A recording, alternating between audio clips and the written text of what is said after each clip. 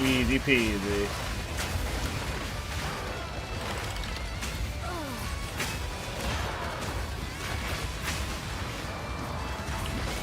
Loving the firebender awesomeness. It is it is definitely along that vein, you know.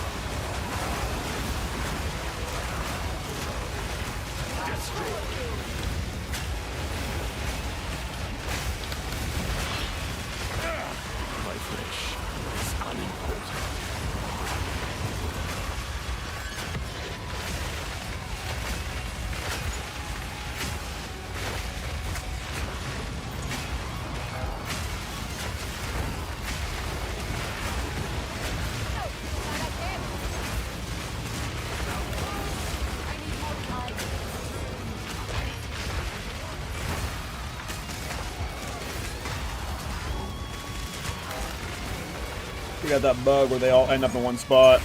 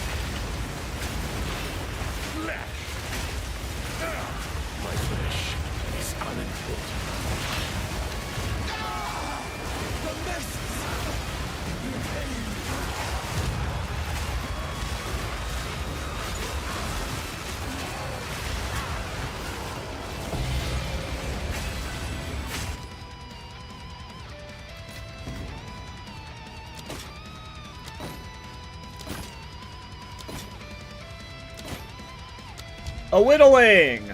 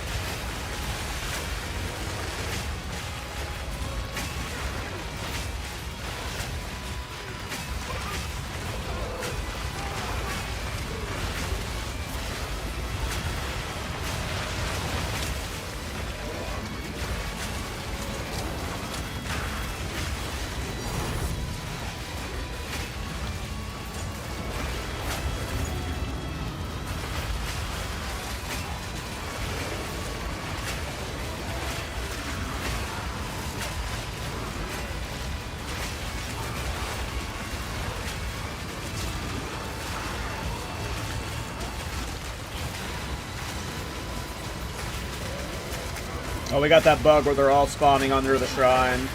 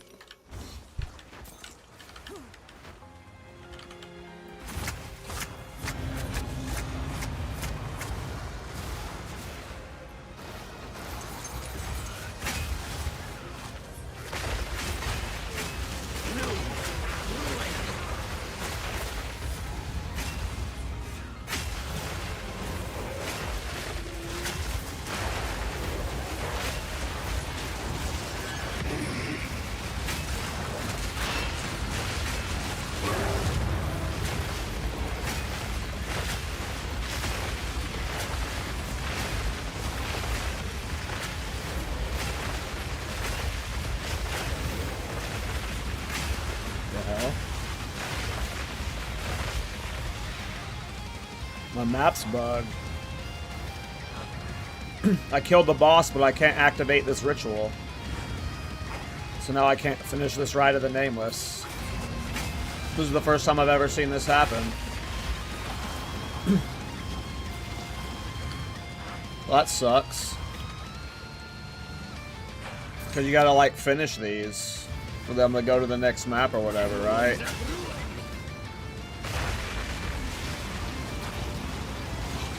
So that just kind of sucks.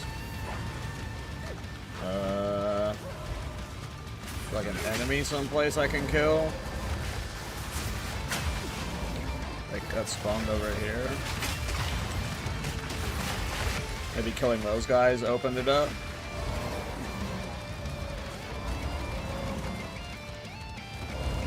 Nope. There's a guy over here.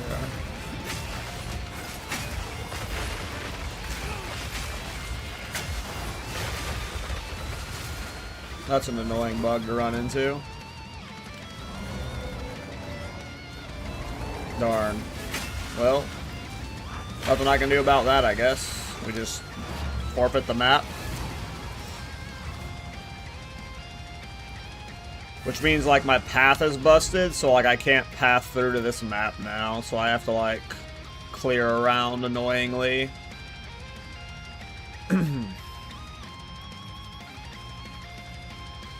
And it looks like this was my mansion in the mist map too. Darn, that is an obnoxious bug to have happened there, because it just bricks so much. It fucks up the mansion and it fucks up my Rite of the Nameless.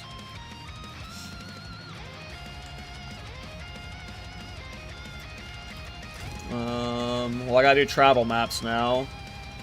So...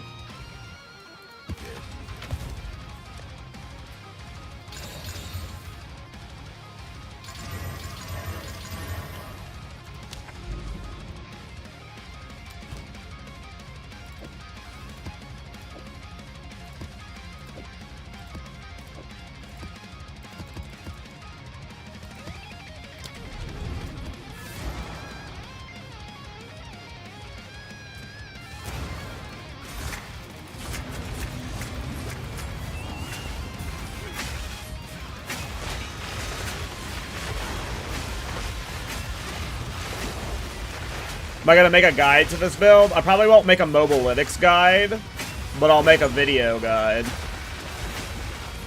The problem with this build is, what's making it so powerful is the jewels. And I'll probably have the guy that crafted the jewels, like, do a ride up for, like, the steps or something, or if he's willing to share them. And I'll have them in the guide or something, but... I don't think you're going to be able to, like, buy your way into this build. You would have to self-craft all your own jewels. So... and that's going to be expensive and hard, so...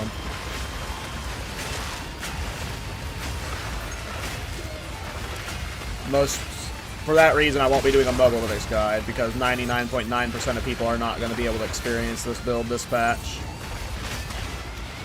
But I'll do a video guide in a few days.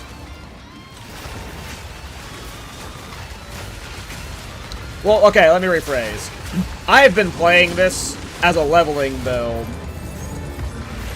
on a budget since day one, and it has slowly added on these expensive jewels. So you actually don't need the expensive jewels to play this build. But to make it look as it is right now and do as much damage as it is right now, you need the expensive jewels. So, but if you look at the live stream from like 2 days ago, you can see what like a budget version looks like. How was leveling though? It was fine. I got the level 9. I blasted through the campaign. Like, leveling was easy. Leveling was very easy.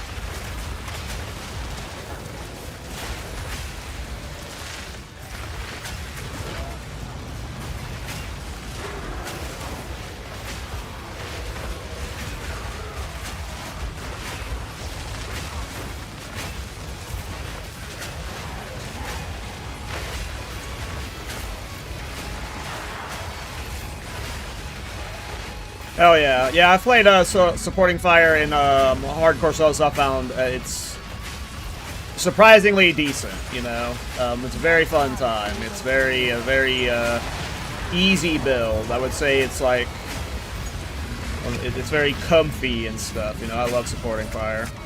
Glad you had a good time with it. This build is very much exactly like supporting fire. It's essentially it's a command skill like supporting fire, you know. It plays and feels a lot the same. It uses a lot of the same gear, funny enough.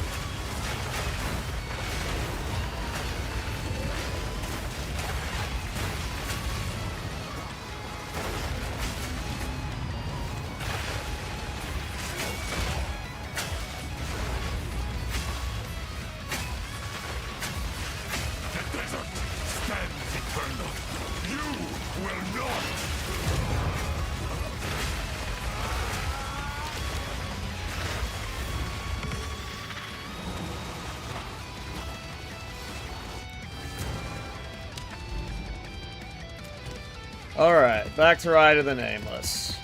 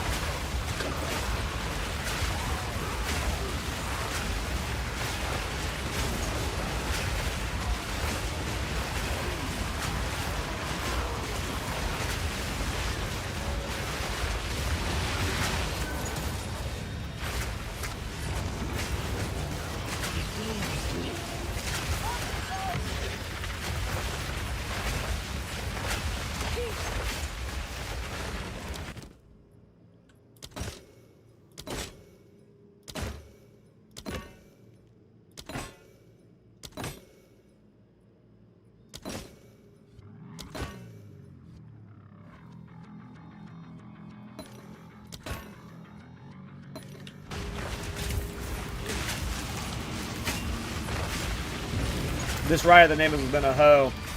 I won that bricking, messed it up a bit too.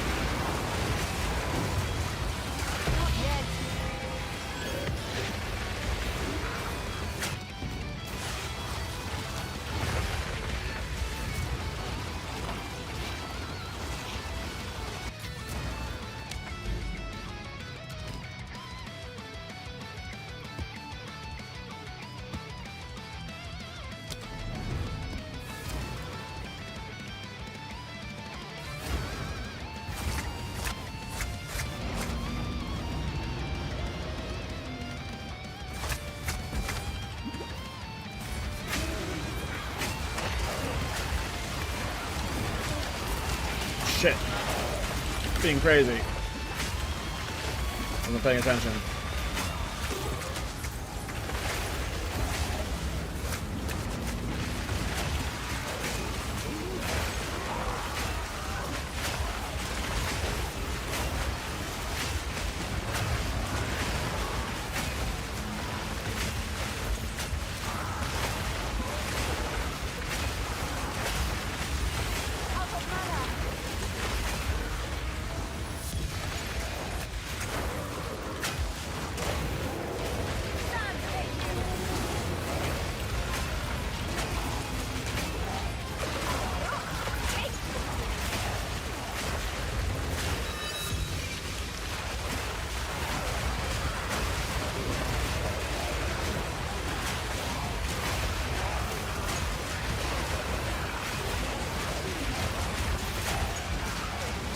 What the fuck am I looking at?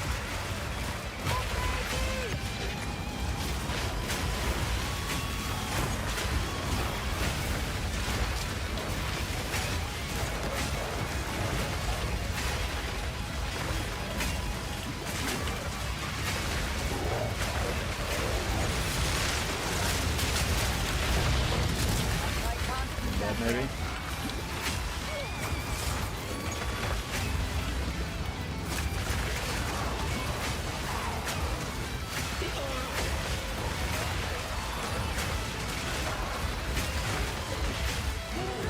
It's in my video guide I will have like clips of it, but there are many times where I have died because I can't see.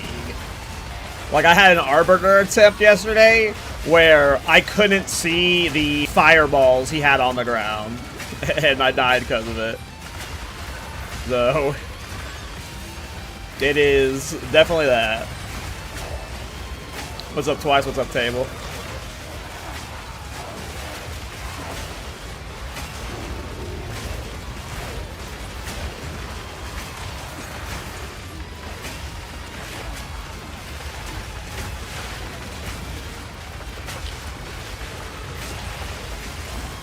It was off stream.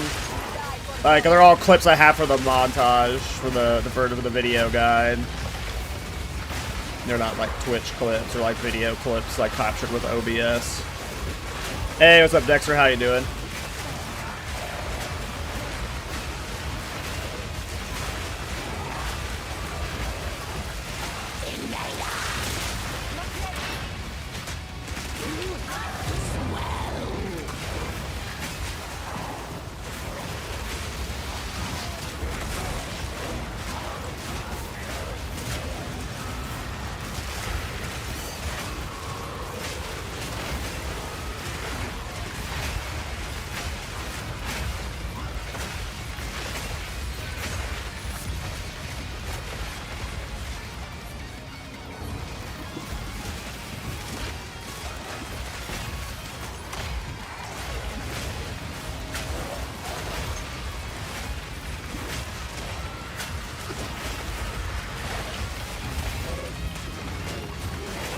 Take this one, you have tribe? Okay.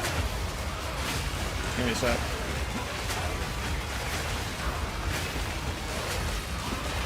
Just gotta go drop for Happy Days, or for Matriarch? Nice. Oh yeah? I'm doing good. I'm having a blast with this build. I'm excited for the Hardcore Private League this Friday. I've been having a blast with this build, so yeah. I'm good.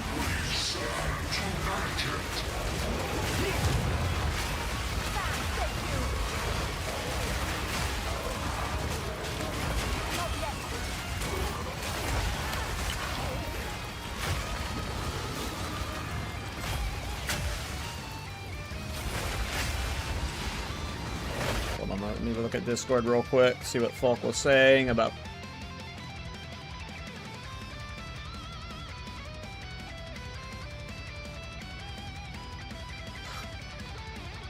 Damn.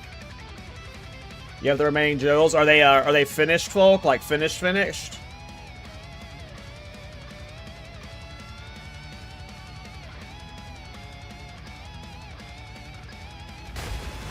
Yeah, okay, cool.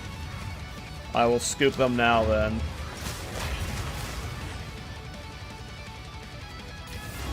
Oh, the casualties, damn. I have a bind.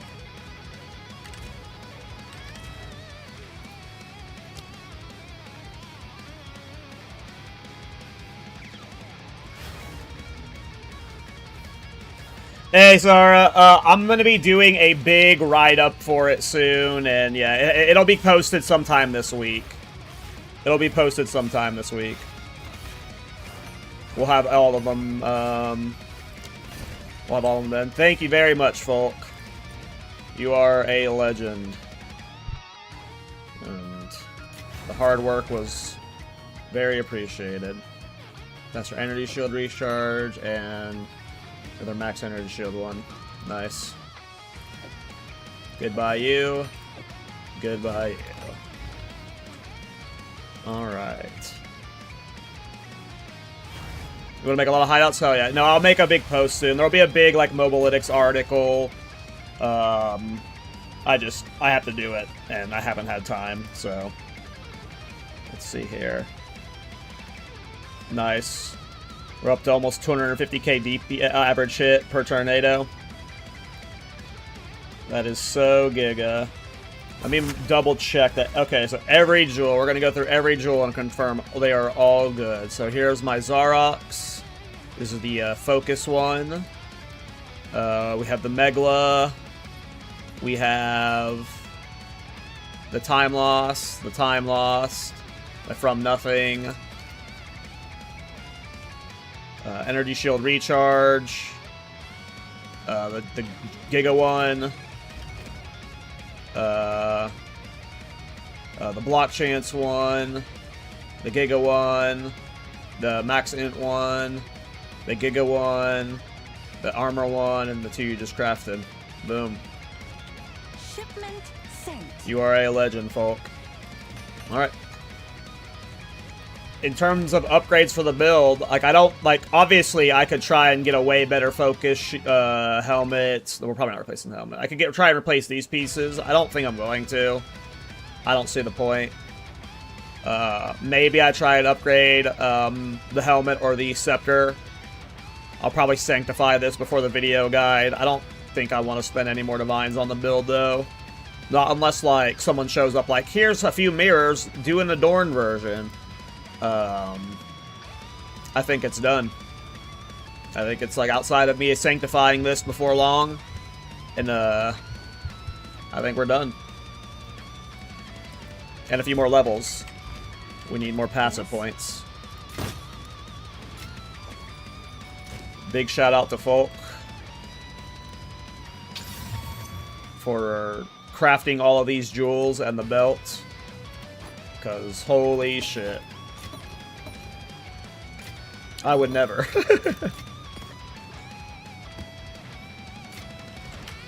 And we will hopefully have a lot of divines for him soon. Alright, let's finish this map. What's my ES up to now? 7661. How do you got 6 sockets on body armor? It's a unique body armor called Tabula. It always has 6 sockets, but it's specifically 6 jewel sockets.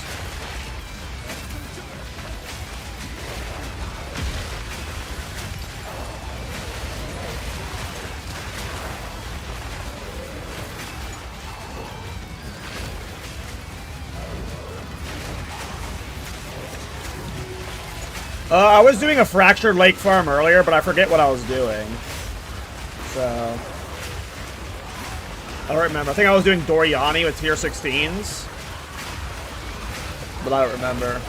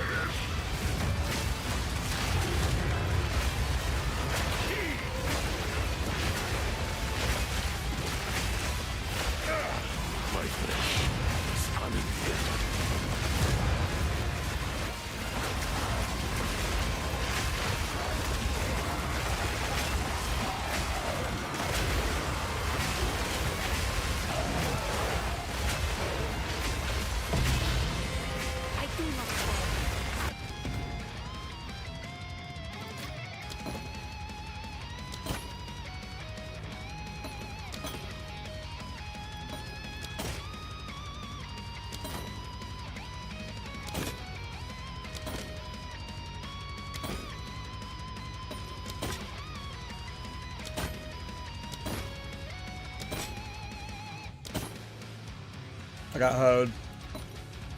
I think I only got 2 purples out of that Rite of the Nameless. But it was kind of bugged, so whatevs.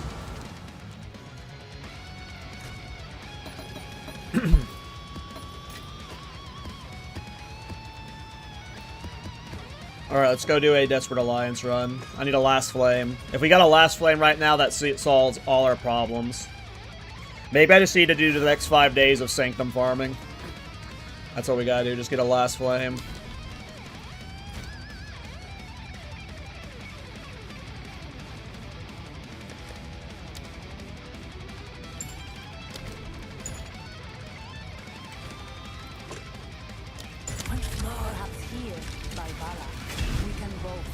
Yep, there's just a body armor that exists in the game. It's called Tabula Rasa. Very popular item from PoE 1, but in this game it's for jewels. So it allows you to get 6 jewels in your armor. You don't see it used very often outside of like twink leveling and very specific off-meta builds.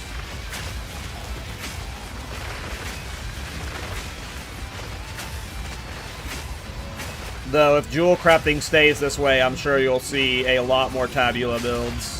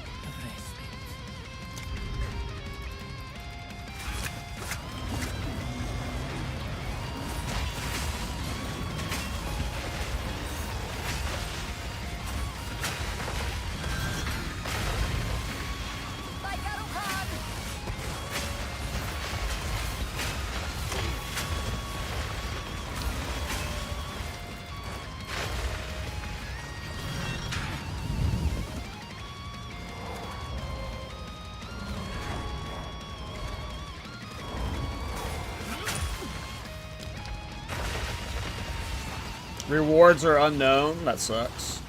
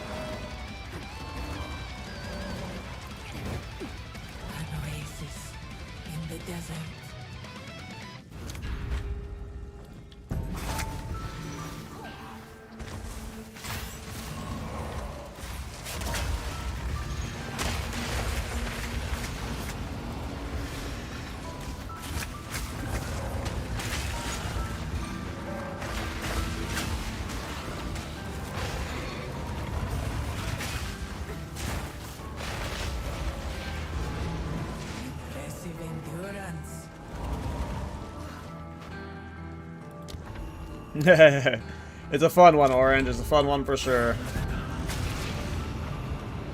I am having fun playing it. It is rare that I have a build that I want to play once it's done. Usually when I have a build that's done, it's like, alright, time to move on to the next idea because my fun's over, but this one is fun to play. It's bright, it's a little obnoxious on the eyes at times, but it's fun to play. It's almost like a more fun version of Supporting Fire in many ways. I would say Supporting Fire is the easier and like probably better to build. But this is like, I don't know. I guess it's just I'm off meta and I like doing the weird thing. And this is definitely weird as fuck.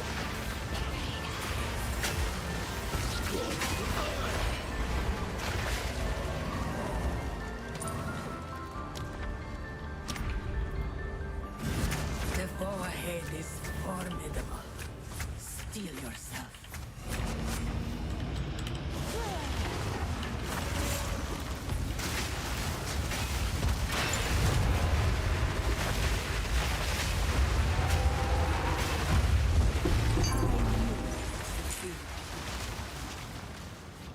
Greetings. Go with strength.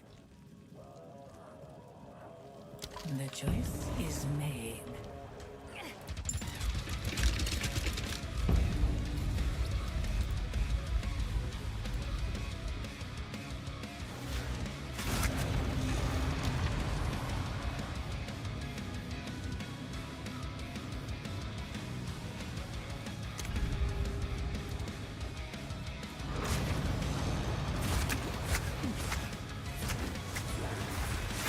By my command.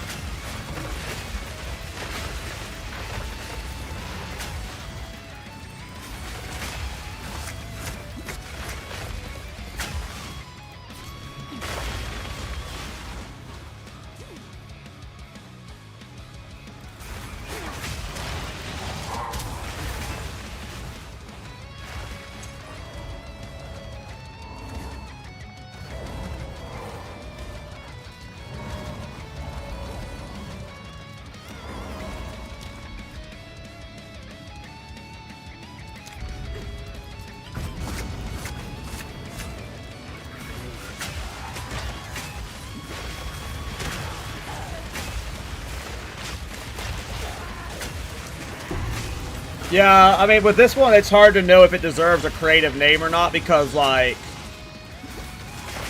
the most clickbaity name might be AOE maxing Djinn build, like, with the thumbnail being, like, 400% increased area. But I don't know what to call this one. This is insane. The Sun build or something. The Sun Temple.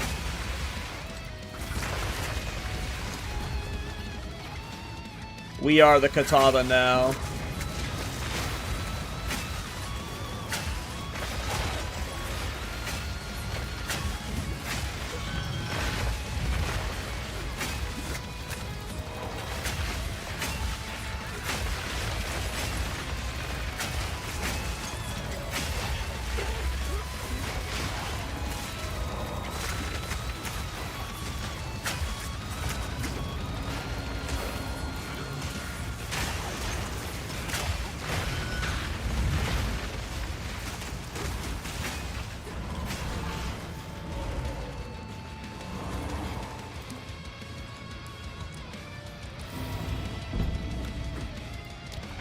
Never lucky with the early hare's foot.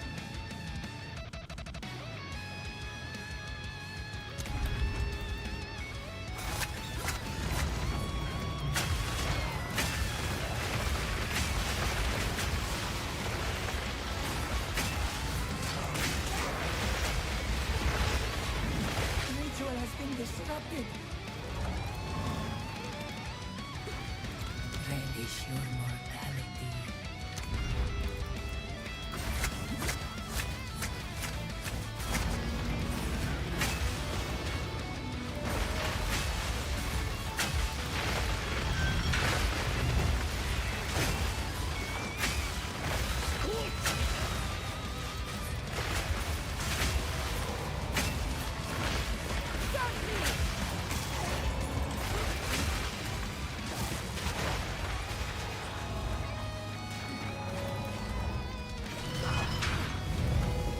I mean, I did a lot of tier 16 fractured lakes in a row. I did like 15 of them and I didn't see one. Well, I saw one and it was a low item level one, so I think they need to be like item level 82 and mine was item level 81. So even if you get one to drop, it might not even be the item level you want. But I did a lot of fractured lakes and I gave up. Oh wow, merchant one choice only. We just got hoed so hard. Well, no hair's foot or damage this run.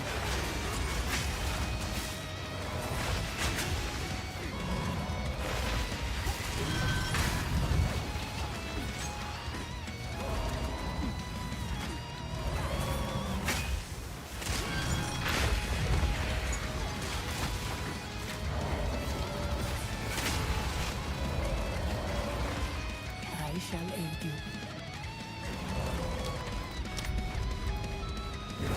Two ancient guardians await you ahead.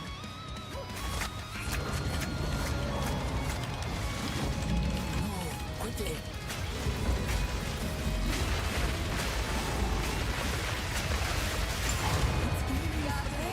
You were formidable.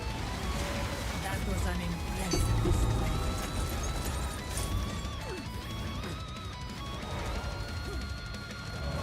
Greetings.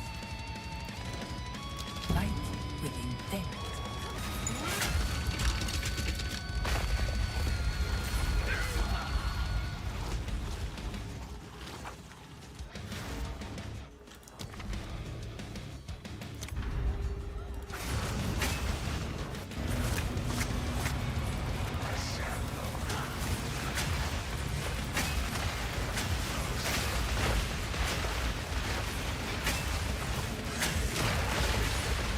Good riddance.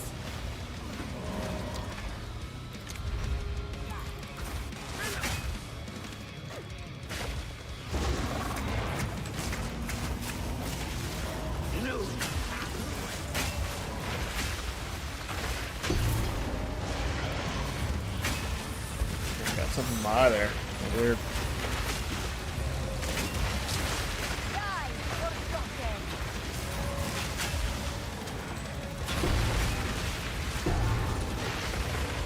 A great challenge overcome.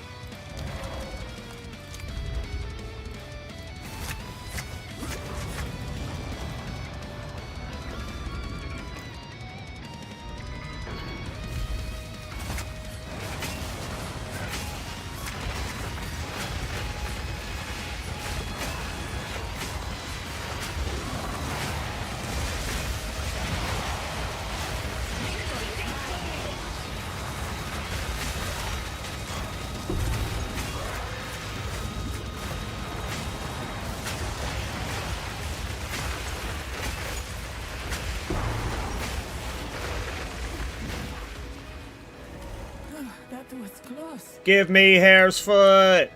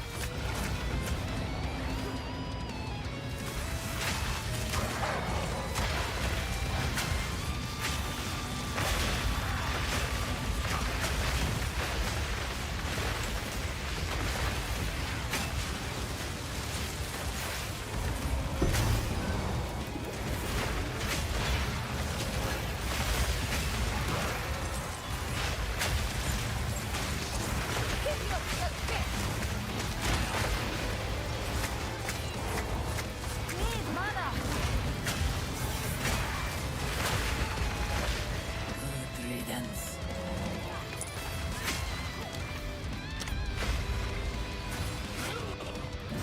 Beware the scorpion's sting.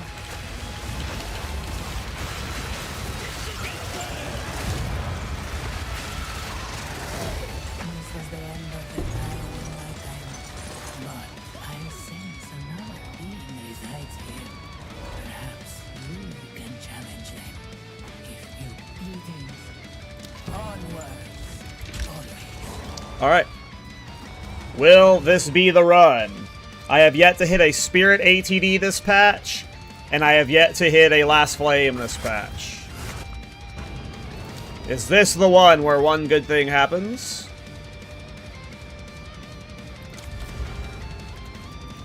Not playing PoE 1? Nah. I'm having too much fun on PoE 2 right now, and then the hardcore private league's in a week, so like, I'm really wanting to play the hardcore private league. So like, if I was playing PoE 1, it would only be for a week, and I don't really want to just take like a short, you know, few days to play a PoE 1 league. And if I was playing PoE 1, I'd be thinking about this build the entire time. I'm thirsty to join the private league. How can I join? I don't have a link. Let me see if I can get a link for it. Send me. He's Twitch. And then I think he's got it in his About section. There we go. Yep. Here's the private league, my man. Is it full right now? It is not full, so there are slots. And if it ever gets full, they usually add more slots.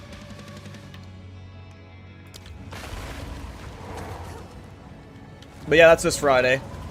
I'm pretty excited to play in it.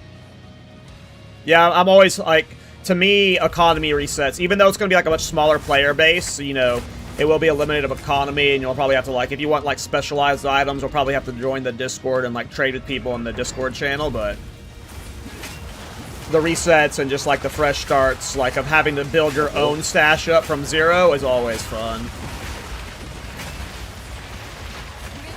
I always have a fun with fresh starts, but, like, I used to be, like, a big MMO player, and, like, I was the kind of guy that, like, anytime there was a fresh start server, whether it was like a private server or, you know, a real server, I always loved economy resets. They're always super fun. 98% to 96, hell yeah. Oh, that was Timmy P stream. I was like, what the hell is that?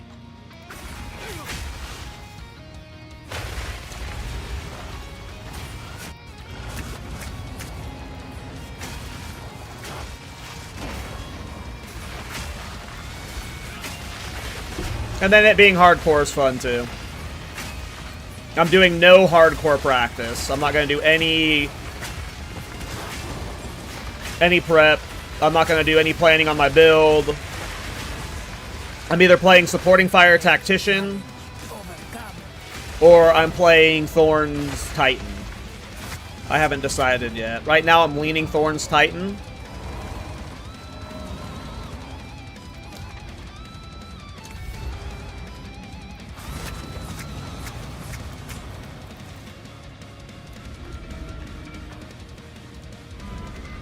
They should do a gauntlet for PoE2. That would be really fun. I think so. I mean, I assume, like, I think GGG is waiting until 1.0 before they start doing that kind of thing for PoE2. The fact that it has that early access tag makes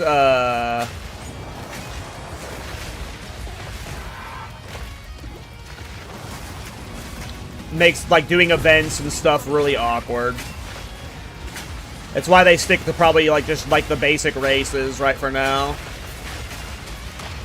I mean, not to them though. Like to like the like look how many bugs are in the game. Like they just reworked the like for like ARPG degenerates. It's a fake early access tag, but like for like your normies, they like a lot of normies only play for the campaign. So the fact that the campaign isn't finished is like a big early access stamp on it. Until the campaign, once campaign's done, I agree with you. Everything else is like fake early access, but the fact that the campaign isn't finished, I understand why GGG doesn't want to promote it in that sense until 1.0. Because I have a lot of people who I try to get into this game that they don't want to because specifically the campaign's not done.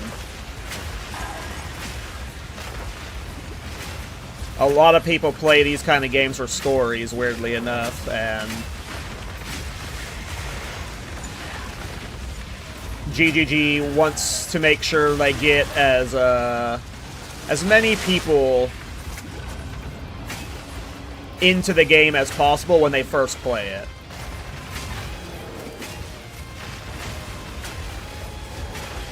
And oh yeah, there's a lot of people who, I mean, you're like, if you look at the actual player rates, most people quit after the first week. They get to maps and then, you know, they do some maps and then they call it a day.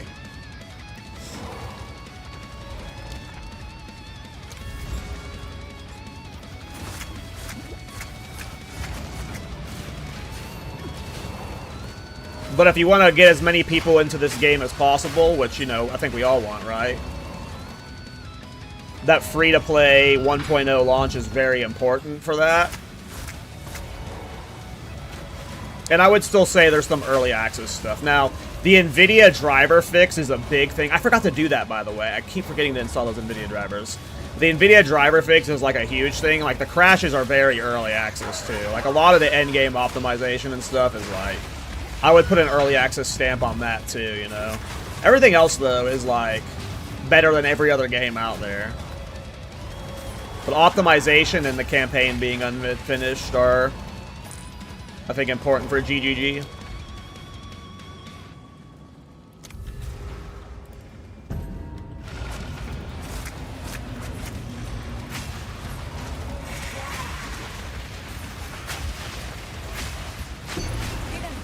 But I've said that PoE 2, like, to me, even from 0.1, I've said this is my favorite game. Like, you know, to me, it's been better than every other game out there since its fucking launch, so. The early access tag doesn't ultimately mean anything else to me. The game's already more than good enough, you know? To me.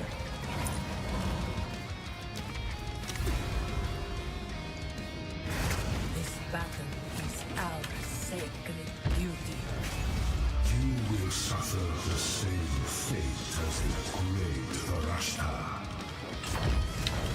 This Djinn forces the power.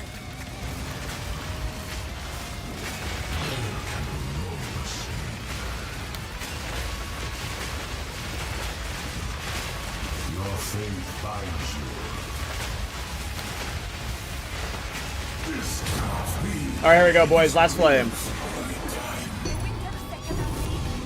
No last flame. But, here we go. Spirit against the darkness, boys. Oh, we've worked so hard for the spirit against the darkness, and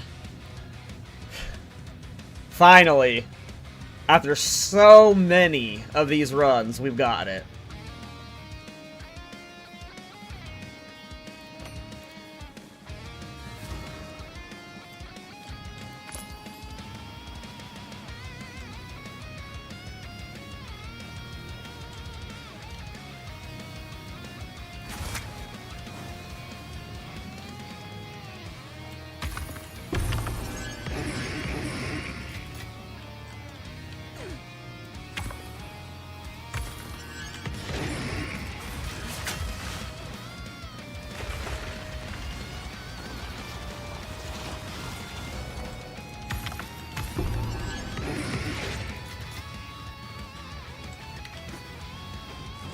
Alright.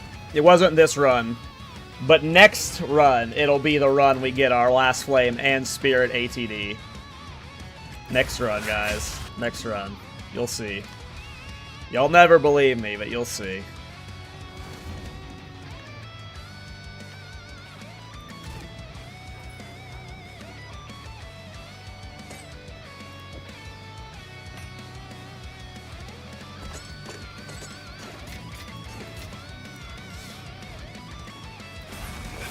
Hopefully Act 5 and 6 are really good. So far, Act 1 and 4 are so much more superior to Act 2 and 3.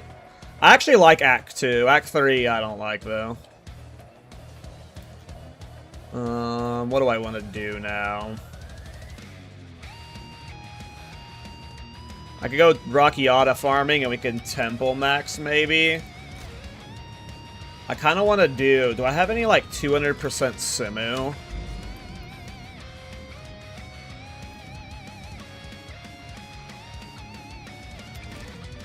Here, I kind of want to do some, like, 200% Simu breach farming.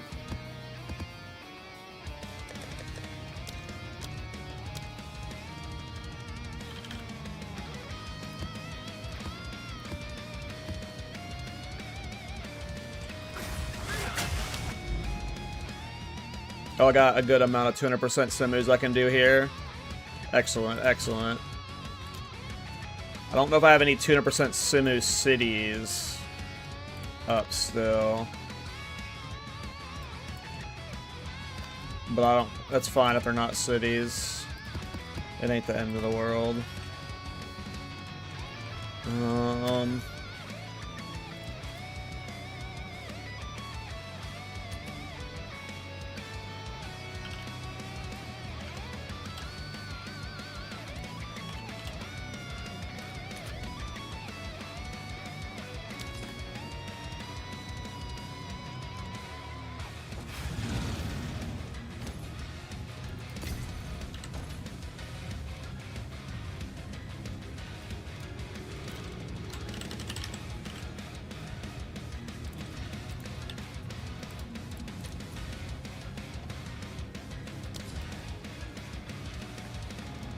Is crit a must for this build? No. If you look at, like, the first few days I was playing it, I really didn't have good crit. And, like, I was doing okay. Like, if you want to get it to where, like, you're farming 200% Simulacrum and you're one-shotting Uber Arbiter like I am, in, like, through DR, yes, you need the crit. But can you full clear all the content in the game without the crit scaling? Yes, because I was doing that for a while. I'll post it right away. What's new? Oh, nice choice.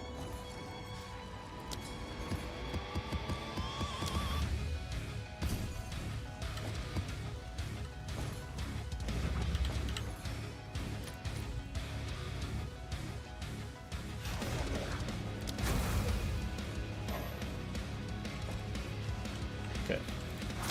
We'll use these formats for now. If you only had, like, cheap jewels that were minion area and minion damage, that's what I was using for my first few days of the build. It's not like I just started, like, I had Folk craft all of these jewels before I started the build. I don't think he started crafting them until I was already above level 90. I'm pretty sure. Like, I don't think I had a single, because, like, I didn't know what I wanted to do with the build until I was in endgame. So, I leveled it to level 90 with just the normal scaling you do for command skills and minion builds. It was just the jewels are what made it fucking stupid, you know? That's not the Dory? I did, okay.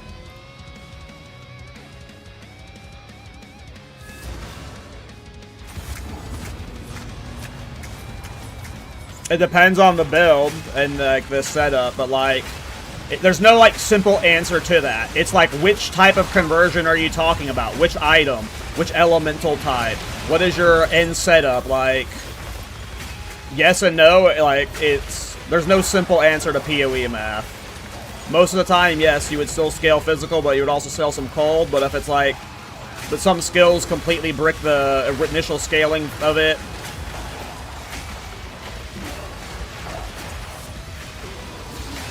But for the most part, like, it's converting physical damage to cold. So if you're doing no physical damage, what are you converting to cold, right? Hey, what's up, Lucius? How you doing, man?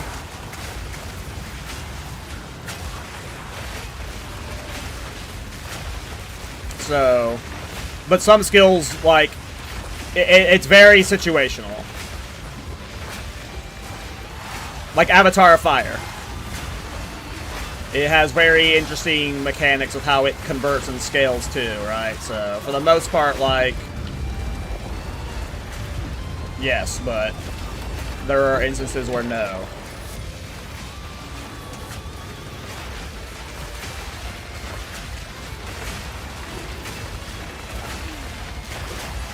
It's tough. PoE math is hard.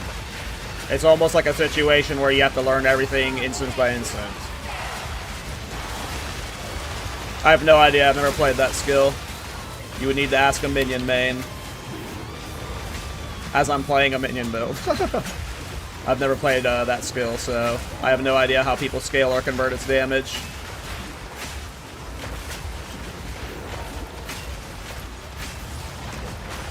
But oftentimes it's almost like a... Yeah, I mean, I have no idea how people scale that skill, so... If you're talking about a minion thing, I assume it mostly scales off of minion damage and not like... There's no, like, you know...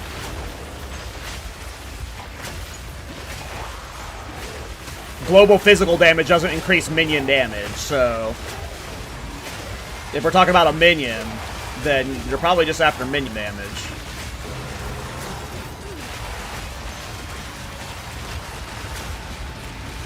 Because with this build, I'm doing fire and chaos damage.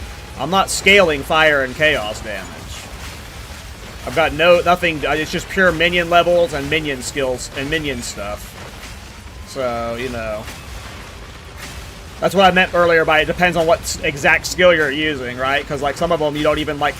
If it is a physical skill, you might not even touch physical stuff because it scales via other manners, like minions. Minions don't scale via global physical damage. They scale via minion stuff. So you would need something that specifically says minion physical damage, you know, but for the most part with minion builds, it's just generic minion damage, generic minion crit.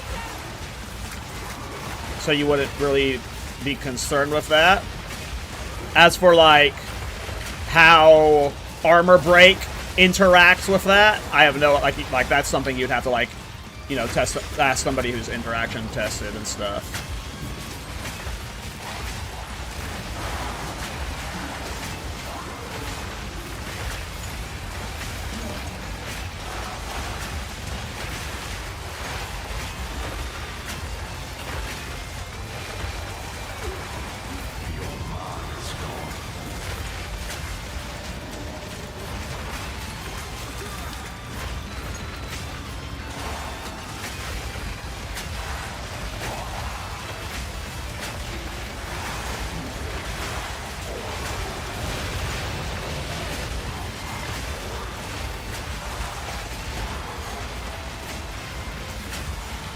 Oh, I mean, there's a lot of ways to get armor break for minions. It was a question in regards to damage conversions, though, and not the actual being able to break armor. There's a billion ways you can break armor for minion builds. You don't even have to actually use the minions to break armor. If you need it.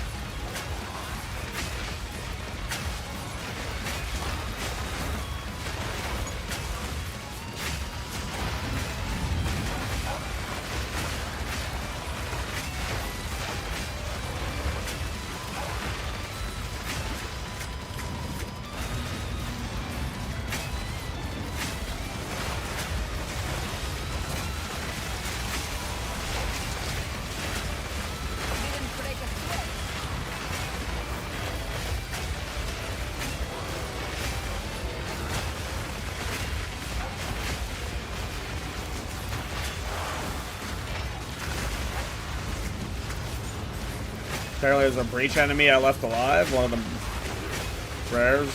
Oh, here it is.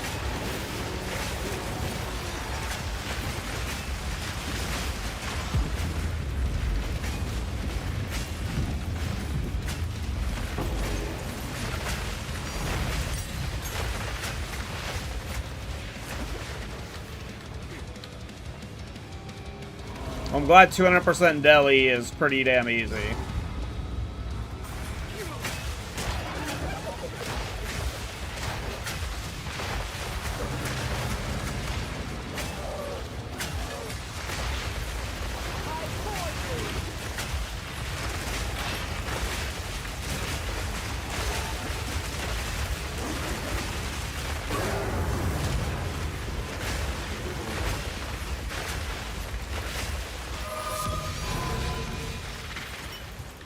That was no exposure, too.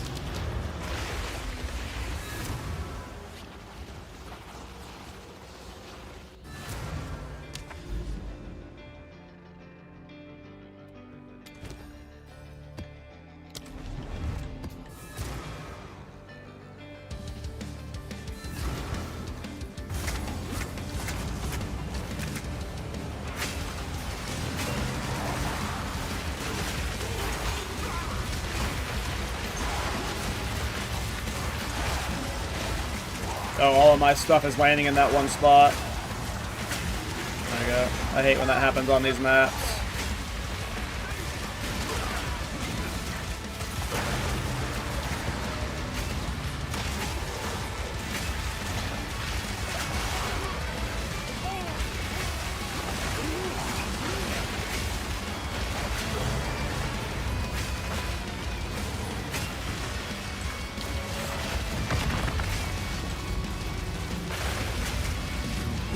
To regret your intrusion here. Rend your soul.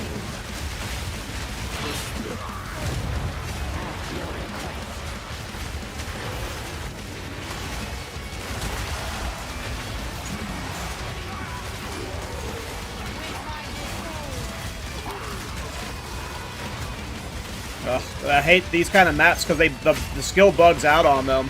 And they all start spawning in one spot, and you can't like get them to kill shit. You have to like reposition until it disjoins itself.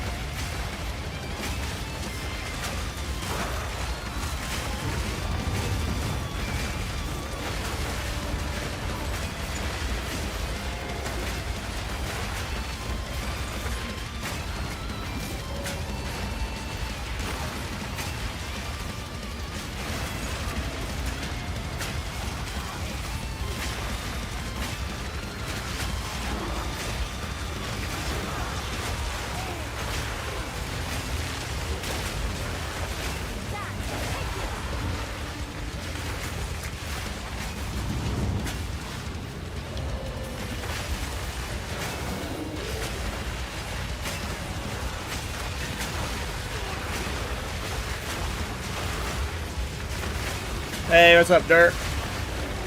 How you doing, bro?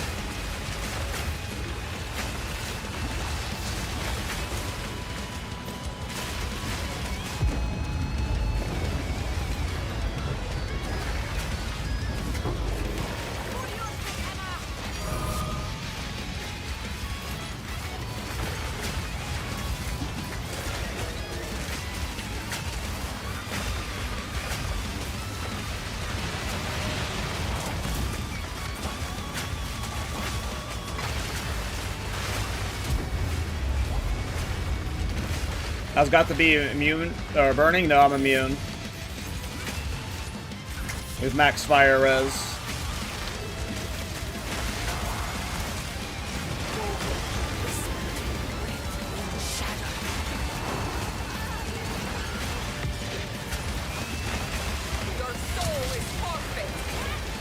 Trying to level a Djinn? Hell yeah. TVP showed us your build last night. Looked and said, hell yeah. I love it when other creators look at my build. That's like, I just like it when people like the builds I make. Nothing makes me happier. Oh yeah, thanks for sharing. Yeah, this build's crazy. And like, this is like, if I had like an insane budget with an adorned, like just imagine this with an adorned. The AOE would be crazier. This isn't even like the actual peak, you know?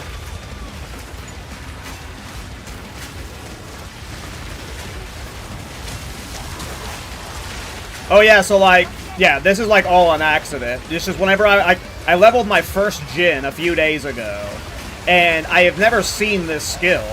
And I just, like, it was the first skill I picked, and I was like, oh, okay, this is cool.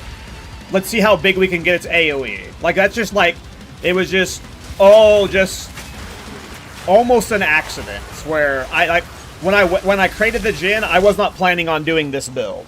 Or doing AoE maxing. I think I was doing a Spell Cascade build on a Djinn. I was going to use Triskelion Cascade. And then when I saw this, I was like, oh, this is funny. But it kind of sucks because when you throw the tornadoes down, they don't hit the boss a lot. So let's AoE max it. And then here we are. It's funny how the build changes naturally.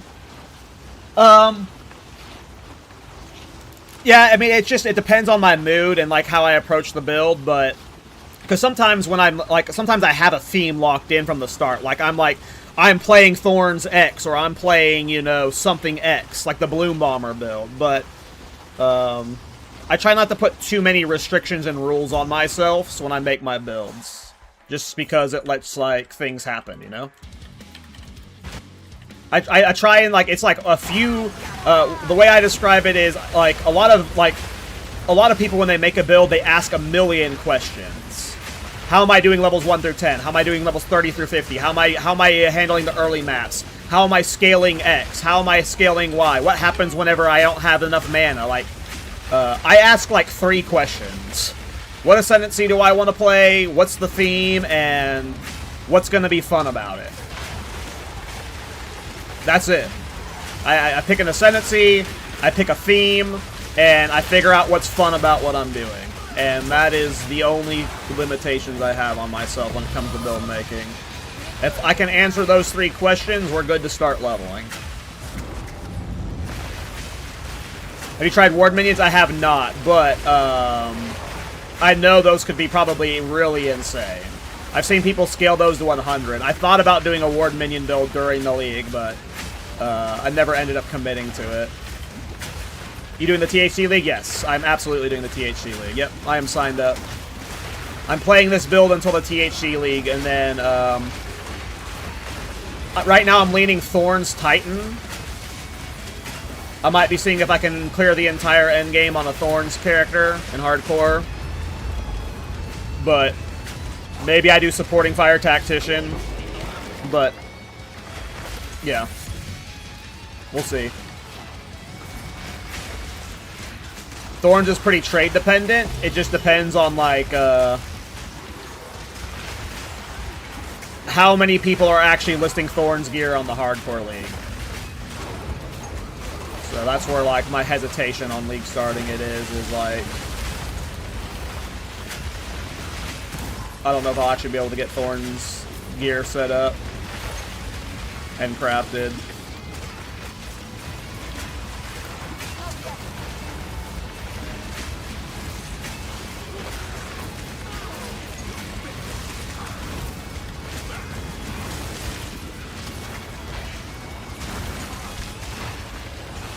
I hate when this happens. This map sucks for this build. Like, for some reason, like, every once in a while, the spell gets caught on something, and it'll send all of the NATOs to one spot. Like, right now. Every NATO I'm casting is ending up in one spot, and then eventually it just, like, disjoints itself, and I don't know why that happens.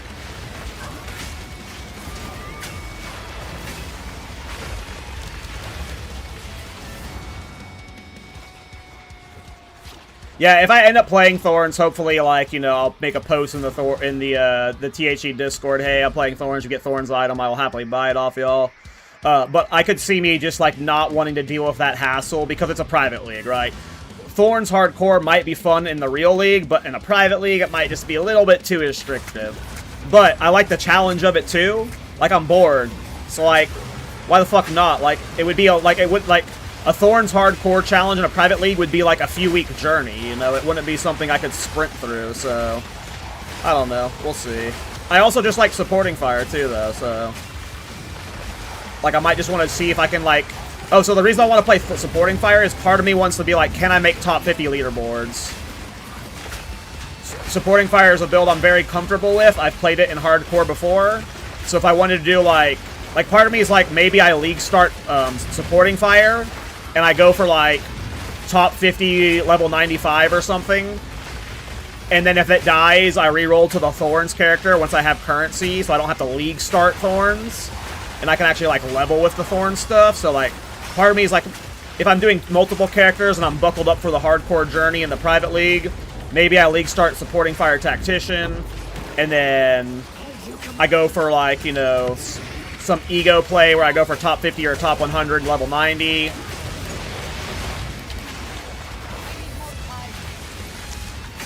Not a lot of people play Tornado. Looks cool. I have literally never seen the skill before until I used it.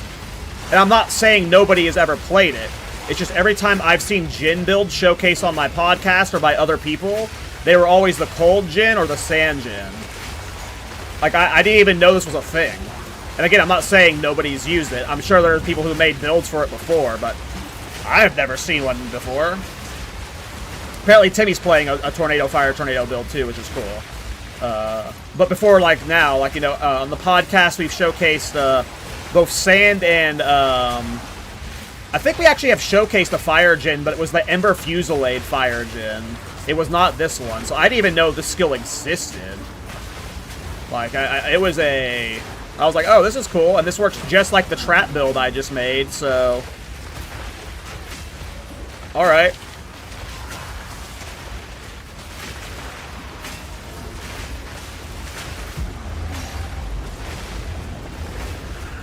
And I had no idea it would turn into this, by the way, when I was like, let's AOE max it. I just wanted to make it good enough to where it was, like, efficient on bossing.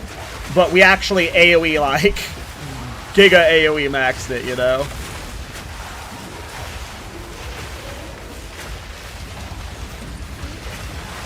Oh, yeah, so, like, I was thinking, like, that's cool that Timmy was able to do this. Like, my vibe from playing this is... I could play it this could be a main build for me going forward. And it definitely feels like I am not defensive-oriented at all. I am, like, being as toxic as I can towards minion area. I could make this build have, like, double the defenses. Like, I have strong feelings about this build. Even if, like, jewel crafting gets nerfed, like, this is a... I don't want to call it a meta setup, because meta setups are very specific, but it has that flavor to it. You CI with 20k ES? Yeah, I don't doubt it, yeah. Like, my thought was, like, part of me wanted to maybe play this in the hardcore private league. Maybe I should do that. Maybe I should play this build in the hardcore private league. What do you think? Because I'm having a blast with it. This is my very first Varashta ever, by the way. I've never played Disciple of Varashta before.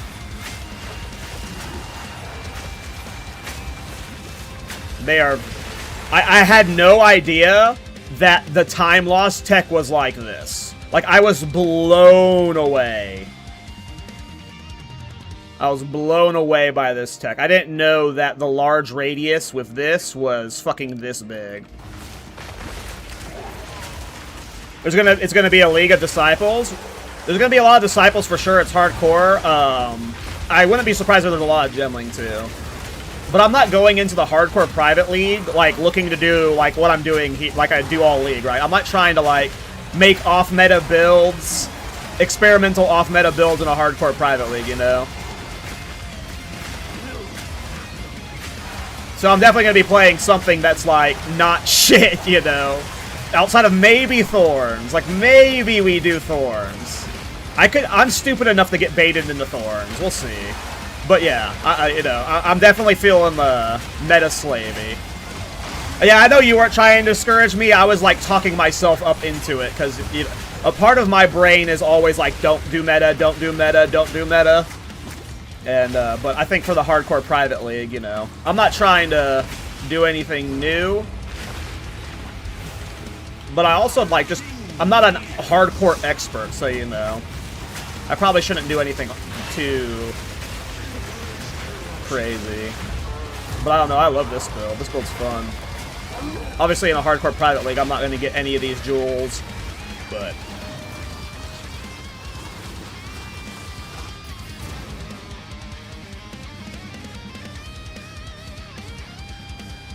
Oh, that was like a very different conversation, folk.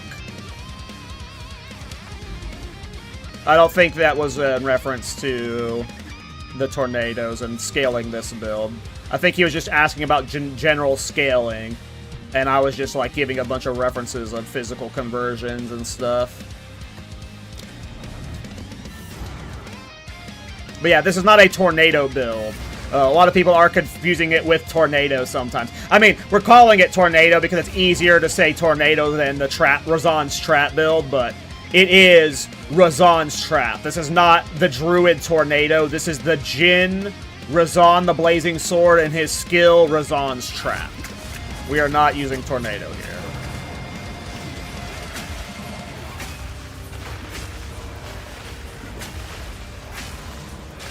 The trap's just what's spawning these fucking tornadoes. I thought the tornado... Doesn't the tornado skill move around or no? I've never used tornado. But yes, it is very similar. I've never used tornado. I've never used tornado or twisters. This is my first type of, wind vortex build. I haven't played tornadoes, twisters, but I played the fire trap twister.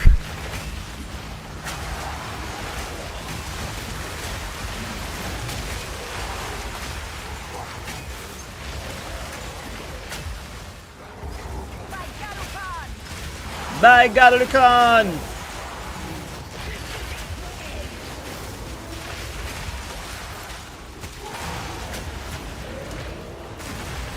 Yep, Snoo finally made me a Twister main. We're here.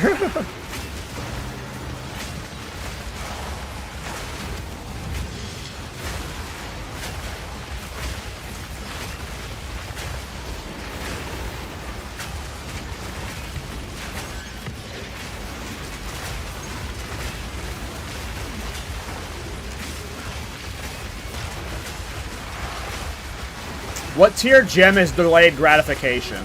Does anyone know off the top of their head?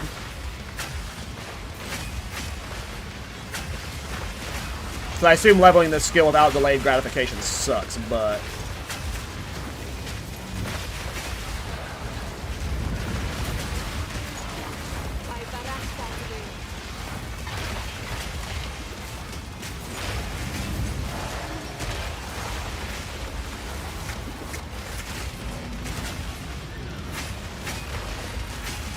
Does it matter that you're running diamonds to oppose the color jewels? I mean, diamonds are just better.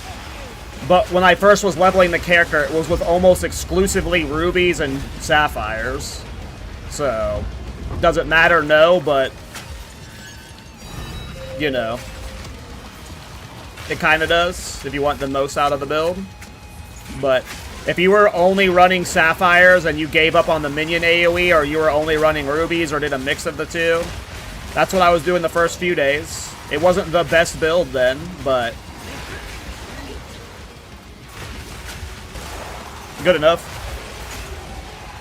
If you want to do what I am doing with Giga AOE and damage, you want diamonds.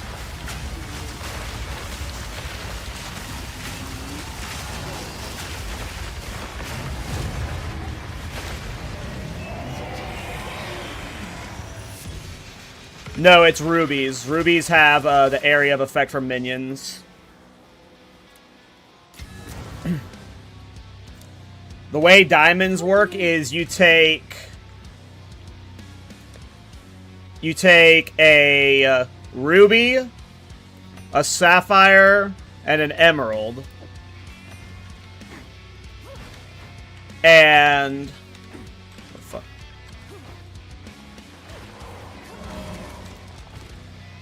You put it in your bench and you reforge them into a diamond. And the diamond can roll mods from all three. So that's how it works.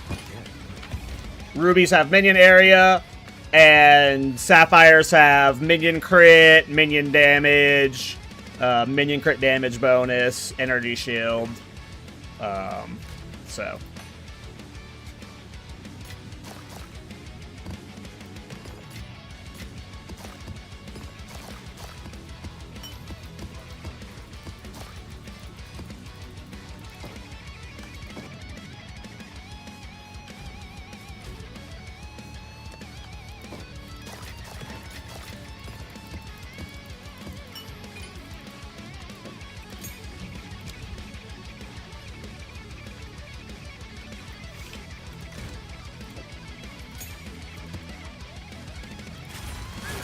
Alright, let's go Rocky out as flow hunting.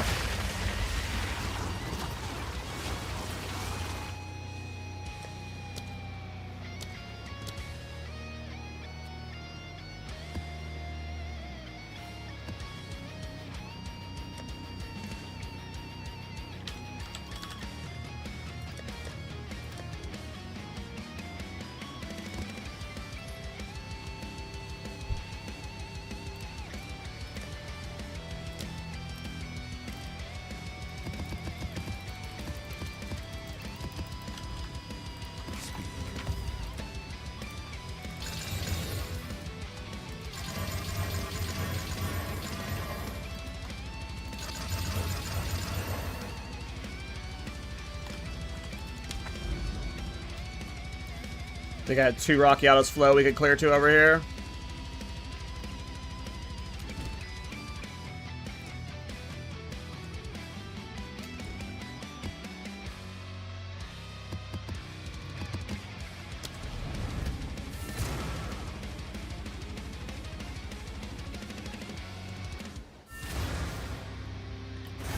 But yeah, this build was good enough with like my normal basically supporting fire tactician setup. Just minion levels with like the command skill scaling with Puppet Master and Archon of Undeath, like with just minion damage gear. Like that on its own made the build like more than viable in my opinion. But it's the jewels that what's made it like cartoony, you know?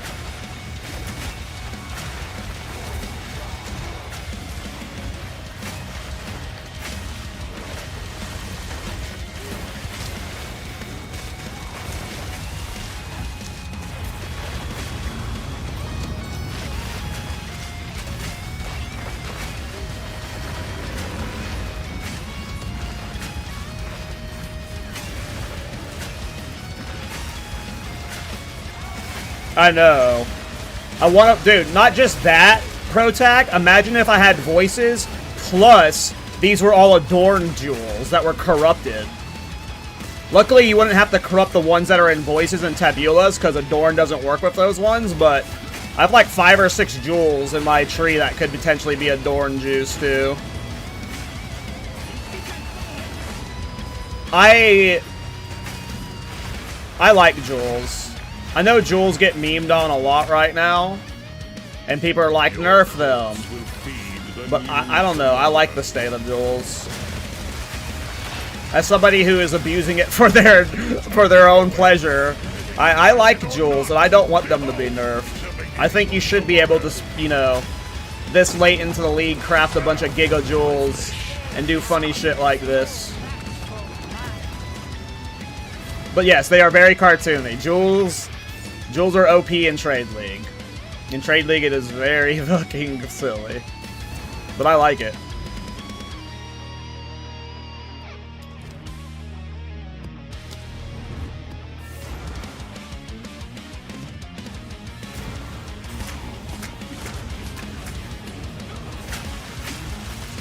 So that's okay. Yes, that has been my counterpoint to everyone. I'm glad you said that because that's what I've been saying to everyone is I don't want jewels to be nerfed. Make the passive tree better. If you left jewels like this and just made the passive tree better, that's so nice. You might need to nerf time lost a little bit, or like jewels probably need like a slight nerf. But what makes jewels so overpowered in Trade League is the fact that the passive tree just sucks ass. And yeah, maybe jewels need a slight nerf to the determinism, but I just think the passive tree just needs to be made better. Like that is what I genuinely feel. Because you're right, one jewel is better than multiple notables at times. Look at this. This is a passive notable. You have to go 1, 2, 3, 4. So let's count all 4 of these points. That's 5 int. 30 crit damage bonus, so 55 crit damage bonus, and 15 intellect for these, what's it, 4 points? The jewels are like more beneficial than all of those nodes added together. Like, look at this. This is like worth all of these nodes here, which I think is cool. I just think it, you know, might need to be a little bit harder to do, just a little bit. And notables need to be better.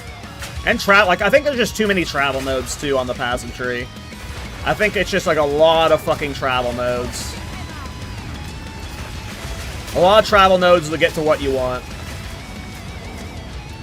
And if there was a lot of more appealing shit on the drive-by, I would stop for it.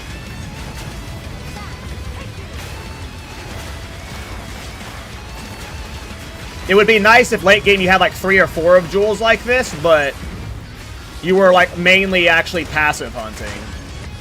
And you just got good jewels as like, you know, an addition. But it sucks that like jewels are just so build enabling.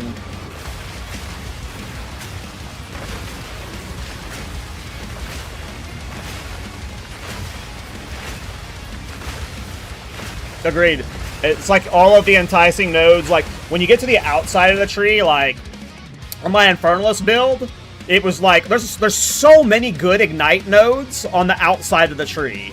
Like, when you're playing an Ignite build, you're essentially incentivized to go to the edge of the tree and just fucking hug the edge of it, because all of the good Ignite nodes are along the edge, and then you get a fucking from nothing for Wild Surge Incantation, and you get this Ignite stuff here. And, like, you do not need anything in the middle of the tree for an Ignite build. Except for maybe Burning Away. The entire middle of the tree, it's like, you're not coming over here for fucking the ailment stuff over here, like... The entire middle of the tree was just like, I had that realization on my Infernalist I did this league. It's just like, there's literally nothing I want in the middle of the tree. If I wanted to get notables in the middle, there was nothing. The Ascendancy tree is just like, very weighted towards the outside. There's so many just very valuable nodes on the outside that makes it more encourageable to, or more encouraging to jewel chase. Like, it's just, the middle is just... For, like, two-handed builds, I end up using stuff in the middle a lot, but that's about it. There's some good defensive stuffs in the middle as well, but, like, for build-enabling archetype stuff, you're always on the outside.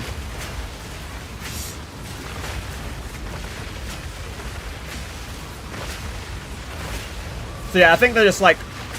I don't know. Like I said, I like jewels. But passive tree needs to be a lot better, that's for sure. I think Ascendancies are in a good spot now, too, for the most part. Like, obviously, like, ones like...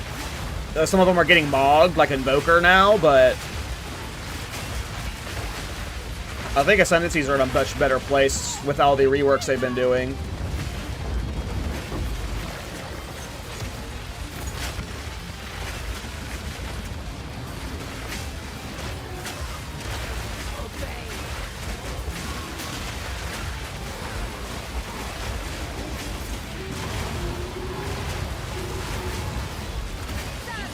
Talk about screen clarity. He is her.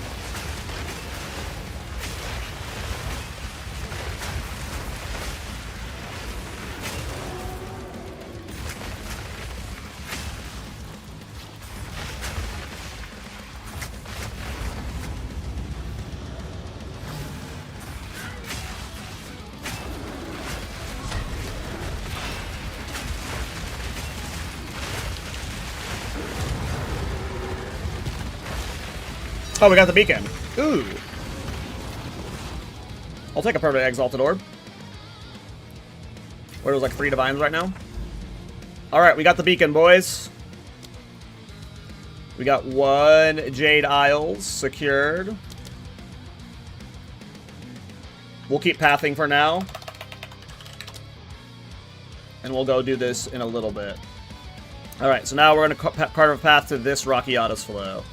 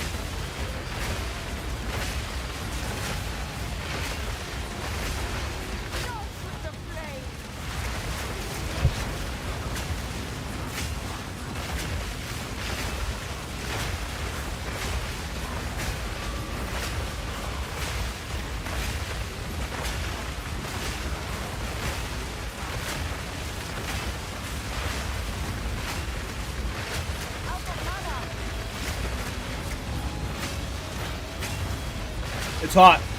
I was thirsty.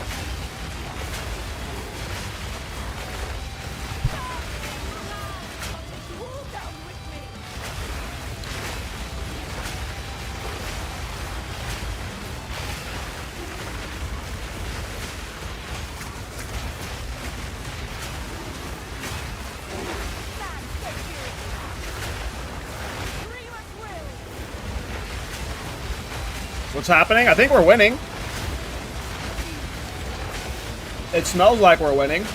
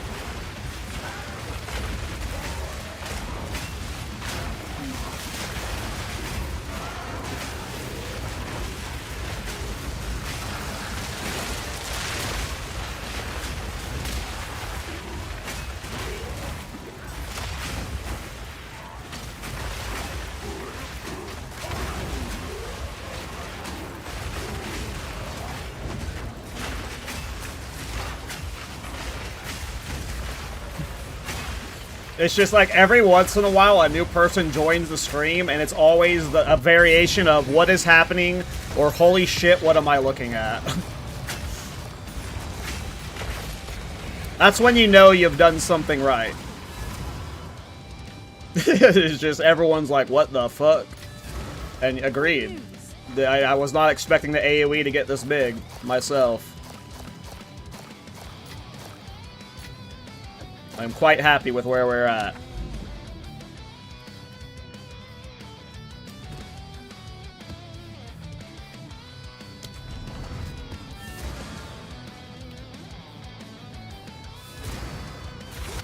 Hey, what is up, Minosuke?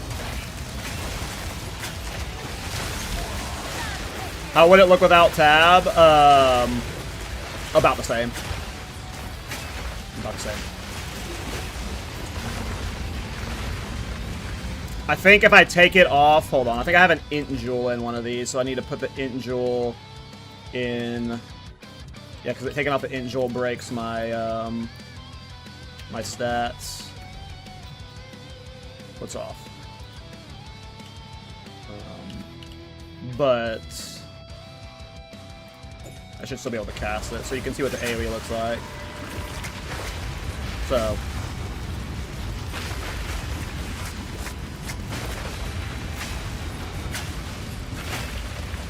I'm still at 7,000 energy shield right now. This is without tabulas, so you save 6 jewels, you can wear a real body armor with, you know, a few thousand energy shield, make it tanky, like, yeah. The tabulas is not needed at all. Most of our area of effect is coming from these 2 time loss at the moment. Hey, what's up, Brain?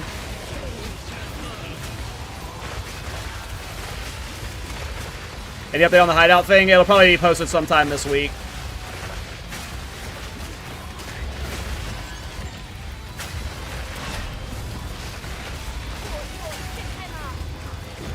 I'll be working on the article later tonight, and then I probably have to get like things approved by Mobalytics and stuff.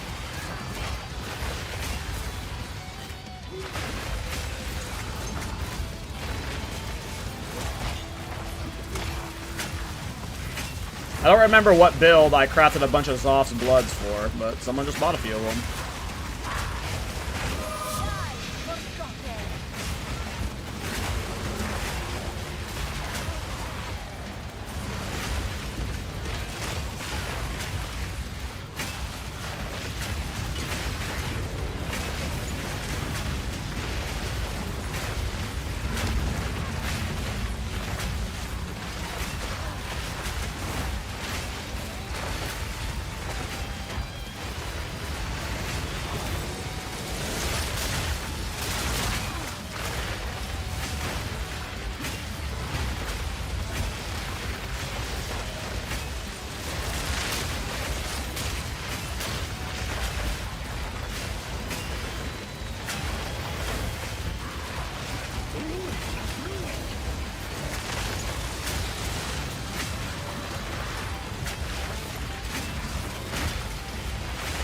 The smell would fry your GPU. It is a barn burner.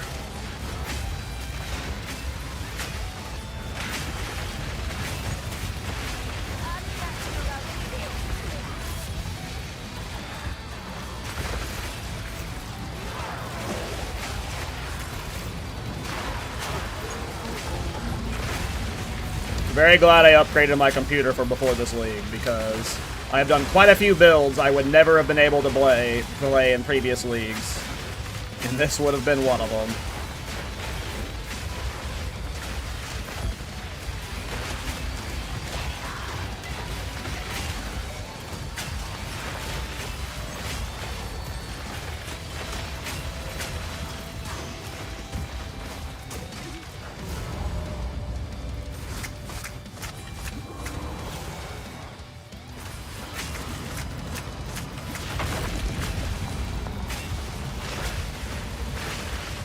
Let me teach you the power of the Eternals, Marrakesh fiend.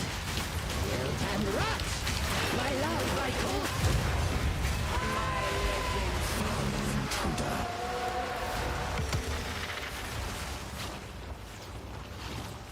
Great podcast, by the way. I'm glad you liked it. I was fried during it, so I like. Luckily, none of the comments were roasting me. I thought I did a shit job as host, but I like Snoobe a lot. I mean, he's been someone we wanted on from the podcast from early on. I don't know why it took us so long. I mean, skeleton in the podcast is incredibly difficult, so, you know, it's just like, oftentimes, like when Anape Prisons got on the podcast, it was because he was in Miso's chat, and I was like, hey, you want to come on the pod? Like, a lot of it's just, like, timing and, like, you know, just getting to talk to the person. But, like, you know, Snoo's been incredibly nice to me since I started making builds. Like that wasn't my first interaction with Snoo, and even after like the tourist video, he reached out and like was very kind about it and said some nice words about Try about it too and stuff. So I don't know. I like Snoo. He's a good guy and he's smart as fuck. I've never played any of his builds. I've never played Twisters. But yeah, I like Snoo a lot. He's cool.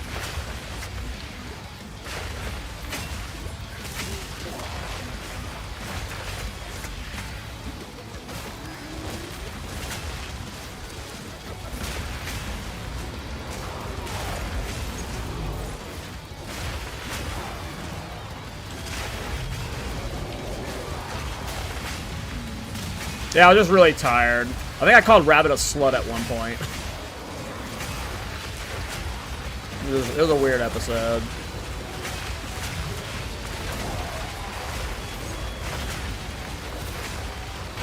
This week we have Red Vials on, by the way.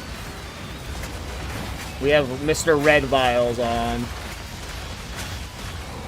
Yeah, someone said that the other day, yeah. Basically the Bone Tyrant boss at this point. Basically the Bone Tyrant boss at this point.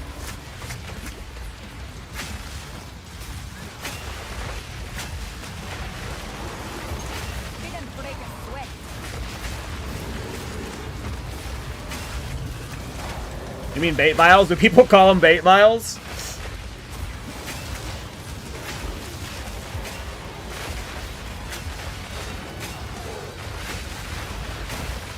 This has happened a few times in the past.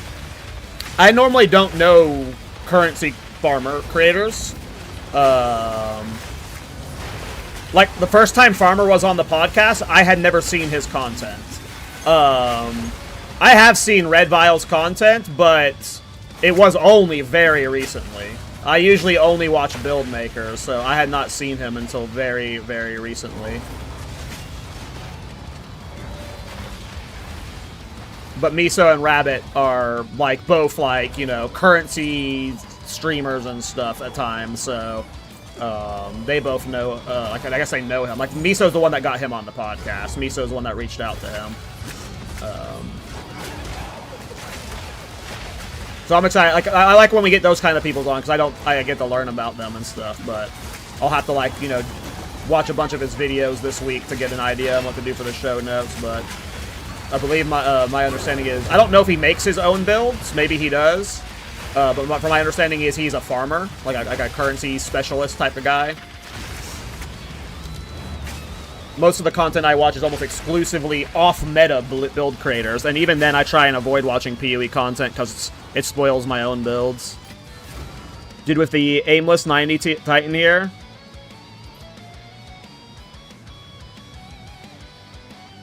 The aimless 90 Titan here. I don't know if I remember that.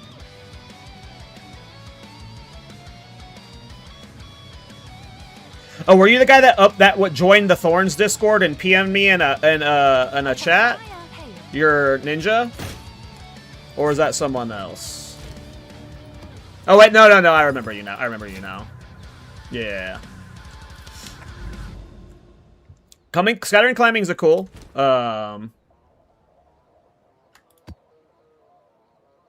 When you said Scattering Calamity, I thought you meant Coming Calamity. I was like, oh, I don't remember that. But now I remember you. Yeah, I was thinking of someone else. Someone with a Coming Calamity DM'd me in the Thorns Discord the other day. No.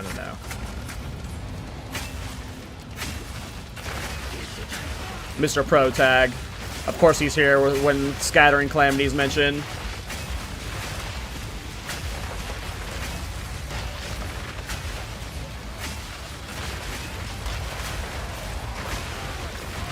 We can talk about split personality, but it won't go that, like, I see that comment a lot about split personality, but, like, I disagree with it fully. A lot of people think split personality, feels forced, and I've used it in one of my 12 builds. I personally do not think split personality is... I think a lot of people overvalue what they're getting out of split personality.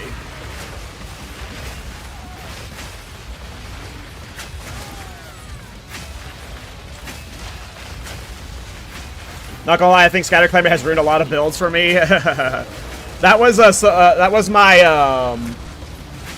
I mean, that happened to me like on a grand scale with the Bulletstorm Witch Hunter. When I played Bulletstorm Witch Hunter, my standards went up massively.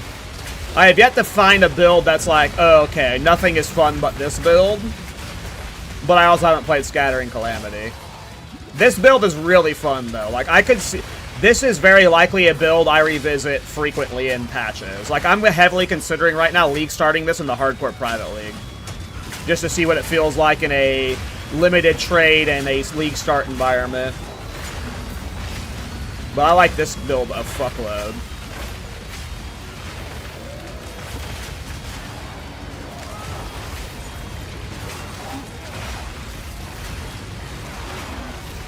What do you mean, Phil Force? I mean...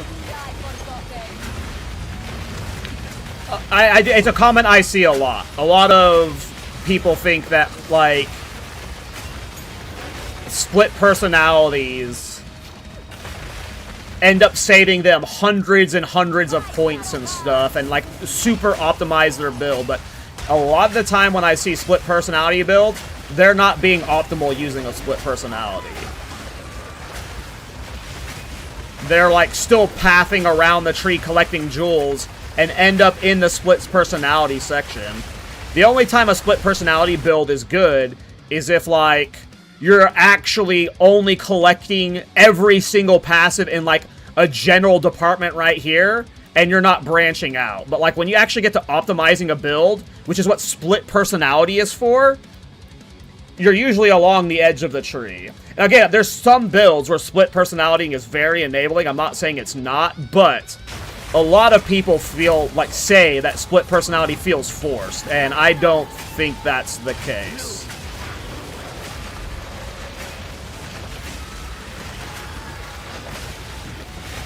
Exactly. You would essentially, like, yes, you're, like, yeah, you would essentially need nothing out of your starting path. Like, you'd have to be playing, like, a wand build on a Witch Hunter, where nothing over here was valuable. But even then, getting all of these travel nodes and, like, maybe, like, fucking crystallized immunity and stuff plays out well, like, at level 90+, so it's, like...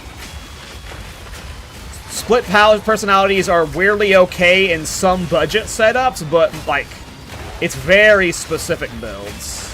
Like, you basically have to be playing something on, like, a class where there's nothing in your start for your build, and I don't think that's force, personally. I'm curious, though. Let me look at Ninja real quick. What is the use rate of split personality right now compared to other unique jewels?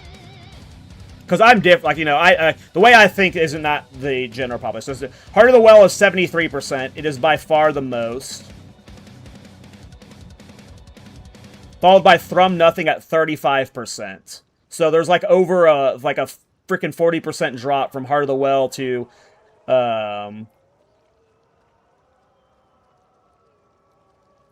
From Nothing. And then Megalomaniac is below From Nothing. And Prism of Belief is below that. And then ATD is below that. Split Personality isn't even in the top 5 most used unique jewels.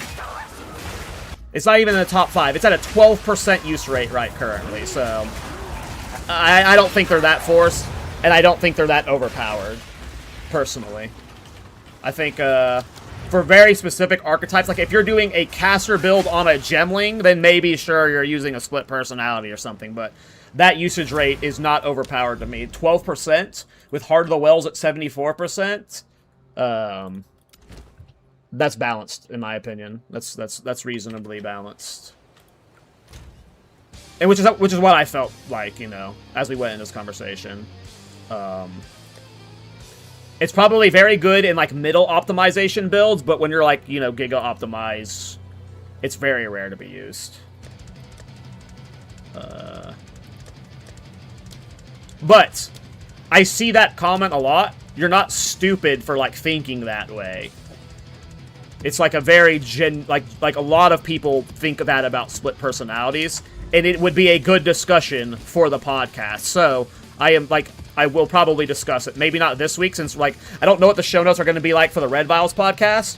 But, you know, if there's, you know, it'll be on the notes at some point. It is a good discussion. Because a lot of people think that. I'll be honest, split personality ruins Pathfinder. So, yes and no. The problem is, a lot of what makes Pathfinder good, other things can get. Immunity to the slows, you can get that now with fucking Legacy of Wanderlust. That was like the #1 thing about Pathfinder. The #2 thing was a split personality.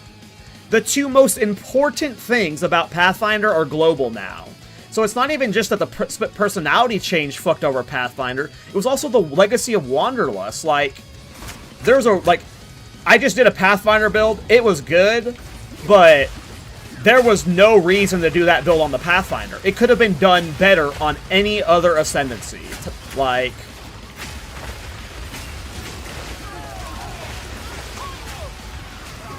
Pathfinder's in a really awkward spot. And I think Pathfinder might just be like a solo self-found Ascendancy, because, like, you're not getting that stuff in solo self-found. But Pathfinder got giga-mogged this patch with what Legacy of what, like, to me, split personality wasn't even the biggest reason you played Pathfinder. It was for the 5% increased damage for the travel nodes and for the immunity to slows. But now you really just do it for the 5% travel nodes. Like, Pathfinder is very in a bad spot right now, especially since fucking concoctions are so dog shit.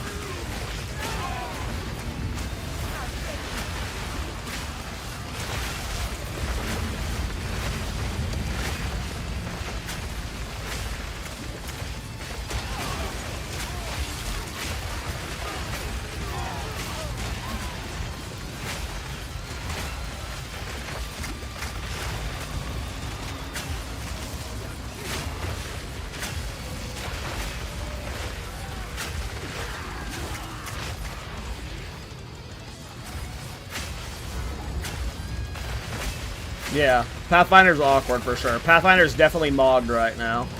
It's really weird.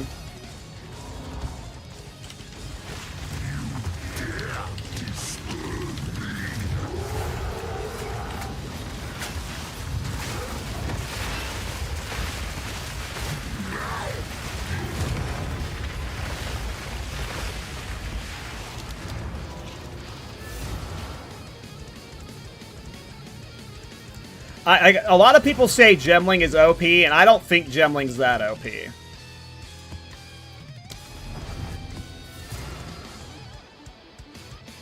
I think there are some aspects of Gemling that are OP. Like, there are very clear skill interactions, like with Flicker Strike, where it's just like, okay, why would you ever play anything but Flicker Strike on a Gemling? Clearly that needs to be changed, right? But on a general basis, I don't think Gemling's, like, the most OP Ascendancy in the game right now. But it's definitely in the top 5. The problem is, all of the new Ascendancies are being designed with the current balance and power scaling in mind, where Ascendancies are just way better. So it's just like all of the old Ascendancies are just getting, like... This is very common in game development, by the way, where you always have to go back and rebalance and, like, buff old systems and stuff, because new things change and add to the power, and, like, they just, over time, get scope creeped out of, like, the meta. And, like, Invoker is just awful in the current meta. Like, Invoker has no place in the game right now, because so many tools have been added to the game that does what Invoker does. So, like, it's not like Invoker was... And look at what Invoker was back in the day. Invoker used to be one of the most played Ascendancies. It's just there's no reason to go out of your way to play an Invoker now because of all of the power creep and just features that have been added to the game since 0.1. It's not like Invoker got nerfed, you know? But Invoker's just useless now because why play it? It needs to be buffed. It needs to be buffed bad.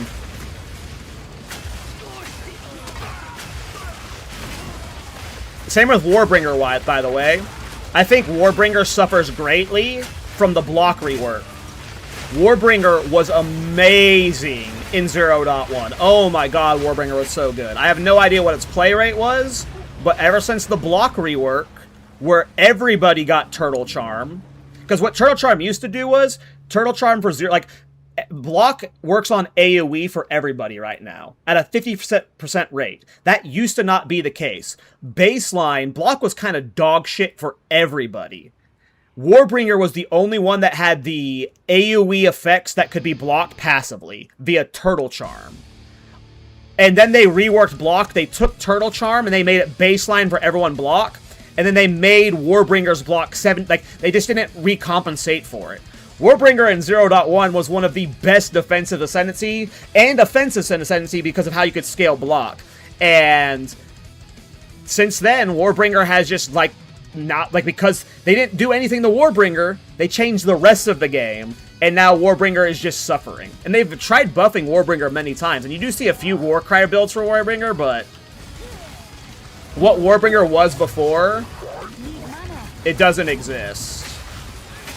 And they need to, like, you know, that's another one that I look at that probably has a horrible play rate, but was very good before, you know, and just over time it's just been slowly scope creep. I mean, that's one of the examples where, well, it's not free max block. You know, you still have to, like, get the spirit, get the quality, get... You know, and then you have to invest into the block chance to get it. But yes, those are some of the outliers where it's like, oh, someone didn't really think about how overpowered Magma Bear giving this much maximum block is. Those aspects of Gemling are overpowered, but there are a lot of them that aren't overpowered, so... I think, I don't know, I think Shaman's the most overpowered Ascendancy in the game. Maybe Abyssal Lich, but people don't, they're not popular. They're overpowered, but they're not popular. I think Shaman and Abyssal Lich are just fucking stupid. If you are trying to min-max shit. H-Play to check out the PoE 1 league. I played exclusively PoE 2, but checked it out this league, and so far, I've been cautiously having some fun. I'm not playing it now. Playing it now. Hell yeah. Calling Strike builds are fun, man.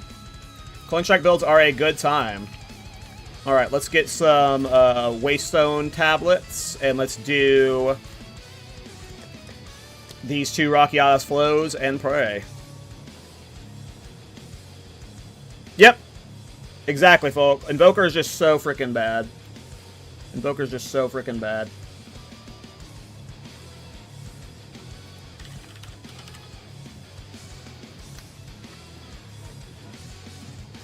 Oh, here's 3 40%ers, so we can use that for one of them.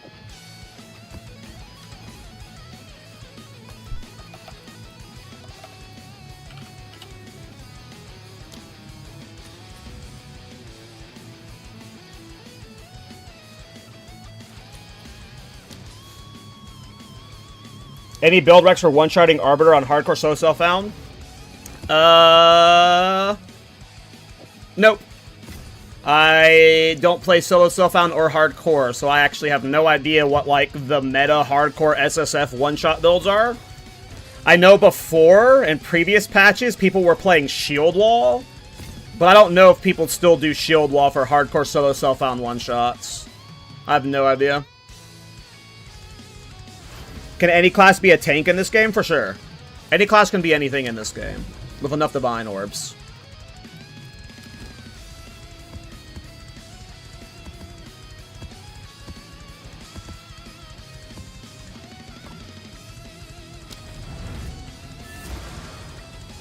Glad I remember to swap that Jado. Time is it? Okay, 10 o'clock. I got Chinese food left over I can heat up for lunch, so I won't have to AFK long for food when it's lunchtime.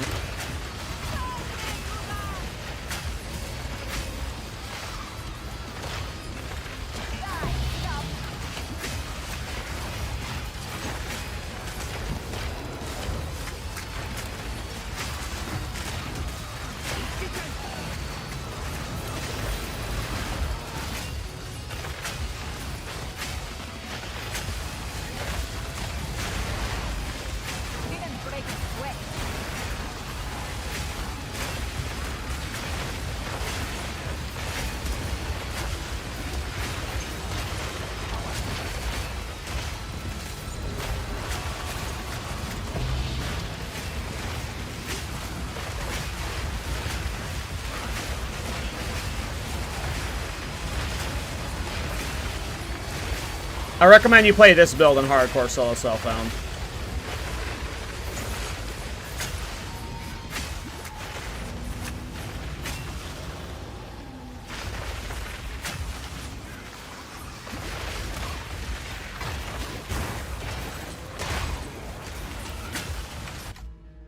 Hold on.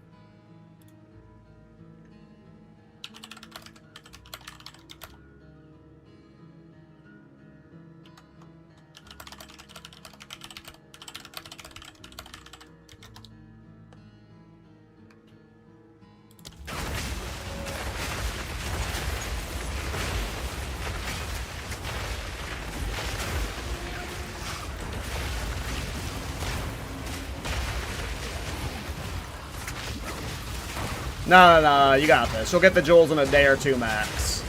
It won't take long. Trust. These are totally solo self-found jewels.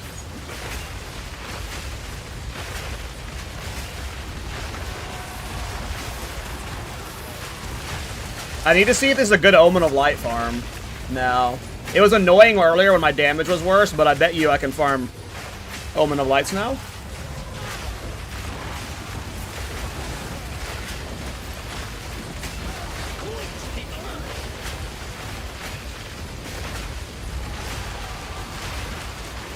The problem is I don't have any like good juice tablets to do juice farms right now. I've just been giving all of my divines to Folk.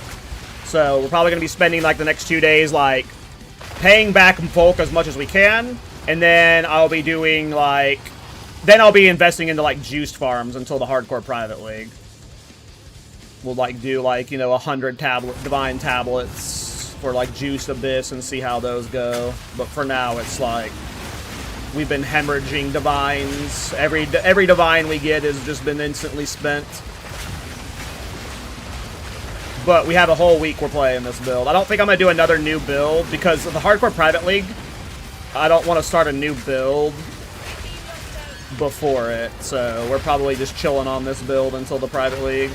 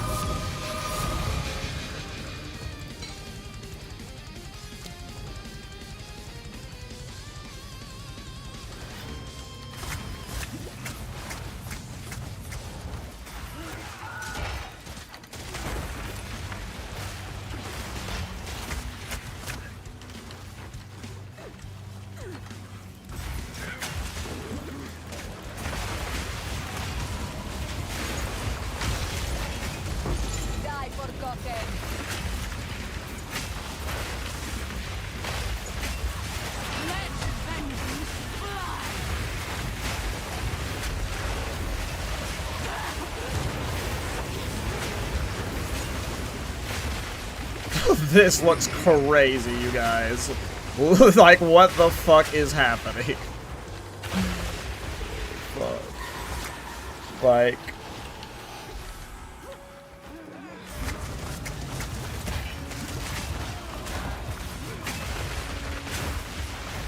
Alright, here we go, guys. Rocky out its flow. Incoming.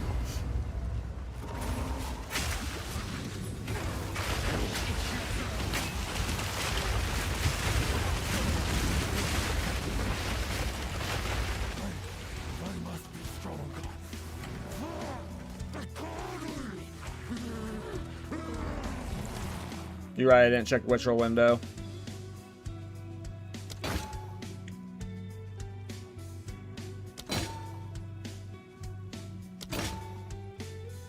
For good reasons.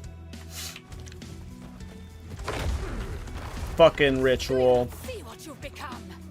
I've been having bad omen luck lately, and I've only seen the one Mage Blood. I've done so many ritual rerolls this league. I want to say over like 2,000 rerolls at this point.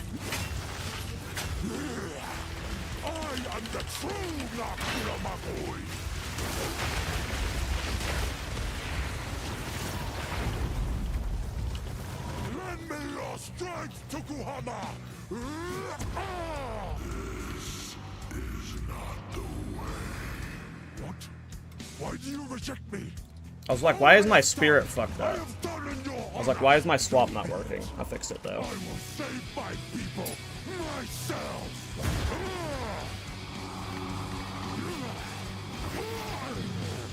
The power of the No mana. is mine.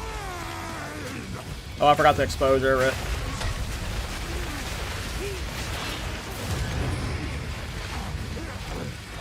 Where's my Rockiatas? Where's my Rockiatas?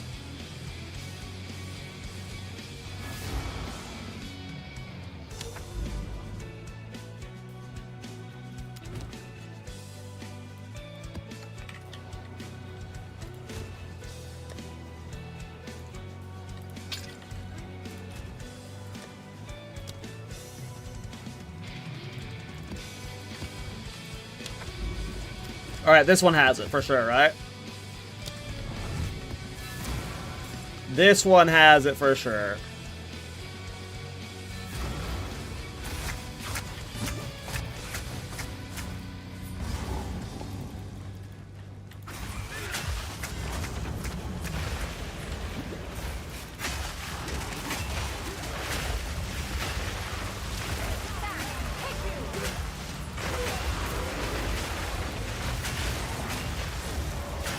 Yeah, we're gonna do at some point like 200% deli farming on like Abyss for sure.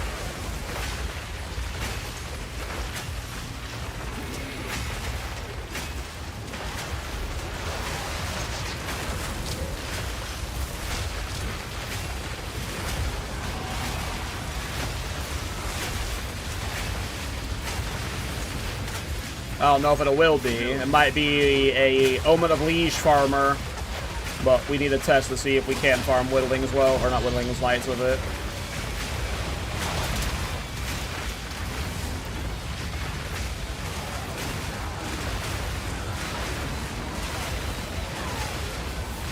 We're playing PoE 1 now, boys. This is a PoE 1 build. Talkative Try was right the entire time. The games are merging. They are one.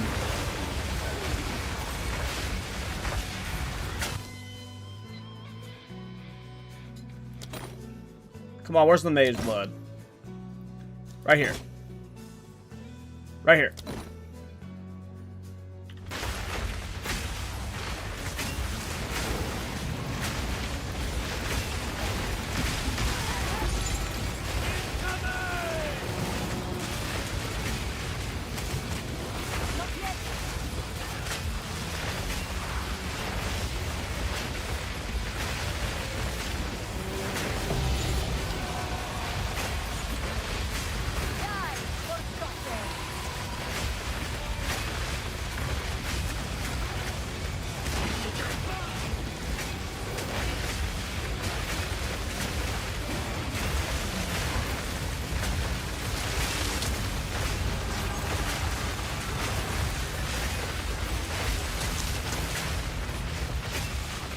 Another Lightless Void.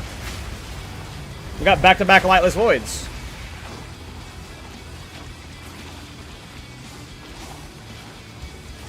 Oh, we got a freeze jumping in this one.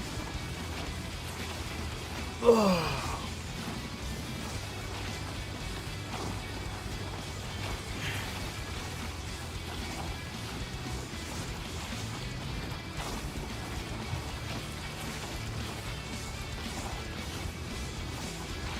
5 days till the Timmy Private League. Nice. Oh, I got DC'd. Oh, don't tell me I lost the map or the Lightless Void. No. No. Well, I'm in my hideout. Did we lose the map? I already still have the map. We probably lost the Lightless Void, but we'll see. Some take what is offered. I take what is earned. Might actually try this build after looking at it. Most people after looking at it can't see, though.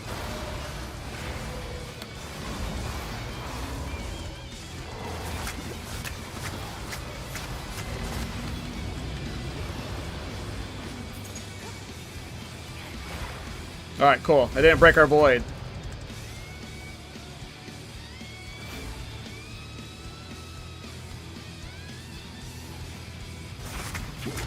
I'm not joking. Like, this has a feel of, like, even with, like, you know, taking into account that you won't be able to get this much minion AoE on, like, a budgeter or setup, or if they nerf the jewel crafting, this playstyle is very fun and good. Like, this has all the signs of a build that will have, like, a player base that follows it. Like, this has very similar, like, most of my builds don't end up with that feel, but there's a few of them that's, like, supporting Fire Tactician and, supporting, Bulletstorm Witch Hunter. Bulletstorm and supporting Fire. It has this kind of feel to it, where, like, it's like, oh, okay. If someone optimizes, like, a solo self-found leveling version and, like, you know, doesn't meme the fuck out of it, or I, you know, take a few passes at it like I did with supporting Fire. This is like League start tier.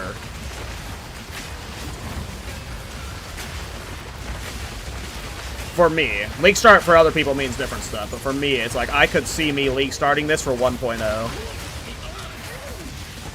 I won't, but it's like, you know, one of those quality builds that's like... I'll be league starting dumb shit, probably. I have no self-control.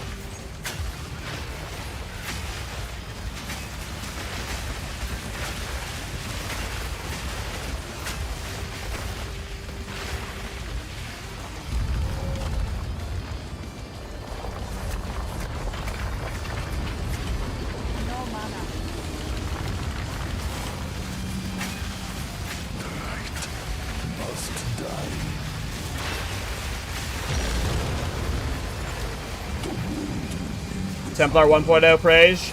I'm more of a duelist guy myself.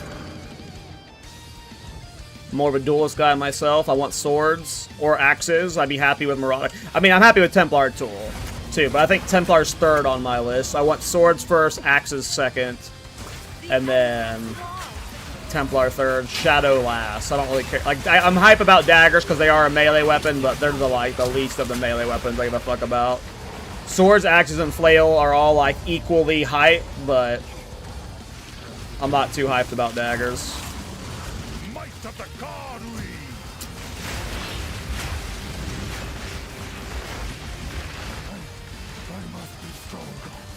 You know what's worse than this Minion Mancer build?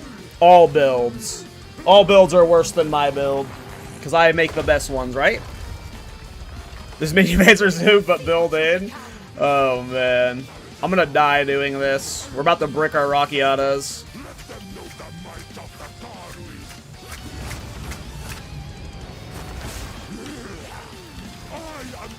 Oops. Wrong weapon set. Why did you make this happen twice?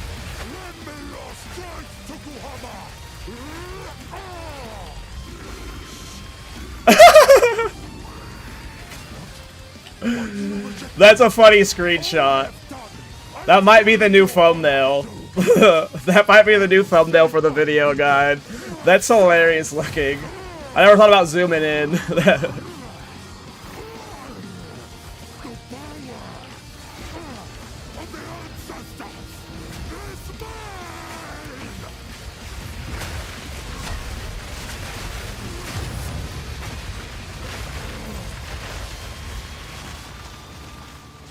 That's hilarious looking twice. Oh, what the hell?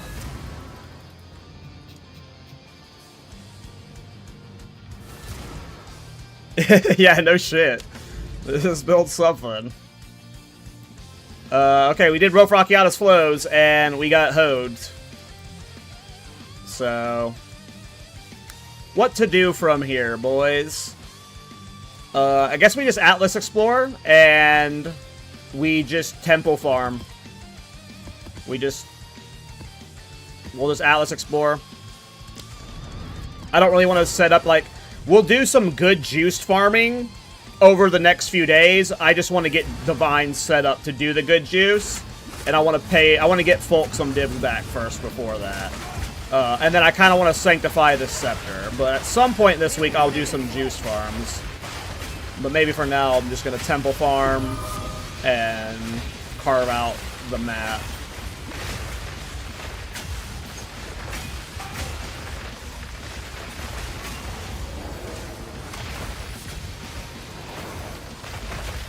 I'll need to see how much in the hole Folk is.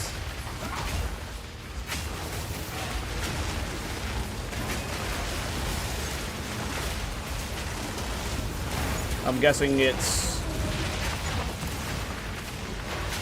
if you include the ATD, not the ATD, the time loss, 2 to 3, maybe 4, maybe 5, I don't know. Soon you will serve our master. Next, the rebel line.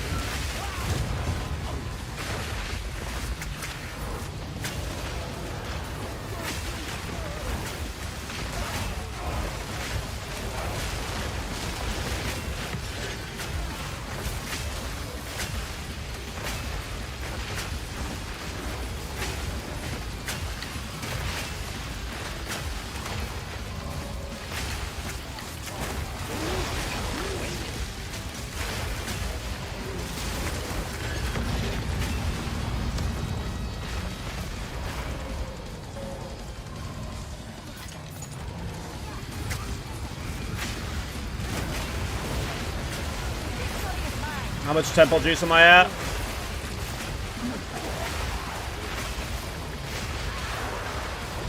$30? Okay, I'm halfway.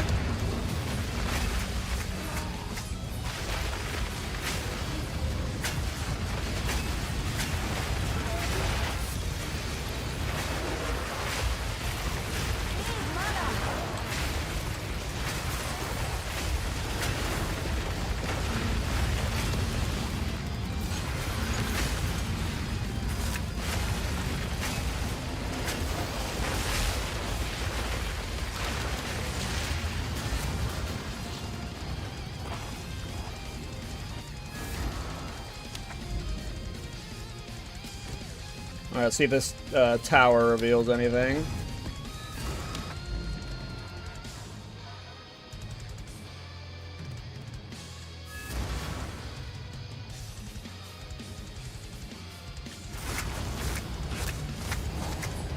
My least favorite tower.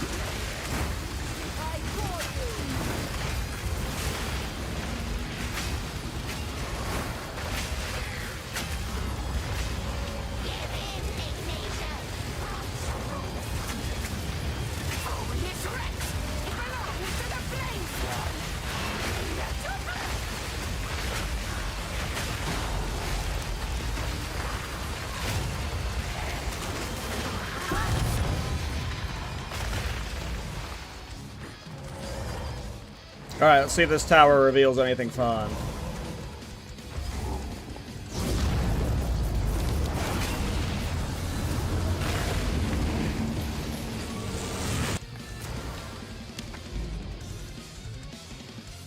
Oh, we got city over here. Oh! We got a flow up here. Alert, alert, we got a flow up here.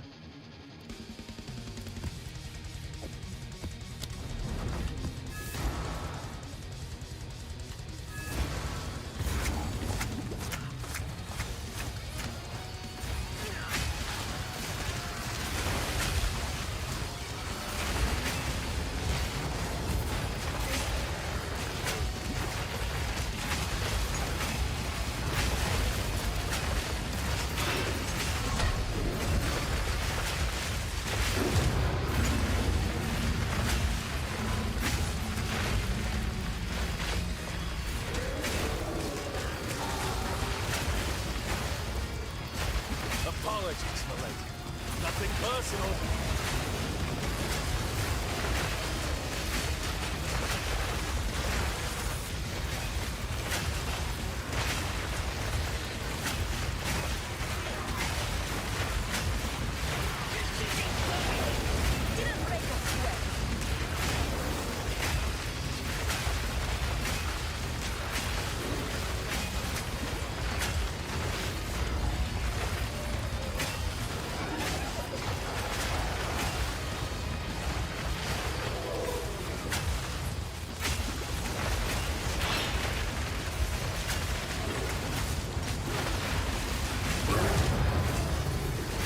See ya.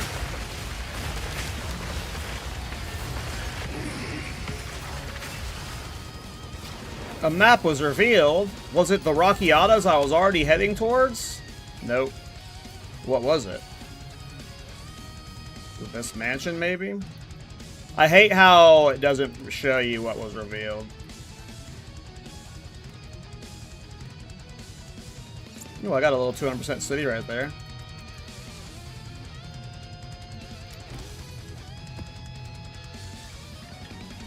Good news for you.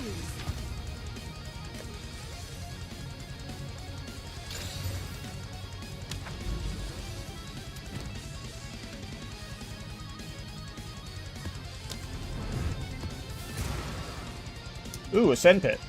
Been a while since I've done a sand pit.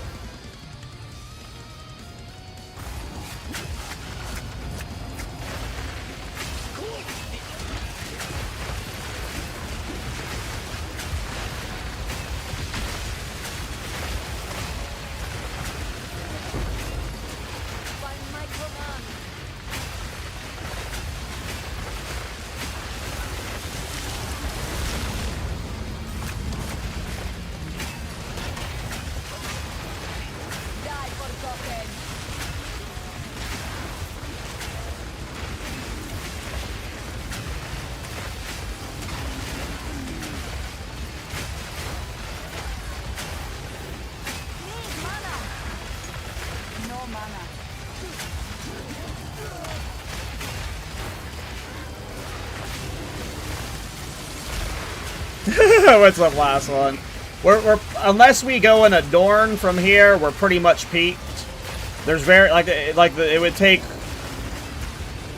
Voices or Adorned, essentially, are the upgrades we have left. So we're pretty much peaked from here.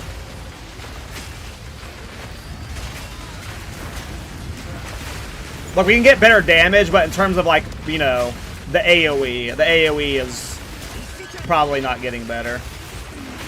Because we'd have to get an Adorned, and then we'd have to corrupt all these jewels, and then some with Brick. We'd have to remake some. It wouldn't be too awful, since, like, half of our jewels don't count. The ones in the tabulas wouldn't count.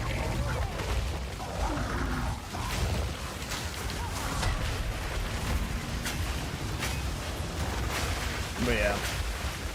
This is probably peak.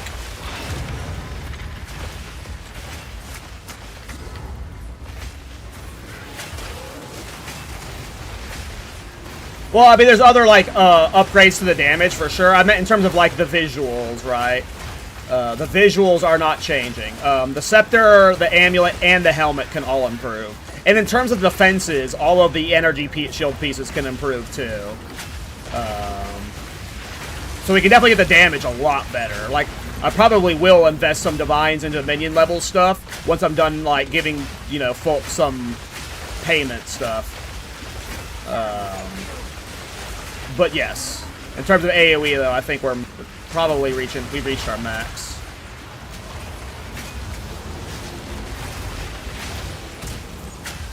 Yeah, +4 Minion Helmet, and then +5 Minion Scepter, and then I've only on a +4 Minion Ami.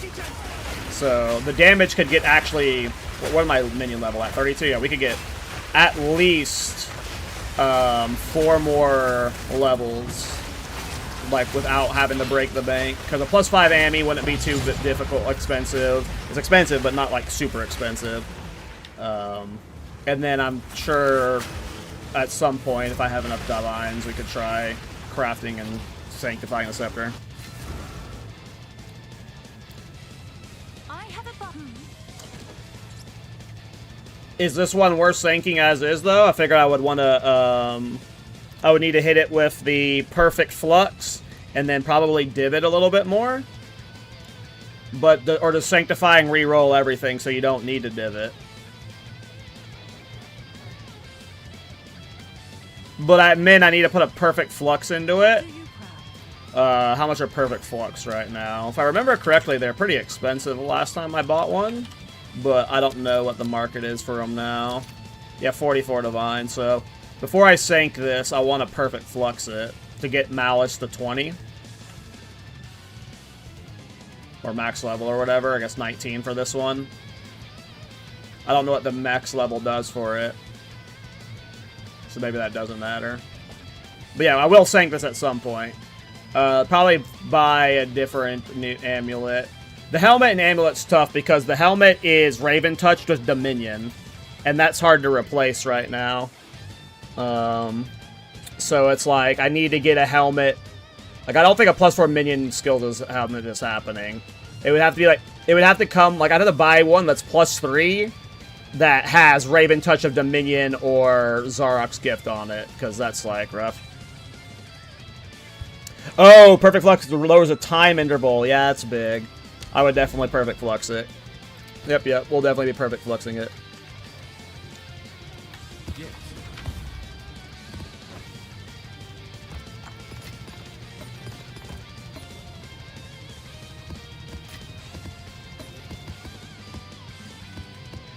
I kind of want to do some Abyss.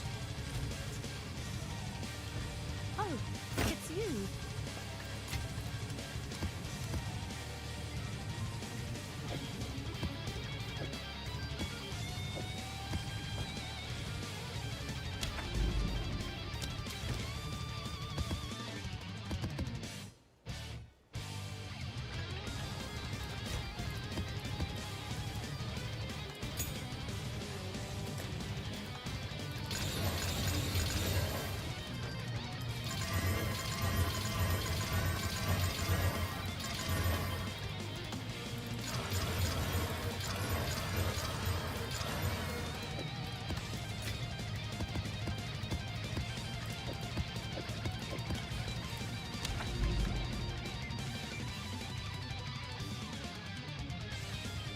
But not a whole lot? Gotcha. Well, yeah, the plan is to sanctify it before we're done with the build. For sure. It's just, yeah. And, like, worst case, I sank it now. It hits +3 minion skills. My build's still functioning just fine. So I'm not actually worried about that. But I do want to hit it with that Perfect Plus if it does make the time intervals slower.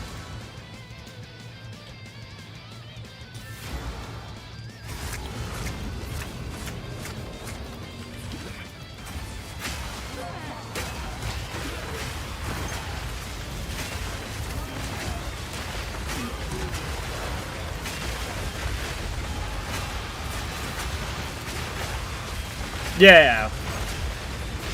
Agreed. Yeah, it's just I'm div starved because we just finished crafting our last jewels, so we're officially done with jewels. And then I want to get some divs back to Folk just to at least pay for, like, the working hours. When the build's done, he's at minimum getting the time loss back, which is, like, a large amount of his investment cost. But he still needs some flat divine back, for sure.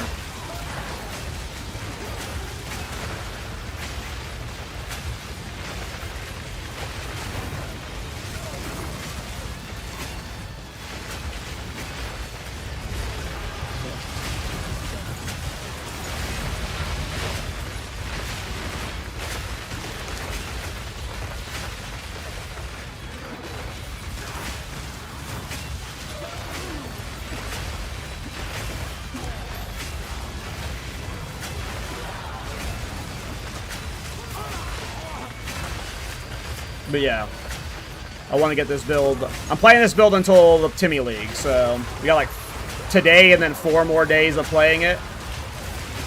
Though, I'm probably showcasing the build either Tuesday or Wednesday.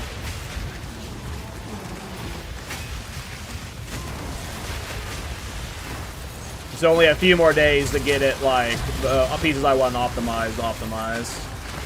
Alright, so we can, at least on non-200% Deli Abyss, instant kill the Aminamus for the Elite, without avoiding the Liege. Yeah, I think tomorrow I'm gonna get, tonight, I have to, this won't be a giga-long stream, I'm probably streaming another hour or 2. I'm gonna set up, I bought a standing desk to help with my back and leg pain. So I want to get that set up today. I don't know how long that's going to take.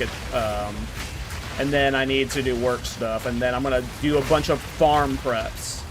I'm going to get a bunch of 200% deli set up tonight whenever I get a chance.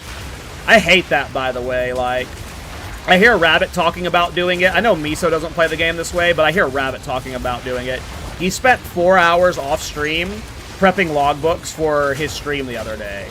And that's what I do, too. I do a lot of, like, prepping, not a lot of the time. I don't do it often, but it feels like you're almost forced. Like, if you want to have a good stream where you're just farming 200% deli the entire time, I have to do 4 hours of prep work off a stream, farming out cities, and then getting the 200% deli on them. And obviously I could just set these up on stream, but it's just so like, it's very boring. It's very boring and tedious setting them up. And like, when you're setting them up off stream, at least you get to like watch TV or something and pause all the time, but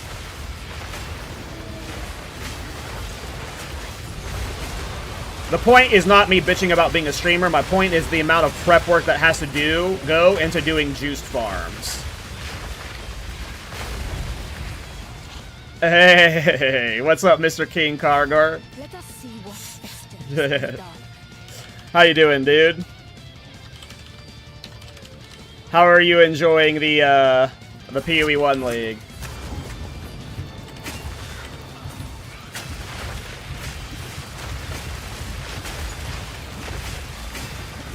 Thanks for the raid, man. PoE 2 again?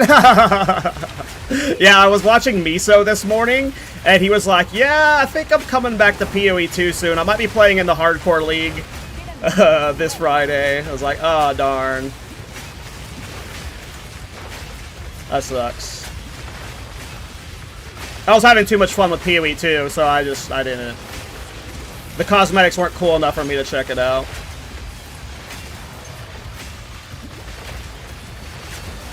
But if I would have played PoE 1, I would have been thinking about this build the entire time, so wouldn't have been fun.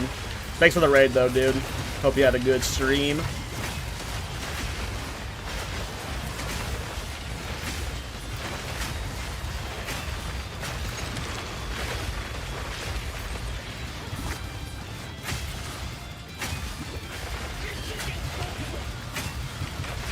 This doesn't look like a tourist build. What the hell?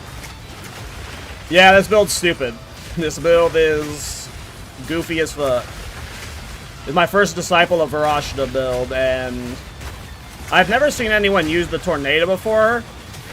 I'm sure people have, but like every time I see a Varashta build and that's using Djinn skills, it was always Cold or Sand Djinn. So when I saw this skill, I was like, oh, this is funny. This might be funny if I max this AOE on it. And with jewel crafting this league, you can get absurd amounts of area of effect. And look at this. I don't know if you guys have ever seen Disciple of Varashta time loss jewels. Of course, the UI is bugging as I'm trying to load it inside the interface of the Abyss. I can't load my passive tree? What's this over here on the left? Look, the whole UI's broke. The whole passive tree is like condensed to the left side of the screen. I've never seen this before.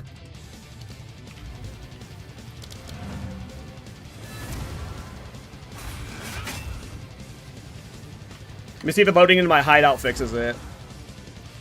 Yeah, that's my passive tree, guys. This is the passive tree we're playing with. You can only play this build if you have a passive tree like this, guys. Sorry. What the hell is this spaghetti shit on the side? Alright, let's log in and out. Hold on. I want to show you guys my passive tree, because it's fucking stupid. It's my first Varashta. I didn't realize what very large radius time loss look like. With baryonic ley lines. Just make sure time loss have 40% increased radius. And it looks like my time loss are bugged. They're so freaking big. They take up so much space. And these are all have minion area notable on them.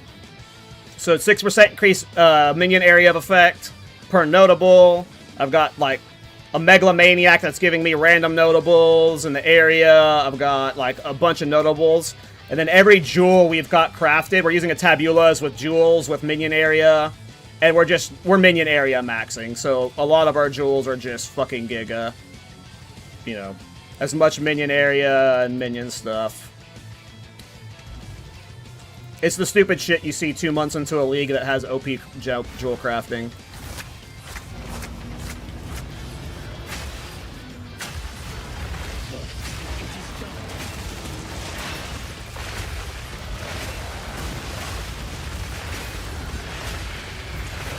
Here, I'll show you guys a Uber Arbiter kill. What's new? I'll show you guys if I can afford one. I don't know if I can actually afford one right now. I might be able to afford one right now. This build's been expensive.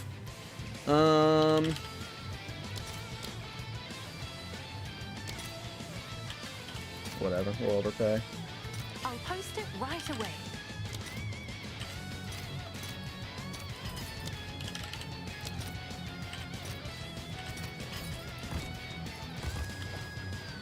How much investment is the build? I haven't done a full price check yet. I think we're at about a mirror. It's almost all in jewels. Like, a lot of my gear is really bad. Like some of these, this is like a 25 divine amulet that I bought off trade. Like, a lot of these are really budget pieces. It's like all of the price is in the jewels. It's like all in the jewels. These jewels, these 2 time lofts were crafted by my friend Folk and his buddy. They're like giga crafters. They were like side by side crafting these, and it took them 2 hours each. So it was 4 working hours to craft these time lofts. And they were 750 divine each in their craft cost. The hell?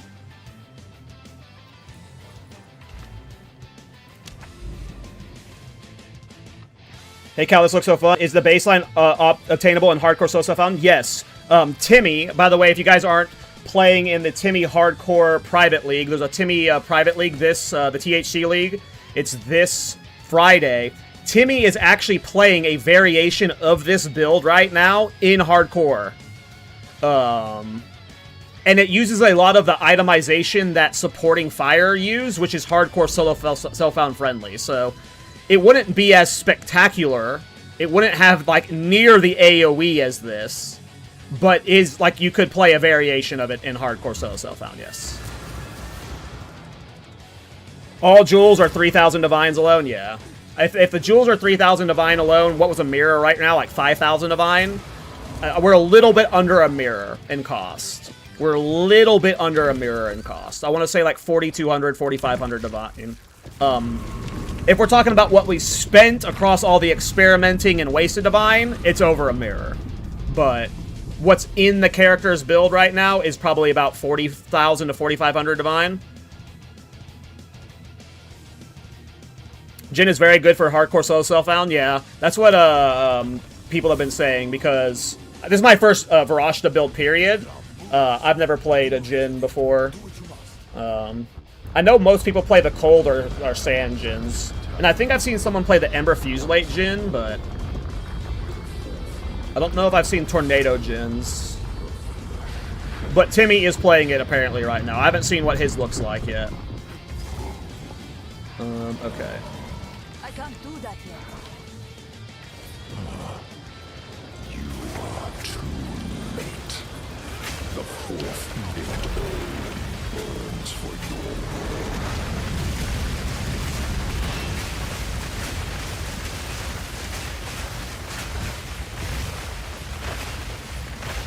Your affliction upon her will soon be worse.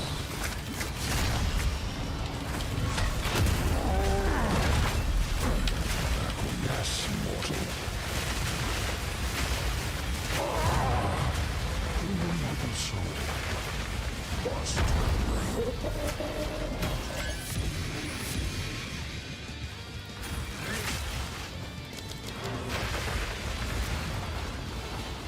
Well, we can phase them through DR, so that's nice, you know.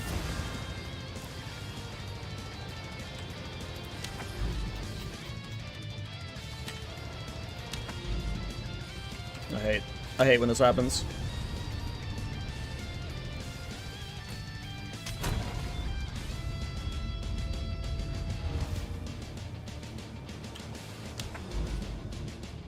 If our jewel crafts is around 3,000, that's actually cheaper than I thought, which is nice.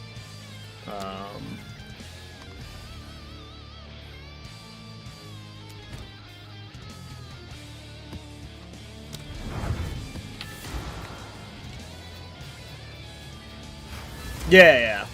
And,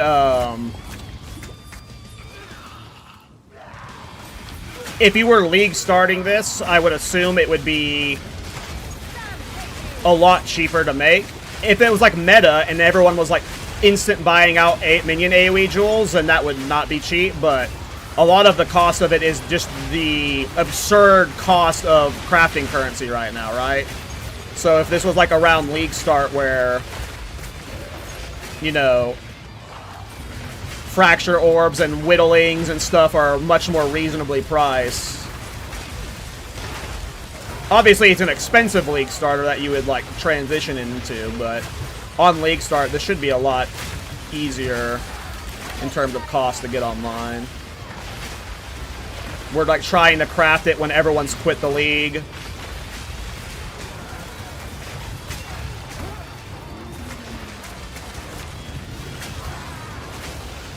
Early on, there's probably a lot more minion jewels being added to the market to buy as bases, too, so... We were starting to run out of bases here. We had bought out a large amount of the market, of the cheap market, rather, and we're having to spend too much for the minion bases. Which build did you do until now? I leveled as this build. I've been playing it from level 1. Well, like, you get the Varasha skill at level, when you ascend. I ascended at 20. I've been playing with it the entire time. It's been fine. It's been a good skill. It's just now that when I have Giga Minion AOE, it looks like this. But as, like, a leveling build and through the campaign, this Tornado skill, I've been using it the entire time. And it's not like I had these jewels and the tabulas from the start. I was using a tabulas from the start, but it had 6 rubies in it that just had 8% minion AoE in it. It didn't have, like, damage in it. Those are on sapphires and stuff, so... And the minion AoE wasn't even that needed early on, so... I think, like, yeah, I leveled this character the whole time. There was no transition point. Well, I leveled as, like, you know... I think I leveled as, like, Ice Nova until 20, and when I ascended. Most fun you played till now?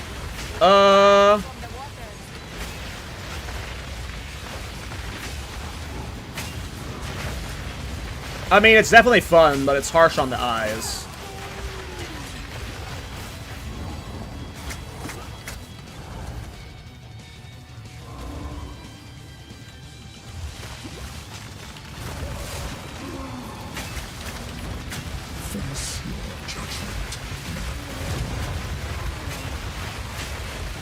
It's very fun, though. Like, if it depends on if jewel crafting gets giga gutted. I hope it doesn't. I just hope it gets like a love tap. But this is a fun enough build. Like, you know how I've played supporting fire like 4 or 5 times now, and like this could be like a supporting fire-esque build for me, where I revisit it a few times every other league or something. You know.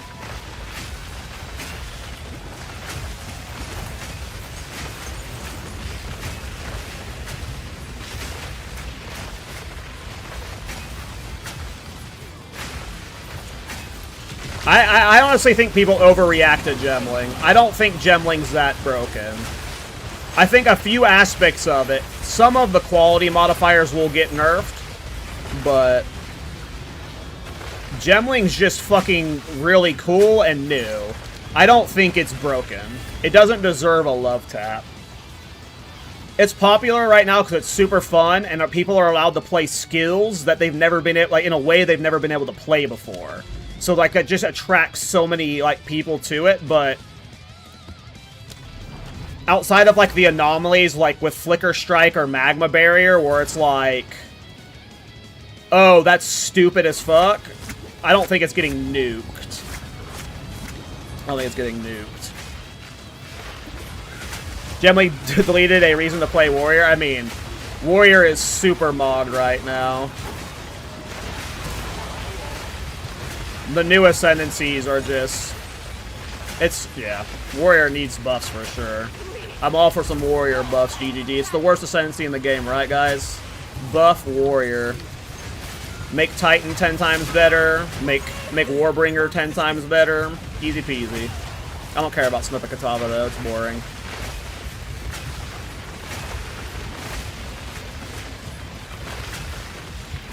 Oh yeah, 0.1 gemling was crazy. The old stat stacking was nuts.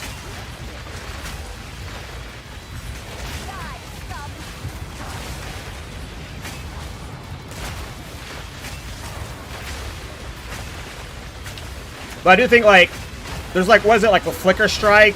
You have a chance to not consume charges on a gemling, so it's just like, by default, you feel incentivized to play Flicker on a gemling forever. Like, that's such an absurd thing to get, that, like, those are obviously a problem. But I do still see plenty of non-Flicker gemlings, so...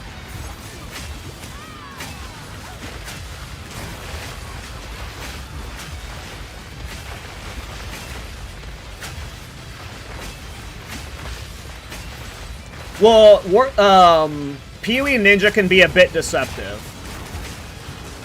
PoE Ninja can be very deceptive.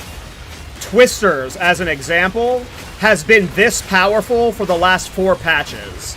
But if you look at the last 4 PoE Ninja patches, Twisters gets horrible play rate. Nothing changed to make Twisters better, it's just popular now. PoE Ninja isn't oftentimes... It sometimes reflects what is broken, but what PoE Ninja reflects is what's popular. And Gemling is getting an added boost because it's new. So, like, you can't just look at PoE Ninja play rates and, like, be like, this is what makes it broken. Yes, I'm not saying there aren't aspects of Gemling that aren't overpowered, but a lot of people talk like Gemling is, like, you know, a must-pick ascendancy for every skill in the game. I don't think that's true.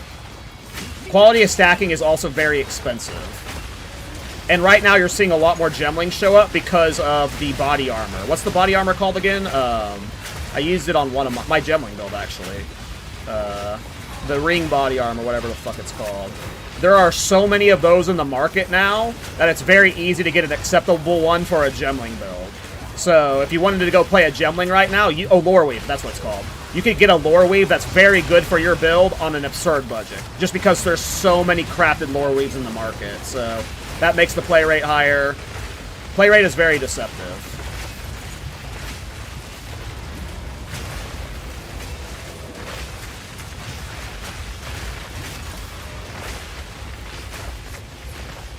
But Twister has always been good, but it's only high on PoE Ninja this league because, you know, quite a few content creators made coverage of it, like Guy That Dies. He made an overpowered leveling build, but Snoobe and Prada have been abusing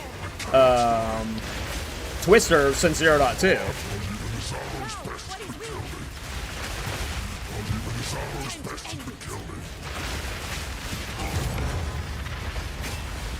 But yeah, that doesn't mean Gemling's not getting nerfed, and aspects of it shouldn't be nerfed, you know. I changed my Witch Hunter to Gemling, worst decision ever, had to change back eventually. I mean, it depends on the build you're doing, you know. Gemling is not a one-stop all for all skills. But the skills that it's good for, like Hammer of the Gods, Wind Dancer, like, those are so important to run on Gemling. Like, I would never, like, Hammer of the Gods is actually a really good example on a Gemling.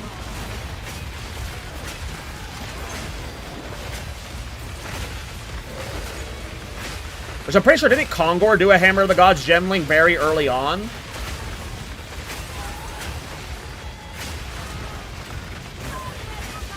Like, that's one where it's like, oh, okay, why would you just not play Hammer of the Gods on Gemling and just get infinite hammers? Like, that's a very good example of one of them where it's like, okay, Gemling's kind of crazy for this skill. But I don't know, I like that stuff, so... I'm never an advocate for nerfs. I always like other things getting buffed.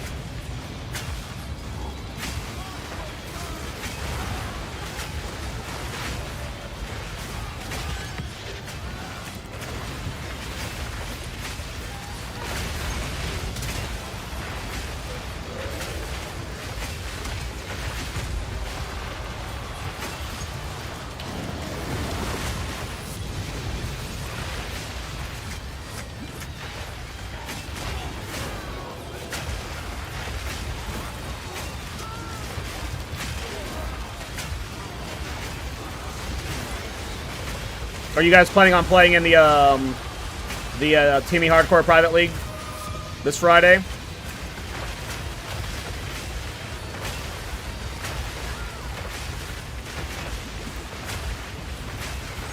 I'm excited for an economy reset. I love economy resets. I think so. No, I'm employed. Oh no. Thinking the play. I love economy resets. Even if I only play it for a few days, I just love being a part of a fresh economy. You're gonna... Yeah, I'm gonna play. I don't know what I'm playing yet, but I'm gonna definitely play. I'm either going to... I'm pondering 3 different builds right now. I'm either playing Supporting Fire Tactician, which is like just one of my go-to comfy builds, and I'm like gonna go for like top 100 level 90. Like, I'll either be doing something where I'm like trying to like just like see if I can place top 100 or something. Nothing too serious, just do a build I'm comfortable with and go for a speed leveling thing. The second option is Thorns. I might try and just play Thorns Titan and see if I can clear the entire endgame on a Thorns Titan for the lulz. I'm just worried about doing Thorns Titan in a hardcore private league will just be a little bit too hard because of the restrictions on trade. Thorns is very trade dependent, and it's very hard to craft Thorns gear. There's like no easy way to craft Thorns gear. No deterministic way to like slam it on the items and shit well, so... That's where I'm a little concerned with League starting Thorns, but I kind of want to do it just for the, like, lulz of it. And then the third option would be just play this build. I'm having fun with it and kind of want to play it in hardcore solo self-found or hardcore trade and see how it goes.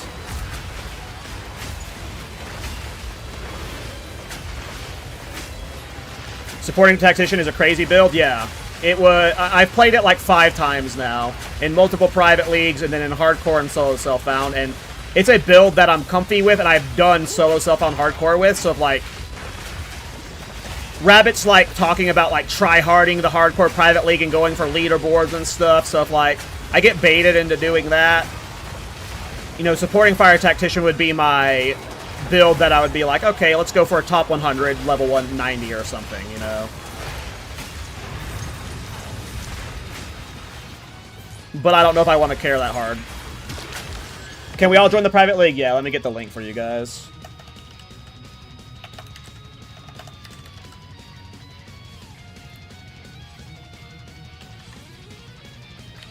Yep. If it ends up getting full, people end up, like, adding slots to it. So if you, like, ever go to the link and the private league is full, just check back.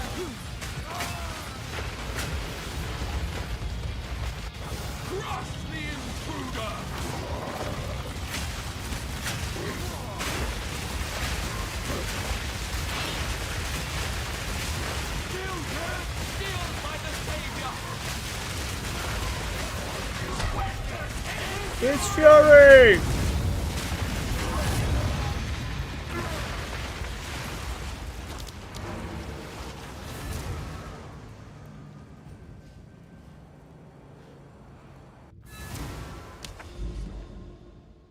But yeah, private leagues anyone can join, and I know like a lot of new players here private league, and they immediately like, I don't want to do that. All you have to do is click the website. It's the PoE official website, so you're not like doing anything third party, and you just hit join, and then it's all done through the main client. There's no third party clients. There's no weird. It's the same normal league, and all of the characters. Yeah, you have to request invite, and then someone will accept it eventually. But when the private league is done, the characters transfer to the main league. So if you're like, oh man, I don't want to like do that and then just like ditch the character, like it will transfer to the main league. So it is like as unintrusive as it can be.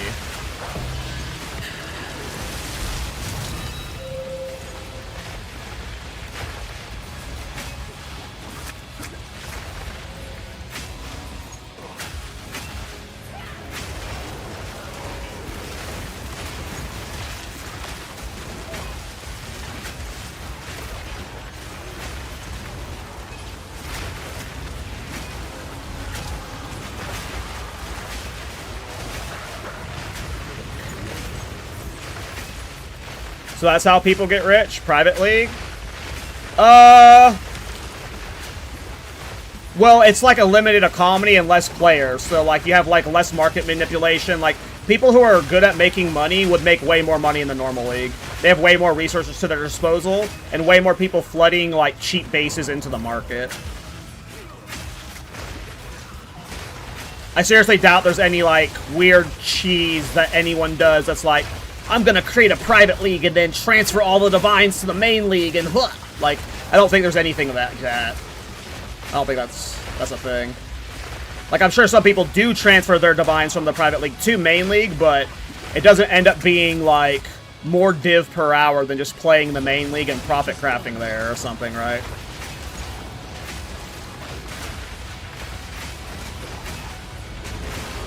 Because the hardcore trade league won't get inflated. There's going to be, like, at most 2,000 people, I'm guessing.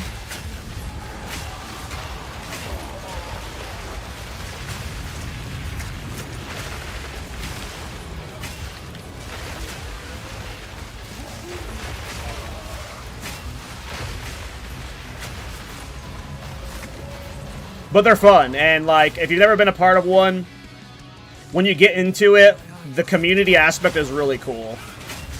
Especially like once you join the Discord and you're like trading with people in the Discord, or you join the global channels for it. People will like post in the global chat, hey guys, I'm about to go kill Uber Arbiter, come check my stream, and like everyone in the private league opens their stream and is like cheering them on while they're trying to attempt Arbiter on hardcore and stuff. It's really fun. It gets very like community driven and stuff.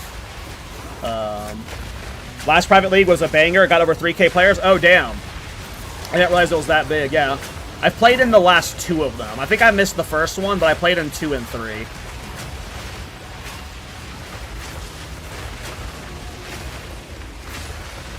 And I'm at the point where, like, I'm, like, running out of steam in the main league, so I'm ready for, like, a fresh league, and I'm hyped for the new economy. I'm not much of a hardcore player, but I'm very much down to, like, just spend the next few weeks playing hardcore. Probably a few deaths, for sure. I'd be surprised if I just did 1 death and then gave up.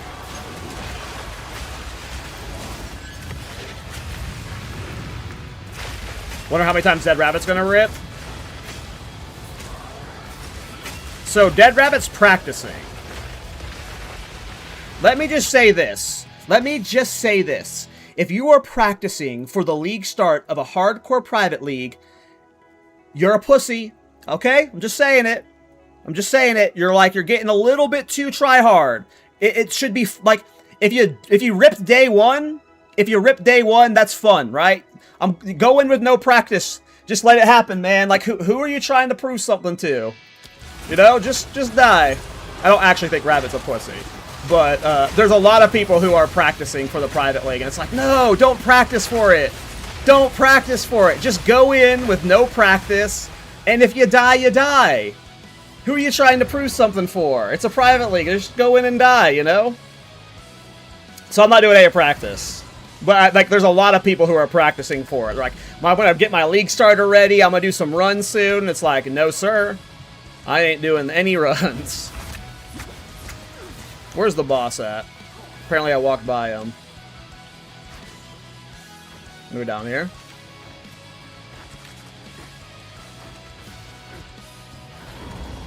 I don't know what Rabbit... So, to the original point, though. Rabbit is practicing, so I don't know if he's actually going to die a lot. Like, he knows what build he's playing, he's going with practice. Like, Rabbit might actually do really well in the private league, which is what he wants to do, you know, to like, what he's practicing for. Like, he's wanting to get a good placing and, like, you know, do well. So I don't think he's going to die a lot. Maybe he does, but, he's taking it serious, you know. So if I were to bet, like, I would imagine... Like, I know he's playing a new build. I think he's doing a Witch Hunter, so it's not like he's going in with Plant Lich. But I wouldn't be surprised if he did really well on his first character. I bet he's gonna, like, I bet he's gonna full clear. Some jets are just unavoidable. I mean, yeah, that's also hardcore, especially with bugs. Rip clips. You know what's nice? Here, I don't have a, let me get my Twitch set up. I don't have a browser set up real quick. Hold on.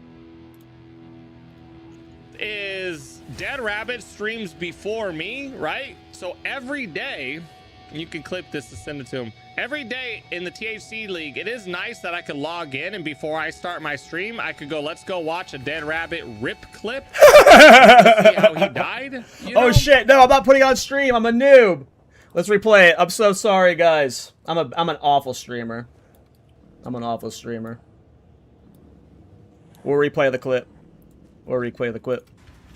You know what's nice? I like Anthony. Is Dead Rabbit streams before me, right? So every day, you can clip this to send it to him. Every day in the THC League, it is nice that I could log in and before I start my stream, I could go, let's go watch a Dead Rabbit rip clip. Let's go see how he died, you know? That's always gonna be fun. And then I could start my stream with like a smile on my face to see how he died. Oh, can't wait. Can't wait. What is that Sounds thing? Amazing. What's that Sounds thing he has amazing. in the top left that's tracking kills? What is that? What is that? You know what's... And then I could start my stream with like a smile on my face to see how he died. Oh, can't wait. What the hell is that? Wait. Sounds amazing. Sounds amazing. I think it's a new scroll. That's awesome. You have like, there's a kill streak scroll. I could go, let's go watch a Dead Rabbit rip clip. Let's go see how he died, you know? That's always gonna be fun. And then I could start my stream with like a smile on my face to see That's how so he died. cool. Oh, can't wait. What the hell? Can't wait. Sounds amazing. Sounds amazing.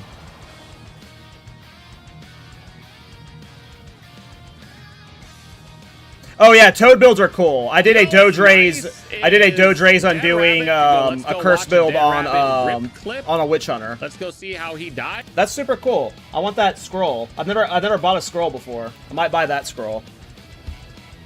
Yeah, Doge raise builds are nuts. The toad builds are freaking crazy. They're super fun. I did one on a Witch Hunter with Skin of the Loyal to min-max Sorcery Ward. And then I was using Tuning Fork to get like plus 11 curse skills. Something stupid like that.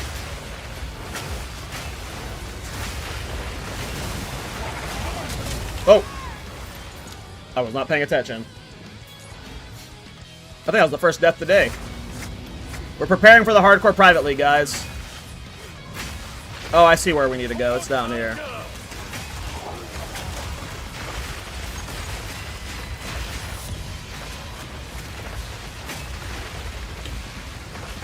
Oh, by the way, I don't know what one thing about Rabbit 2 is. I think is he playing solo self-bound? I also think he's not trading. I think he said he was playing solo self-bound. I don't know if he's committed to that, but Rabbit might be also playing not trade in the private league. So if he does that, then maybe he will rip more.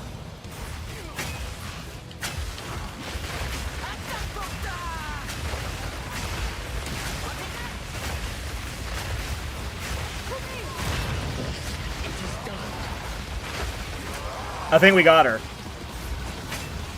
I think we got her, boys.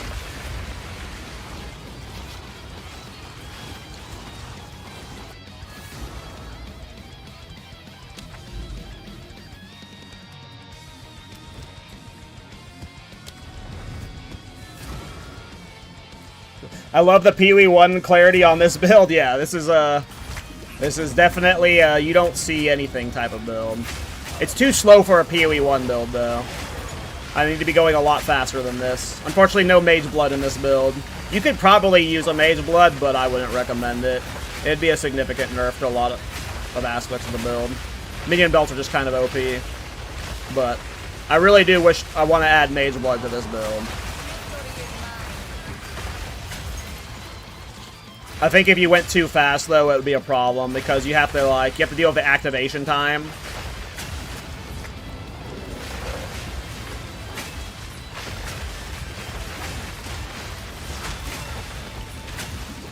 Because even now, like, without the Mage Blood, what's my movement speed? 58%? Even though at only 58, I'm oftentimes getting in front of my traps. So, like right now, I just passed all those enemies. So, unfortunately, it'd be hard to get like much faster than this.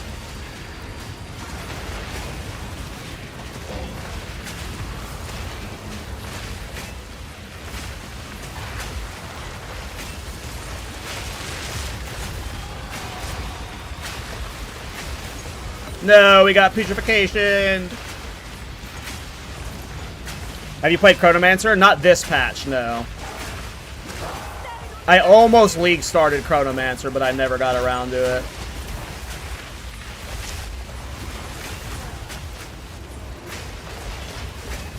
Yeah, I fucking made a video where I was like, I'm league starting with Chronomancer, and that lasted all 2 days.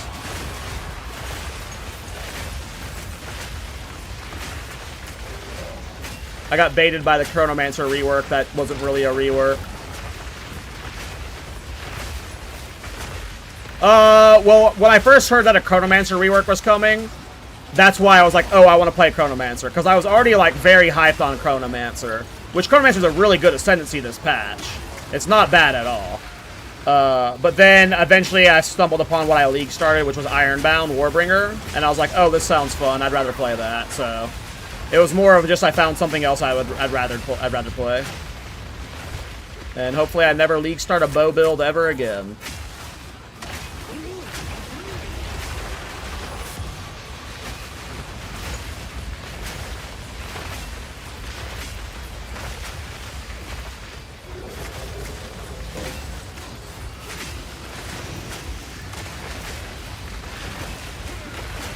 What build would you, if you did, would you play on Chrono?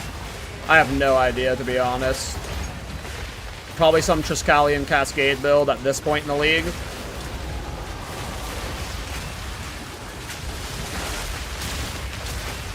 I try and find something silly I'd want to do on Triskelion Cascade.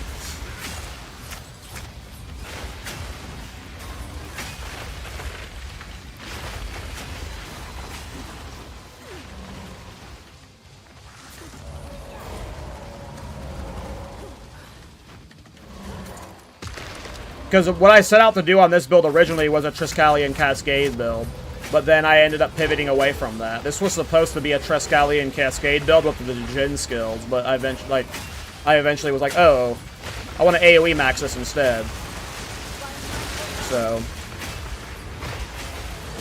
I'd probably find some weird skill that you could abuse with Triskelion Cascade. Something funny or something.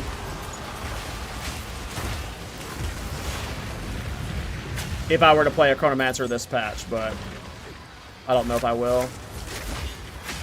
I think of my fun experimental builds, this is like... Well, I'm doing a project with Blade Zero soon. We're doing a Giga build soon, but in terms of my personal projects, this is the last one probably until 0.55 when we get the Reset League thing. I'm probably going to be playing either solo, self-found, or hardcore from... here. But I am doing an insane build with Blade Zero soon. When we're done with the hardcore private league, we're gonna come back and we're doing like an end of league build that's going to be like... I'm not gonna spoil anything about it, but it's going to be the dumbest build that it's gonna be something. It's gonna be something. I don't want to spoil anything. It's gonna be stupid as fuck, though.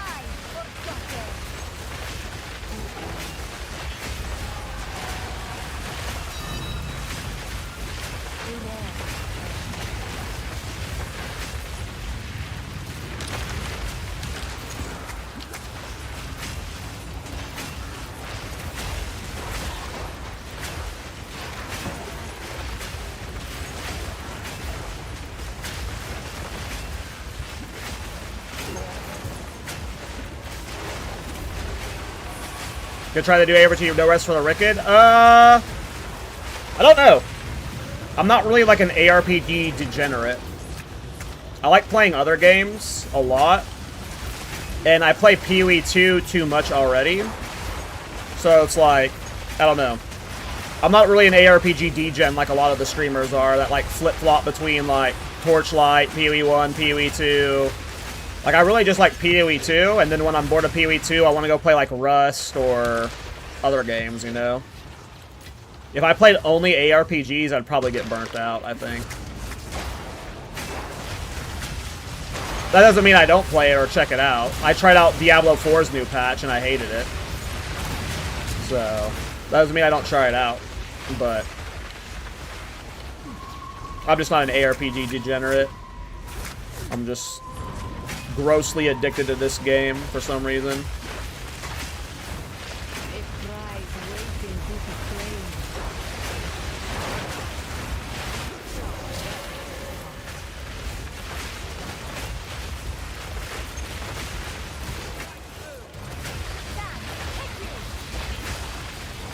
So I didn't even play the new season. I didn't even realize the new season came out. Miso told me about it recently. I played the expansion launch though, with that where they launched the Warlock and the Mephisto stuff. Like, that game fucking sucks. That company sucks.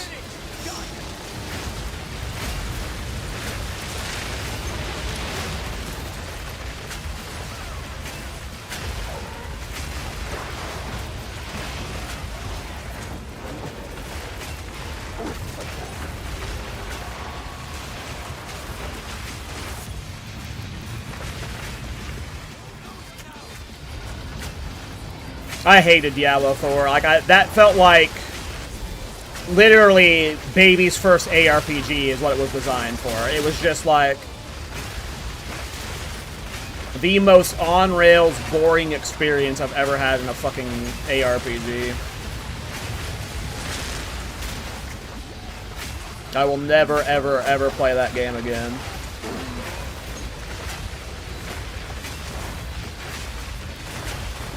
They will not get my dollars. I have no trust. They suck.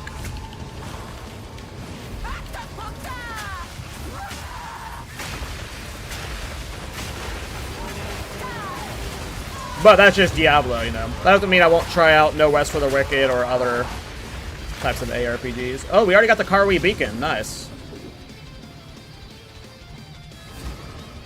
I mean, the Diablo 2 and them adding the class to Diablo 2, that was fucking cool, you know. My fuck Blizzard runs a little deep. I used to work freelance for them, and I've been a Blizzard gamer for a very long time. I look at Blizzard as 3 different companies. There's Blizzard, there's Activision Blizzard, and there's Microsoft Blizzard. And there's almost nobody at Microsoft Blizzard who still worked at the original Blizzard. So I don't even, like, emotionally or, like, logically look at them as the same company. The game is being ran and made by an entirely different entity, and that entirely different entity has done nothing to earn my trust, and all they do is release shit products that are not consumer-focused or product-focused. They're just min-maxing the dollar bills. That is all Blizzard is now.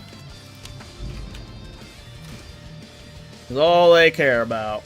I'm sure they're like, you know, your grunts that work there, they're giving it their all, they give a fuck, but nah, they suck.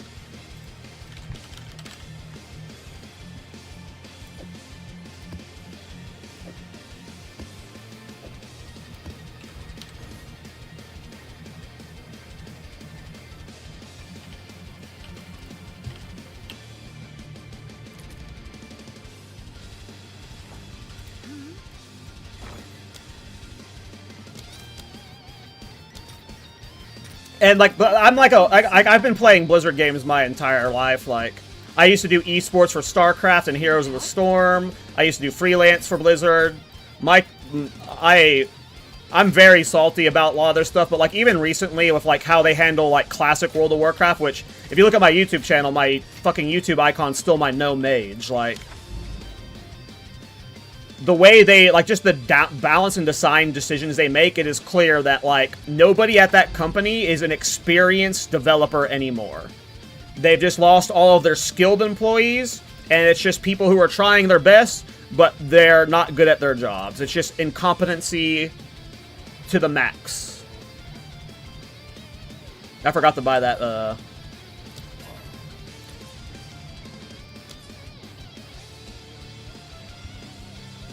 Classic Bless is gonna be ass? I think so. They had a jewel called Hots. I mean, Hots was very fun. Hots was very fun. I can't believe it's just abandoned. Like, that should still be on life support. Like, getting, like, cosmetics and new heroes and new maps and new balancing. StarCraft 2 is getting new maps and new content and new balancing, but Heroes isn't. Like, it's crazy. But no, like, if, like, I don't want to get into a big rant about it, because there will be World of Warcraft content on my channel soon, as we get closer to Classic Plus, but they did something recently called Season of Discovery, which was their, like, mock attempt. It was like a practice run at Classic Plus, and a lot of people, especially, like, big streamers like Zaryu, are looking back on it, and Guzu with, like, rose-tinted goggles, because they're replaying through it now after it's been, like, balanced and bug fixed. But for those who played through Season of Discovery, those devs are just, like, patch after patch made the dumbest, most bonehead mistakes. And it's the exact same team that made Season of Discovery that is making Classic Plus, so it wasn't like they made, like, a few misses here and there. It was, like, the dumbest decisions with, like, we had a QA Discord for Season of Discovery where the players had a direct line with the developers. And every patch was, like, the player base screaming at them from the top of their lungs, please don't do this. This will be awful for these millions of reasons. Here's reference points from the past where these have happened in the MMO, like, in the game that you're actually playing before. And they're like, no, trust us, it's gonna work. And from class design to sound, like, yeah, I don't know. I don't have faith in that team. I'm sure they care, but they don't have the funding to support the game, and they don't have the talent. They just don't have the talent. I don't know how you guys triggered me into ranting about how Blizzard sucks, but good job. Good job.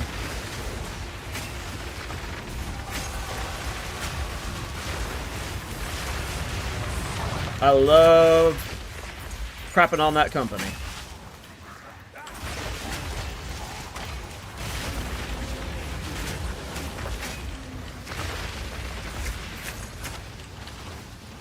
But I will be playing Classic Plus, of course. And I'm gonna, like, go in it optimistically and wish them the best of luck. It's just Microsoft Blizzard doesn't support Classic Plus, so at the end of the day, I probably won't be good. Or it might be good for some people, but I don't think it'll be what I'm looking for.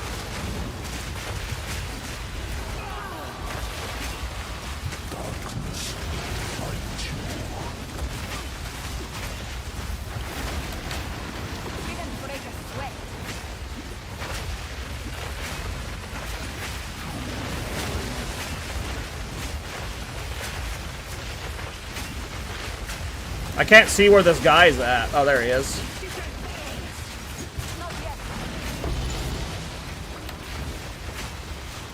It's unfortunate what's happened to diamonds. I think Heart of the Wells are just too common. I don't think Heart of the Wells should be printing this much currency. Or be printed this much, because, like, they're worth nothing at this point in the league. I think they're too common.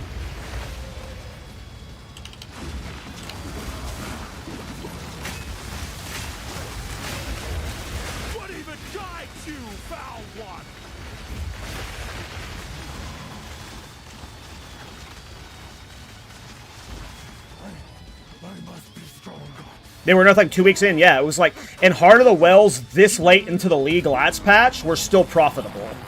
But they were just, like, pennies 2 weeks in this league. They were just way too easy to farm.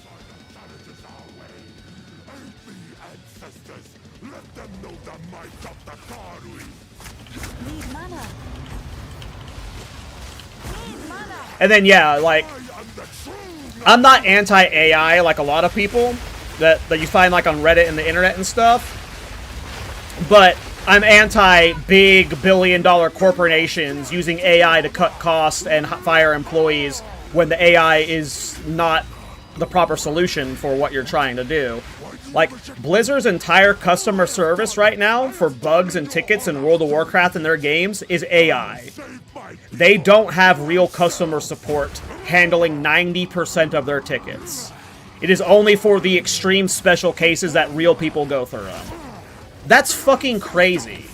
That you have no customer support, people answering any tickets. It is just a bot responding to every single one of them. Oh, there's a tink! There's a tink! There's a tink! Is it a divine? Is it a ritual tablet? Or is it Rakiata's flow? I hit the filter? What is it? Oh, yes! Yes! Yes! Yes!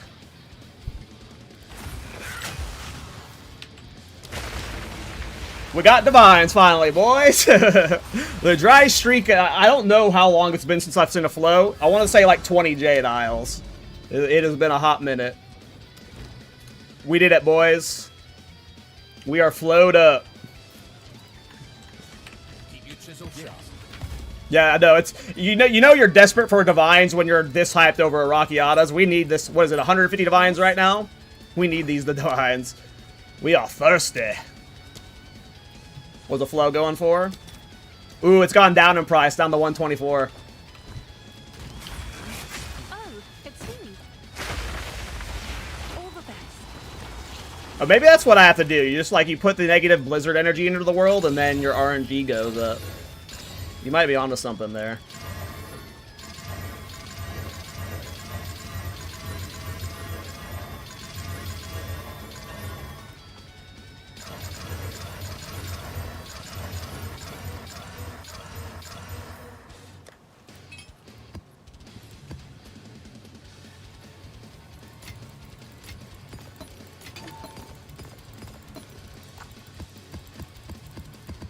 Oh, I didn't mean to put away these waystones. I just crafted them to use them.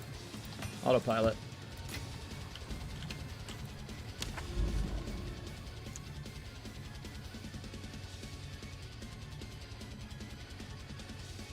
Oh, feels so good when you get one? Yeah. If only it was a Garcon's Resolve. That's like the best feeling one, but... Gone are the days of being Blizzard #1. I mean, and I want to give the company a chance, but like I said, I just don't look at Microsoft Blizzard and Blizzard as the same company functionally anymore. So, I just have to like, that trust has to be re-earned. And right now, it's not earned.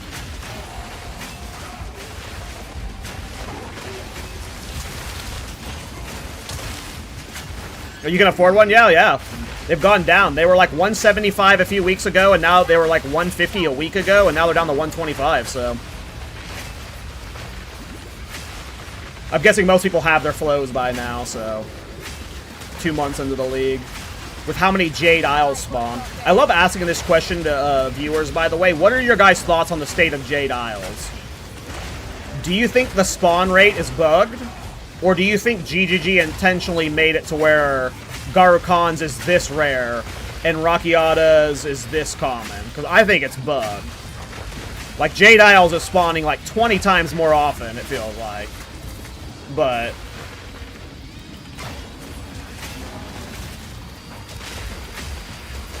like, I feel like I get, like, almost always Jade Isles, sometimes the other two, and never a Sacred Reservoir.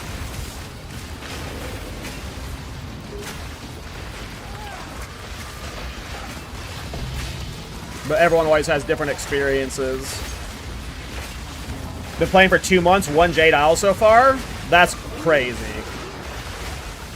I can't, like, I have found 6 to 8 Jade Isles in one location before. Like, and by one location, I meant literally around the same island that was, like, it was touching tips, all 6 of them. Like,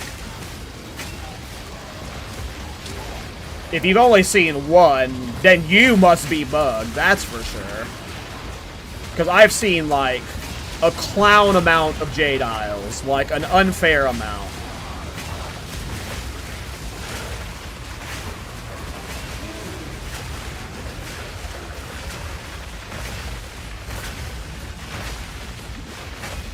I think it's bugged, same as you. I feel like it's bugged because even like ignoring Sacred Reservoir for Garakons, I feel like I see Rakiata's Flow more than the other two as well. I do see a decent amount of mansions, maybe. But I feel like I see just, like... I've never seen 6 mansions in one spot. I've seen 6 Rakiata's Flows in one spot. Or Jade Isles in one spot. So, it just feels like Jade is just crazy.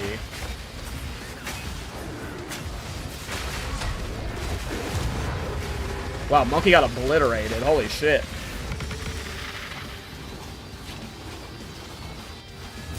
But also, yes, I am a degenerate who's like, you know, my Atlas is stupid looking. I've gone like 18 different directions too. It would take too long to find everywhere I've been. Alright, let's get this tower and see if we can find another citadel. Right now, I am pathing out for cities. I know it's not like the juice content, but right now I'm just mapping out a bunch of cities. I want to do like a big 200% deli farm tomorrow, so...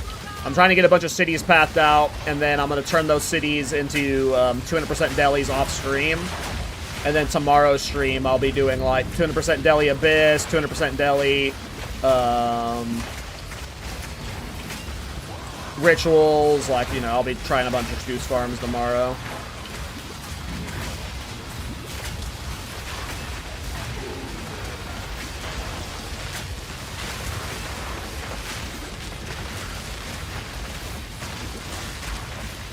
Which I'm not a fan of pathing the cities right now. But it doesn't feel worth it to put 200% deli over anything that isn't a city. So if you're doing 200% deli juicing, you're not just going to do it in the middle of fucking nowhere, right? So no matter what, if you're deli juicing, it's always over a city.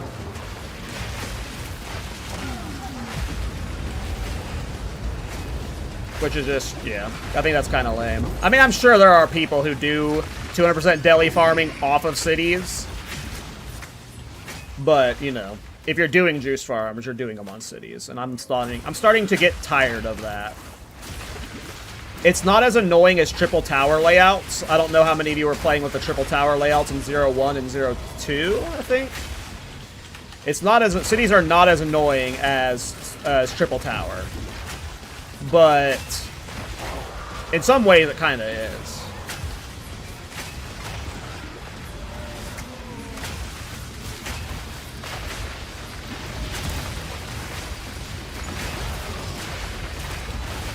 And I really don't like it.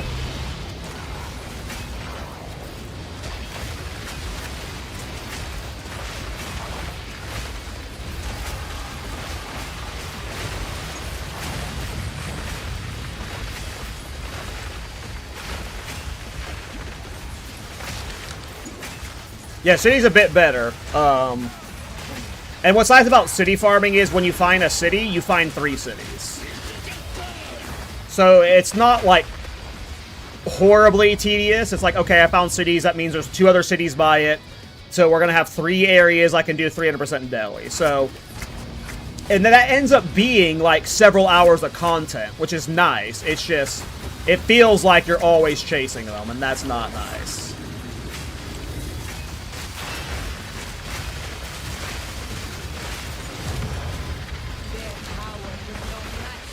I hate Seepage, by the way. I think Seepage is in my bottom 5 least favorite maps right now. Seepage, Mire, Trenches. Those 3, like, I fucking can't stand right now, for sure. I'm sure there's a few I'm missing. There are some close space maps I like, but those ones are just like... Because, like, what's the one that's the 4 quadrants where you have to click the buttons? I don't necessarily hate that map as much as those 3. That one's not great, but I don't hate that one as much as the other 3. Augury, yeah, Augury does suck, though. But I don't hate it as much as the 3 I just listed.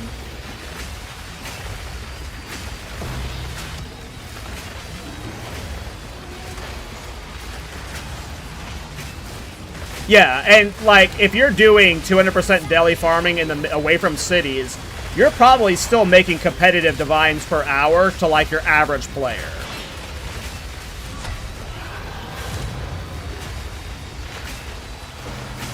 It's just, you know, when you're doing expensive tablets, why would you not, like, if you're just doing Alk and Go, you can do whatever the fuck you want. But if I'm putting like 25 divines in the tablets, if you're not doing that on a city, you're wasting your divines. And that's the problem I have. Is it like it's the psychology of it, where it's like, you know, you're being like bad with your divines because it is just mathematically better if you're doing cities with 4 tablets and they're all 10 to 15 divines each. Yeah, that's how you should spend your good tablets. Which is fine. That's how it should be, right? There should be these destination points that you want to like spend your good tablets on. There will always be a more optimized way to farm, but there's just something about cities that's just not right. Needs a little bit more love. Expeditions is worse than me. I hate setting up expeditions, to be honest. Prepping logbooks when you only want to do like the big logbooks with no travel maps, like, I don't do expedition for a reason. What do you think about XP per hour? So I've never pushed to level 100. And probably never will. I make too many characters, I re-roll all the time. So I've never really experienced it. I think getting level 98, if you know how to do it, is very easy. If you're doing city juicing with breach experience tablets, you can get level 98 reasonably fast. But I've never tried pushing for 100, so I can't comment on that. I know a lot of people think it's a bit grindy, but I think going for level 100 maybe should be, but I don't know. That's not what I play for. I've never pushed for 100, so I don't really have a good opinion on it.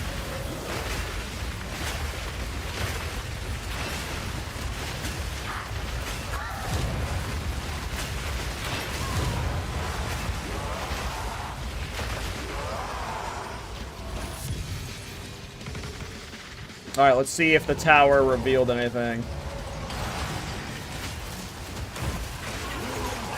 Yeah, even rather than nameless as cities, like any juice farm you want to do cities in. Which, again, is the problem the cities, or is the problem... where is it?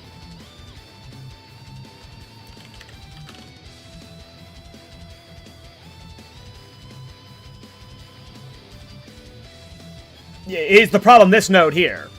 Like, why is cities the only biome that gets, like, +1 extra tablet being located to a biome is the problem? 4 tablets is fucking insane. The amount of juice you get out of an additional tablet, especially when, like, you're look into the equation of Rite of the Nameless. 3 juice tablets with additional the double rerolls from the unique tablet, like, the 4th tablet is the problem, and if there was ways that this was, like, global or applied to other biomes, it would be less painful, but as long... Ooh! Ooh! Ooh!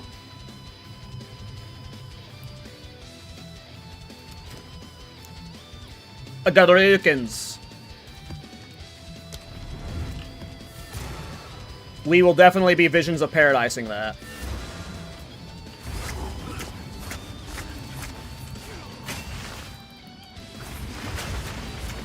Yeah, if it was a multi-choice node, it'd be swapping constantly. That's why it's like, it almost has to be like, when you kill Arbiter of a Divinity, you just get the permanent 4th tablet unlock or something. Like, it can't be something that's limited to a biome.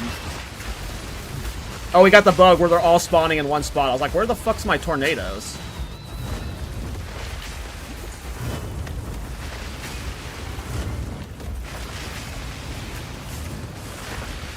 But yeah, the problem is the 4th tablet's tied to biomes, and every biome you want a 4th tablet, you know? Divinity Ward? I mean, that's one of my favorite things that they added was they made Arbiter of Ash make it to where you could, when you killed Arbiter of Ash, it unlocked the ability to make rare tablets. And I think they changed that to where it's just on the Atlas tree now, which I think is lame.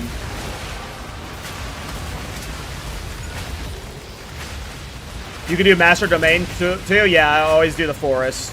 Visions of Paradise plus the Forest biome, right? Always do the 2 of them from the first kill on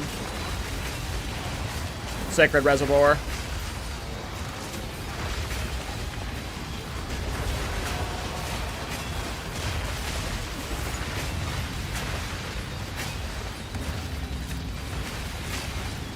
I never do it for the Rockiatas, but I always do it for the Garukons. Yeah, it's on the Atlas now for the rare tablets. It's not a part of killing Uber Arbiter or Arbiter anymore, which I really liked. I like that killing a boss can give you, like, system unlocks. Where are you leaping toward, bro? Where are you going? I am over here, sir.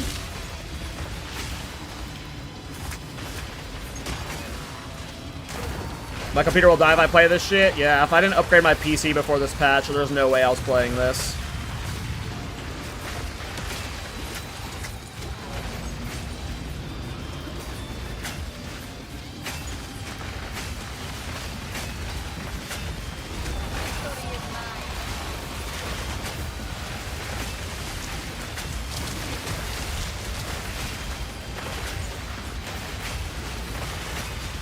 Oh, I'm dead. I got Abyss immune there. I was being way too greedy. I was just like dancing on those mobs.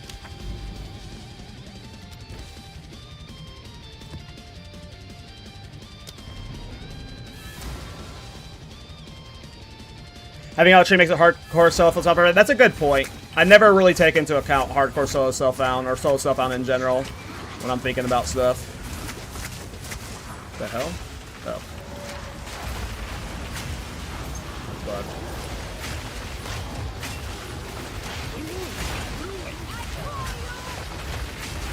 Oh, I haven't installed the NVIDIA drivers. I need to do that. I keep saying that every stream and I just never do it. I keep forgetting.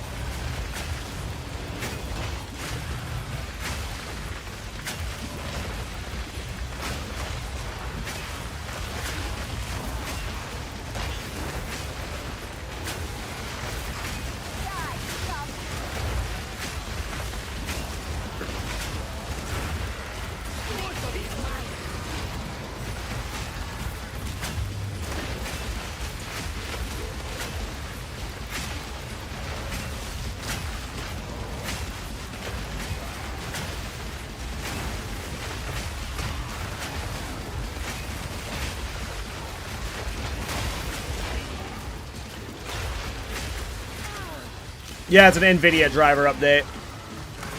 A lot of the crashes were NVIDIA specific. If you were not on NVIDIA and you're still having crashes, I don't think anything is gonna change, obviously. But there was a lot of problems with NVIDIA drivers.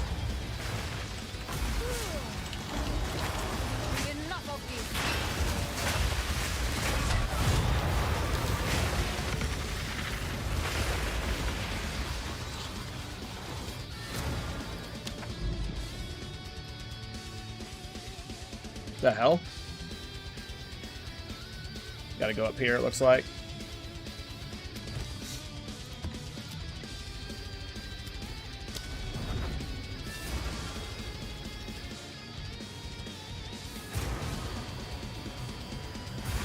Delwyn has to go? Listen. One day Wisp will be cool. One day.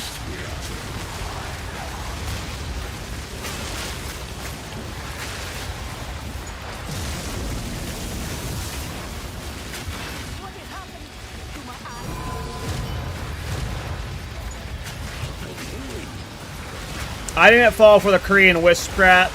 I haven't fallen for any of Miso's wisp strats. You're not gonna get me with that wisp bullshit. You ain't getting me. I know Delwyn's bait. That idiot Delwyn, he's nothing like... He's nothing like the homie Reinhardt. Reinhardt we trust and we follow, but Delwyn? No. This Delwyn guy's a fool. Give me Reinhardt or get rid of Delwyn. Probably both. Rite of Passages are also cheap this league? Yeah. Much cheaper. Those used to be like unaffordable and like even like like for the bad ones. And the bad ones are like, you know, a handful of divines. I think I've used a Rite of Passage in most of my builds. Oh, I don't know about most, but I don't think I had a single Rite of Passage cat last league, and I've used multiple Rite of Passage cats this league. We're definitely getting leeched.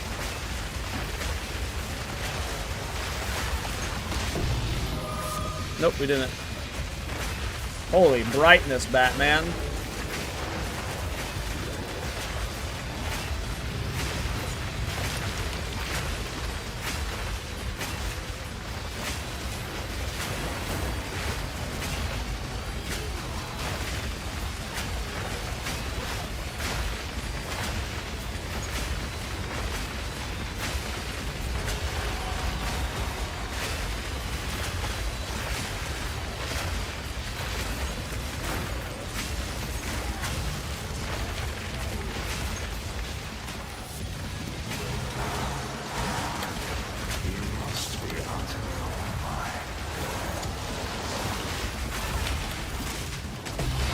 Being greedy. Trying to dodge roll through there for 10 minutes straight.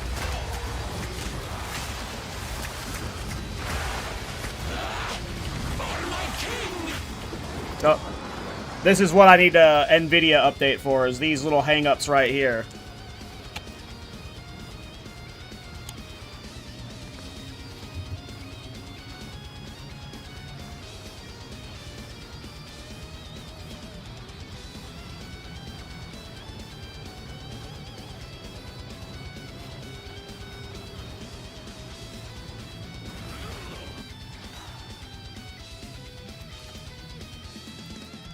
On DX12, those are gone? Nice. Yeah, I need to update them for sure.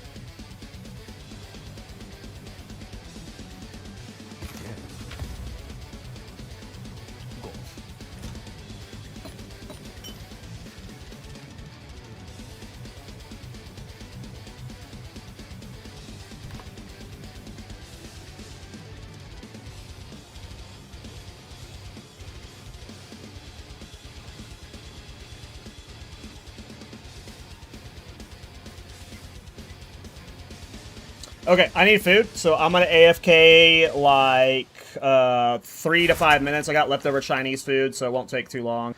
I'm just gonna go heat up some food real quick, and then playing for at least another hour or two. Probably not super late today, but yeah, I need to get food in me. I'm starving. We're at least gonna get this done, and probably another ATD run. See if we can get Fish for Last Flame. But yeah, let me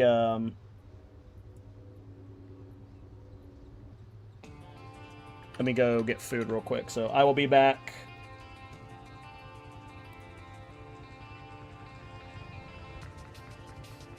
All right, be right back.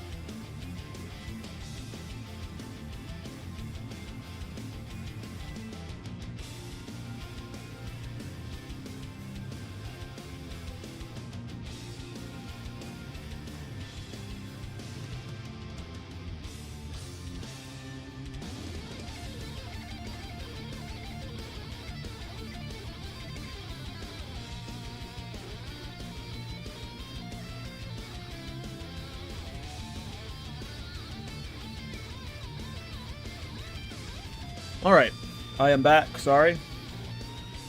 I am eating very quickly though, and then we will continue to grind.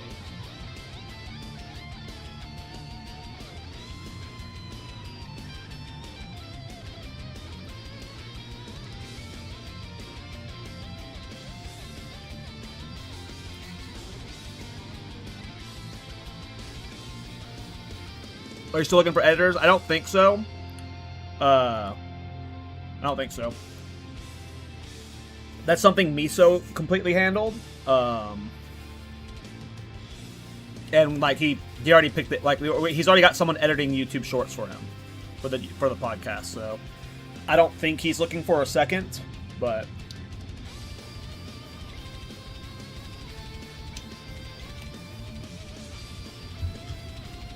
We have indeed picked an editor.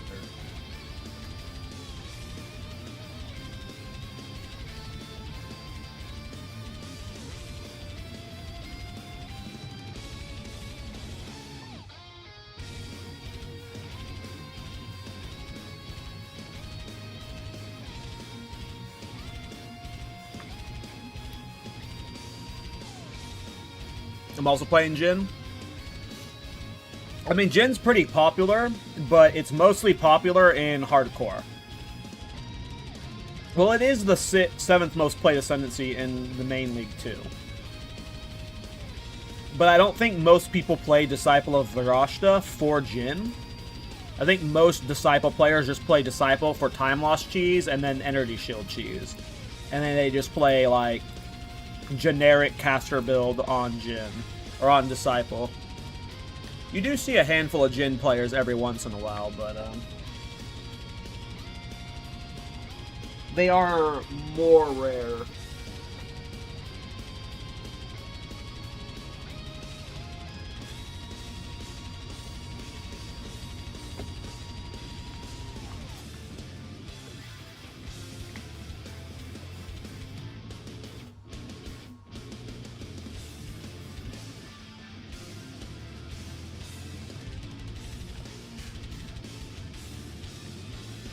Yeah, Mikey, I mean, just catch Miso when he streams and talk to him about it. From a productions, like, I'm, like, the main host of the show. I'm, like, organizing the topics, and I want to say I get, like, 66 to 75% of the guests scheduled and stuff. But when it comes to, like, running the production of the podcast, the VODs, and that type of thing, that's all Miso. Like, it goes on his YouTube channel, it goes on his Twitch, right? So, like, I don't want to be like, Miso, you can't do this on your channel. Like, you gotta hire, like, this editor with this type of stuff. Like, because it's all on his platform and he's the one doing the production, you know, I don't want any say in it. It's not like Miso is like, I have to decide it. It's like, I don't want to have influence over what ends up on his channel. Because a content creator's YouTube channel is very, like, it's very important they have creative control and freedom over what they do there. And so, like, I never want to tell Miso what he can and can't do. So, when it came to hiring an editor, it might have even been Miso that suggested hiring an editor. No, it was Rabbit. Rabbit's the one that suggested hiring an editor. And then I was like, yeah, I mean, I think it's a good idea because a lot of the podcasts, I watch a lot of podcasts, and there have been quite a few podcasts that I've discovered from YouTube Shorts. Just seeing like a 30-second clip of them talking about a topic I'm interested in, or a 30-second, and then like that like kind of hooks me, and then I see the next short of them being funny. So it's like, okay, these guys are informative and funny, right?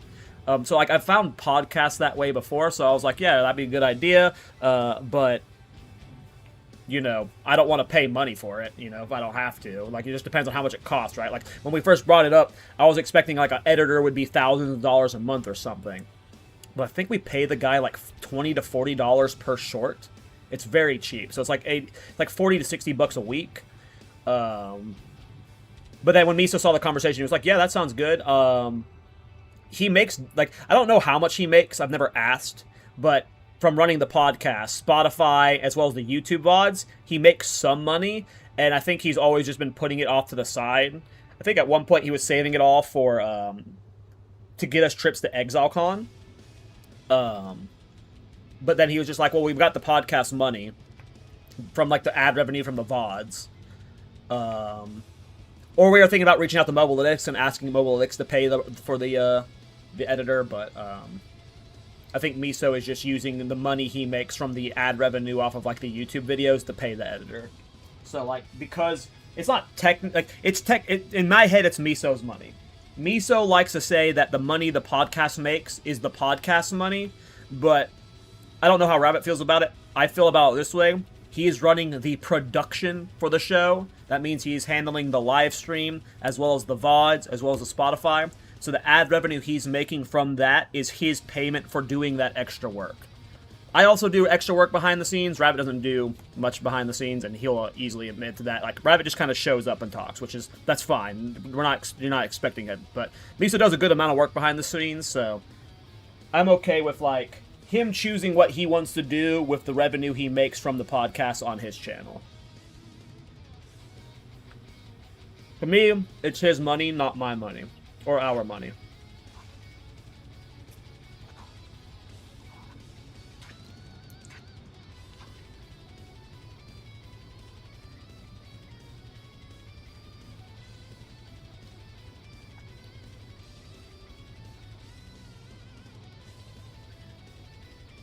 Over Trail Ground. This is my first time ever playing a Varashta build, like in my first Djinn build.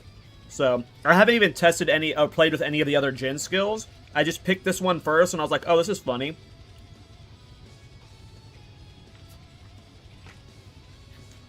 I didn't think it was going to become this.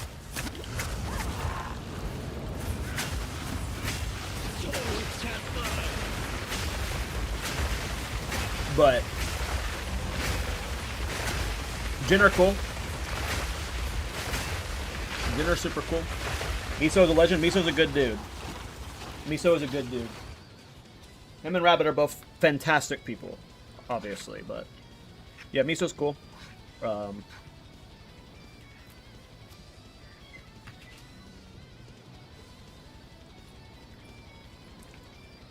long-winded to answer you, Mikey. Yeah, talk to Miso. Miso has full, in my opinion, like, Miso looks for our feedback on these things, but he has full sway and say on, like, whether we'd hire additional editors or what he'd be looking for, so, you know, just talk to him. Just talk to him.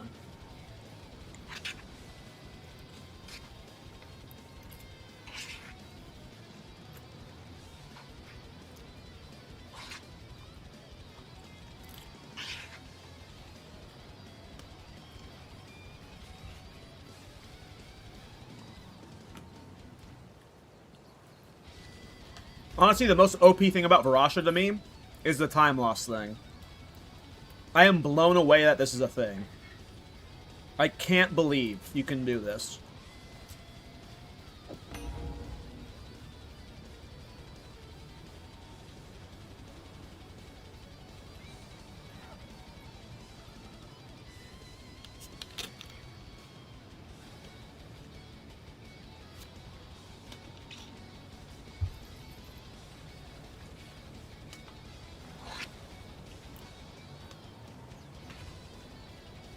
Like, just looking at my build on Ninja is just too funny to me.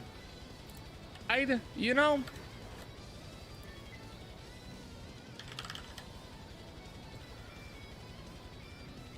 Look at these jewels.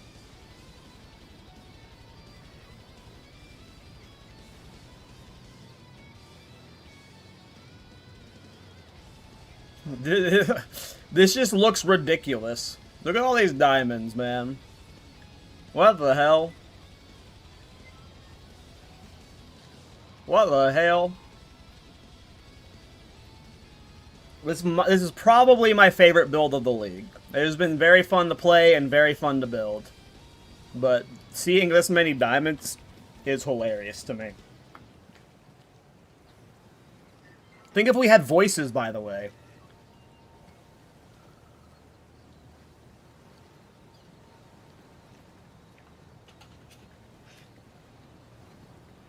I'm almost done eating, guys. Like 2 to 3 more minutes.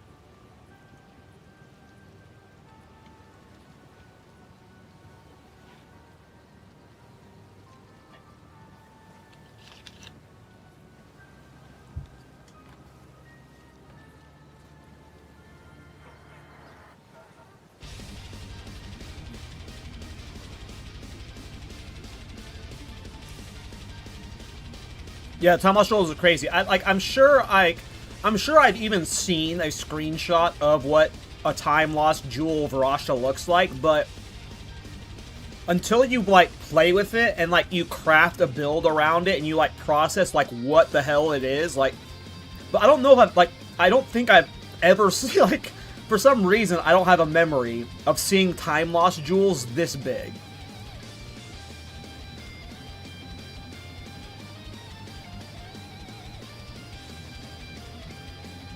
Like, I think across the two Time Lost, I'm getting over 250% increased minion area. Like, obviously a lot of these notables are stupid. I don't need +1 maximum infusions. I don't have infusions on this build. But, like, you know, it's giving me minion area and crit damage bonus for, you know, these passive points, right? Like, what's funny is, this is how I feel about this right now. Time Lost Jewels make the passive tree worth it. Time Lost Jewels on a Varashta makes investing into the passive tree worth it because you can make notables actually worth taking. And a lot of them. Like, you can actually just hug a section of a tree, and it has nothing to do with the notables, though. It's just because of the Time Lost. The passive tree needs buffs really badly. It needs buffs super badly.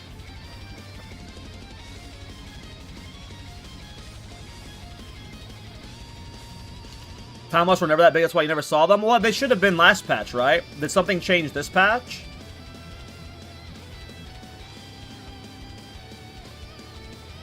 Because wasn't Varashta released last patch? So I'm assuming this was palatable last patch, but maybe not. I never saw this last patch. I'm sure people were doing it, but I don't think I ever saw Time Lost this big. Oh, the radius was never very large. Oh, that was added in 0.5. Okay.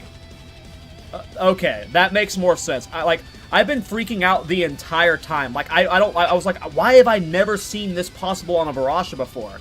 That makes more sense. It was only possible this patch. Okay. Very large didn't exist before. Good to know. I didn't know that. That makes more sense. Okay, now I feel less stupid. Because I felt very dumb about not knowing about this. Because if Varashta, with how overpowered this is and how build enabling this is, like, again, you can't get this much minion area. I have over 200% because of these time loss. There are other builds that I'll be able to enable via this style. Like, the thing that just stands out to me the most is any type of area of effect style. There is a time loss that I can abuse on a Varashta to scale it to get Giga AOE now with the very large radius with these crafted diamonds. Like, if craftable diamonds, or craftable jewels in general, stay this overpowered, Varashta will forever be an ascendancy I like frequent, just because of this tech being so build enabling. Being able to get this much increased minion area is fucking insane. And there will be plenty of other builds in the future where it's like, oh, a time lost on a Varashta leads to me getting 300% increased hazard damage or hazard area or something, to where this like trap skill is now popping. Like, Varashta's crazy. As long as this tech exists with jewel crafting being this overpowered, this is my first Varashta build and it won't be my last. That's how I feel about this. It's very build enabling for weird shit. As long as jewels are easy to craft.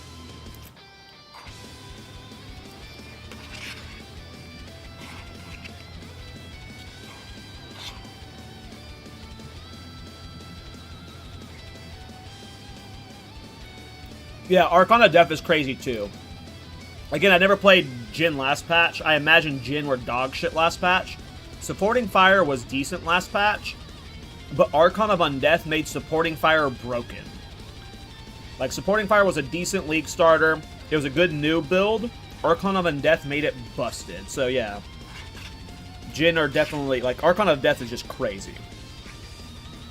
Being able to get permanent Archon of Undeath too is extra crazy.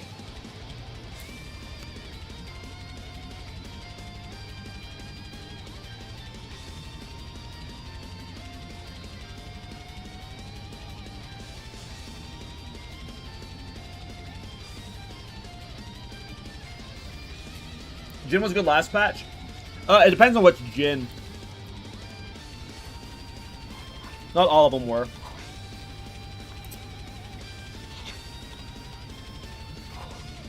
I know Sand and Ice Djinn were. Depending on what skill you were using.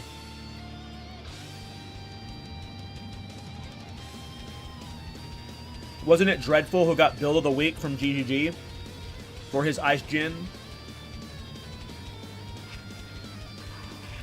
And then I know later in the league people were using the Sand Djinn to one-shot bosses, but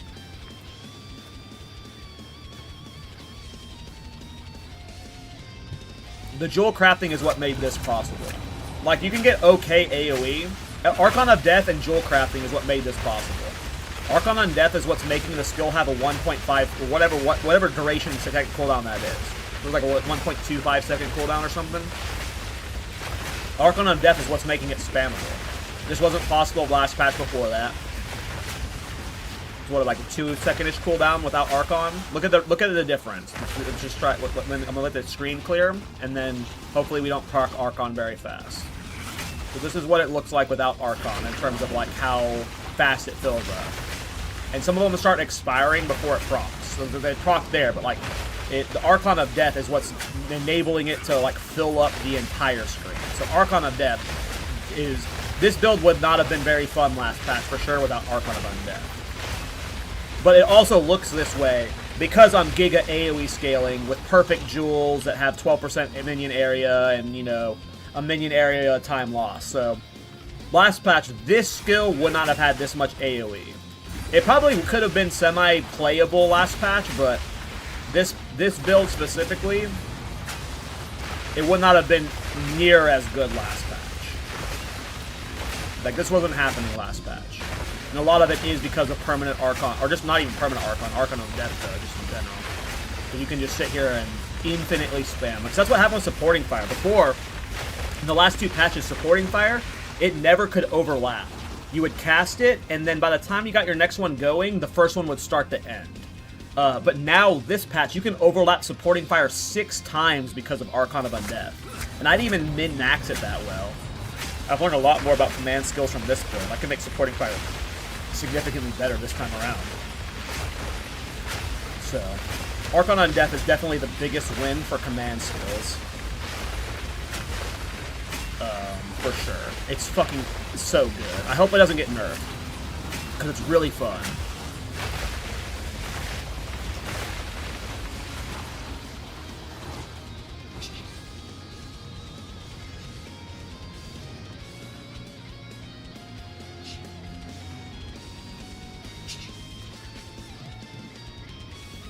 Okay.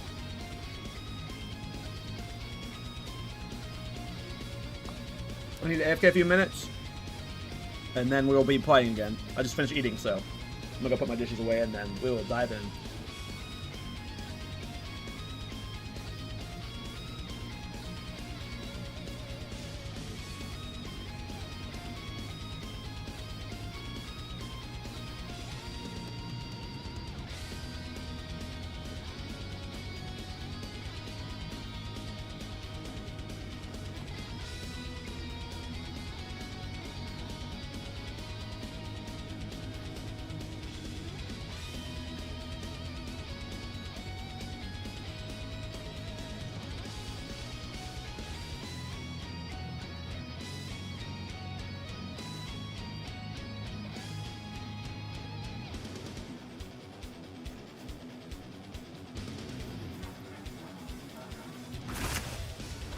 What was I doing?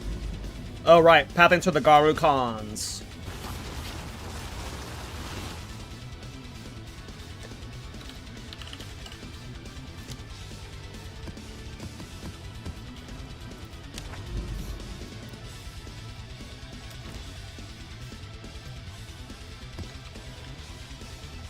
What do I want to farm as filler?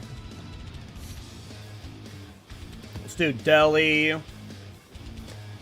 Do Delhi Abyss Breach, why not?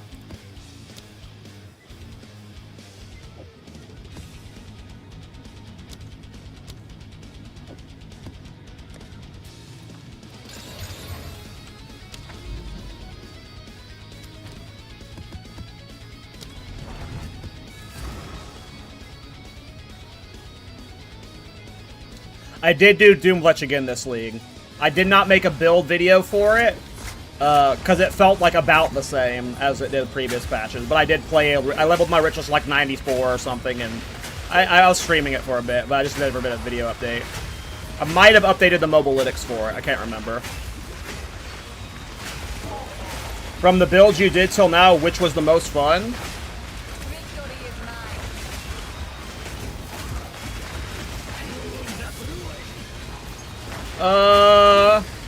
Most fun. That's hard to quantify, because my fun comes from, like, making the builds and, like, coming up with new ideas and fun techs.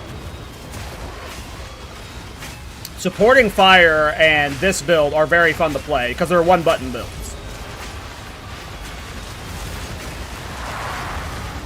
Oh, I didn't get the Abyss, or the Deli. Supporting Fire and this are very fun to play, but I don't know, I feel like I have fun with all my builds. Like, an almost equal amount of fun. It's weird. Playing the build is less fun than making it to me, so... But Supporting Fire and this build are, like, specifically one-button builds that are screen clears. So they're just, like, from a play style, they're obviously fun.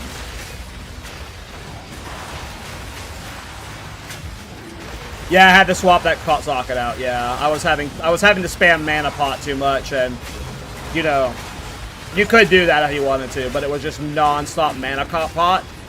Specifically when like there's moments where you have to fish for Archon, and I use Ruzan's Brand to fish for that, and it was only in those moments. Like right now, I have no Archon. Like right there, I procced Ruzan's Brand Archon of Undeath instantly, but there's just those bad RNG moments where you're spamming Brand. And that increased command skill cost was making that awful. It was just making that awful. So I had to do it for that. For the actual cost of the trap, it was never a problem. But it was for right now, where I'm like having to spam Brand to reproc Archon. It was making Brand cost so much. And I was trying to have a low-level Infernal Arsonist, but it wasn't working out as well either. So when's the epic beard coming? What? Listen, the mustache is already too much to manage. Like, the mustache is already annoying to manage. Having to groom and, like, trim that, like, very frequently is already too much. So if I had an entire beard to that, I don't know about that, bro. I have to fight the urge to shave every day. It's a lot of work. And it's nervous work, too, because, like, I can't use a razor with it. I gotta use scissors, and, like, I'm like, you know, just don't fuck it up. Because if you fuck it up once, you gotta just, like, delete. You're done.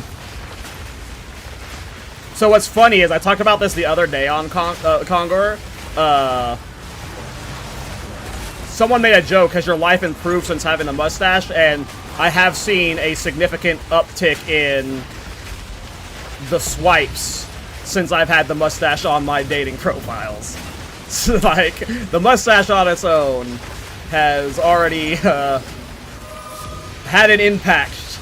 With, like, no troll. Funny enough.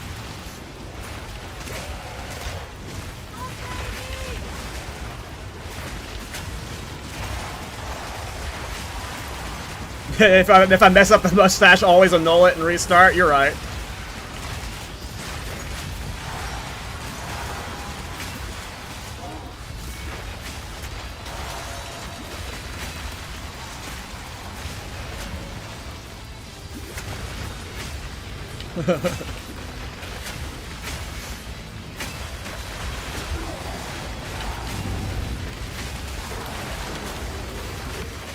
Can't see.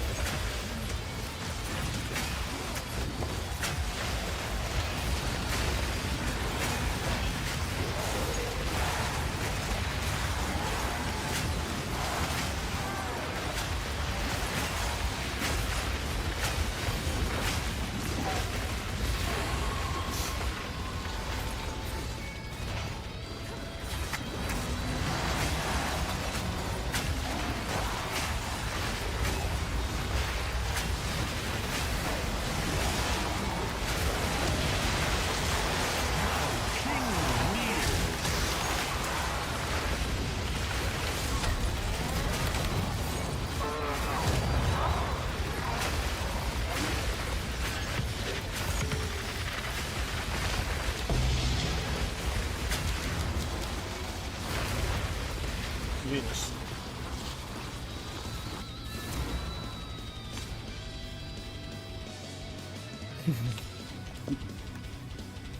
How much your crit right now? The in-game tooltip is bugged. Po Ninja says I have like 70-something% crit with 700% bonus, something like that.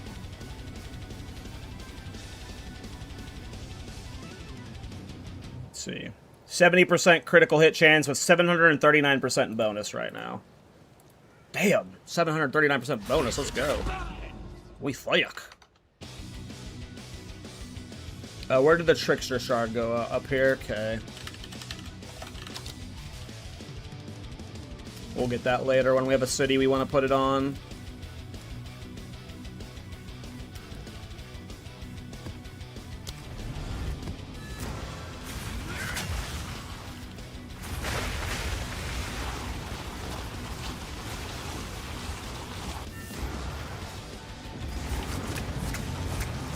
I'm definitely checking out the hardcore private league. I want fresh Atlas practice, you know. Even if I only played it for one character, I want to get experience clearing the Atlas again. That way, when the reset league happens, I have a better memory of how to clear the Atlas.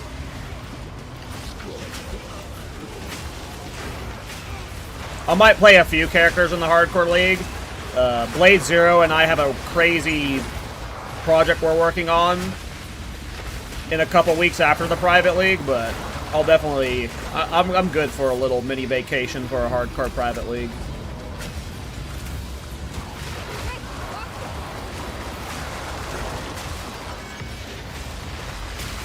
It's been so long since I cleared the Atlas, though. I don't remember a lot of what I did, and I kind of want to give it a second go at, like...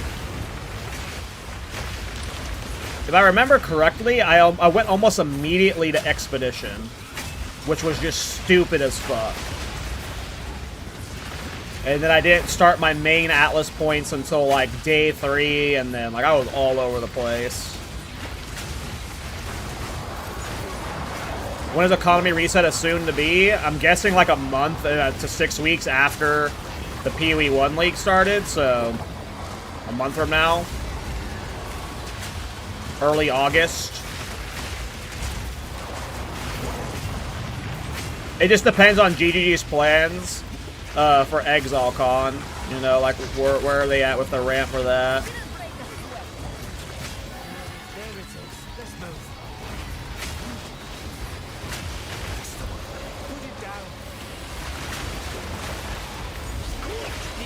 I would guess August.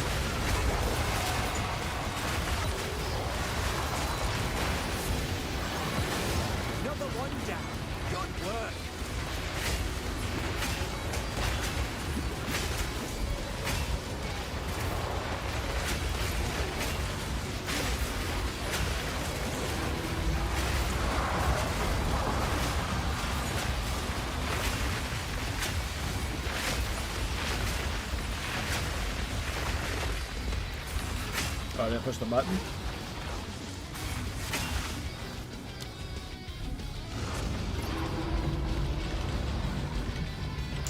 I forget the frickin'... I didn't trigger the Delirium Mirror at the start of the map. Such a noob.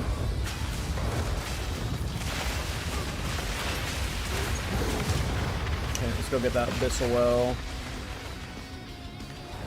Do the Breach, too.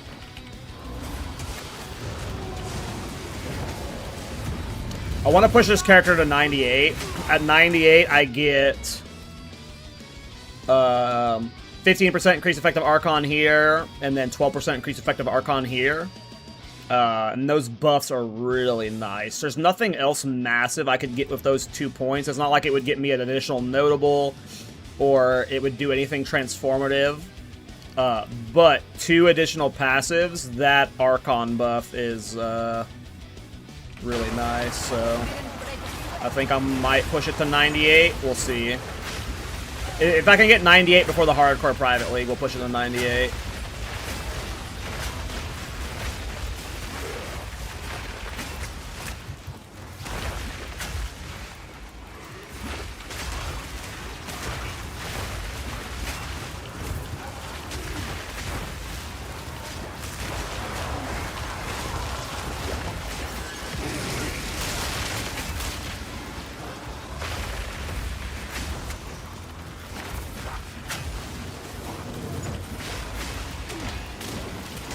Yeah, if you're on a budget, I would not bother scaling this build of crit at all. This is not a skill that, like, this is not a crit scaling skill. I think it had a 7% base critical hit chance. It takes a lot of investment to get its critical chance up. So if you're, like, playing this build on a pseudo budget, you can get its damage high enough with just minion damage scaling and budget jewels. Now, you're not going to be one-shotting Arbiter through his DR on that kind of a budget, but don't half-ass invest into crit with this build. It's not going to be worth it.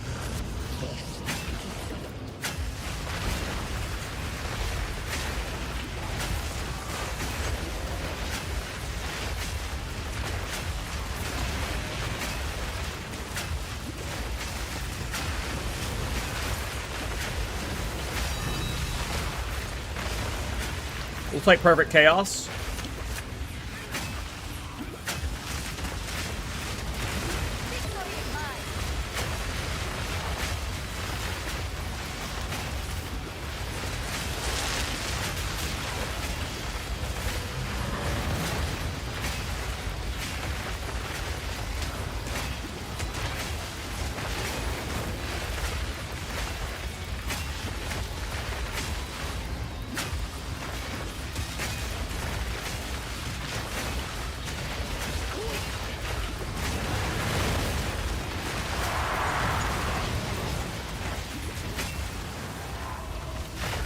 Okay, so one thing I want to point out about this build that's super funny, by the way. So, when you cast the skill, there's a little red nova that pulses around the Djinn.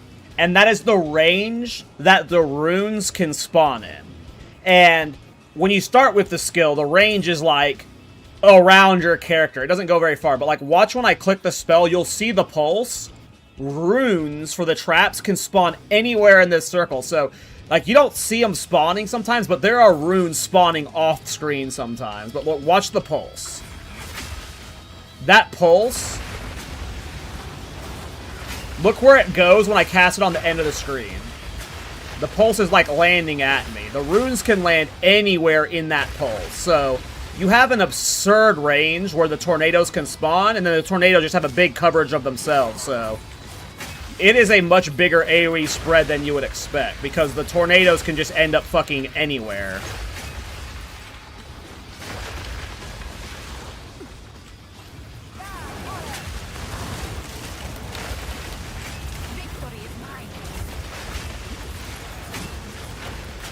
That's why sometimes you'll see, like, tornadoes spawning behind me randomly, is because, you know, it's just such a big coverage range. Like, look at us bodying these mobs over there across the gap. Hey! This is a good Abyssal Well. We got a Perfect Chaos and our Omenolite.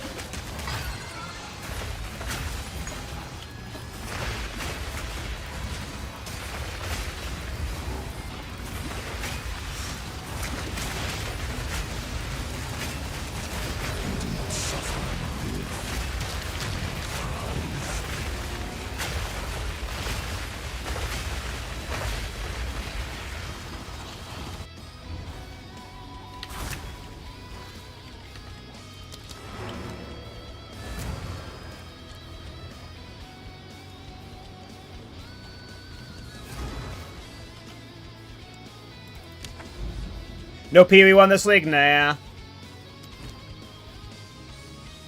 I'm having too much fun on PoE 2 right now. I didn't want to play it. And the cosmetics, I didn't really care for them. But I don't know. I wasn't a PoE 1 player before PoE 2, and, you know, if I was playing PoE 1 right now, I'd just be thinking about playing this build. So, I don't know.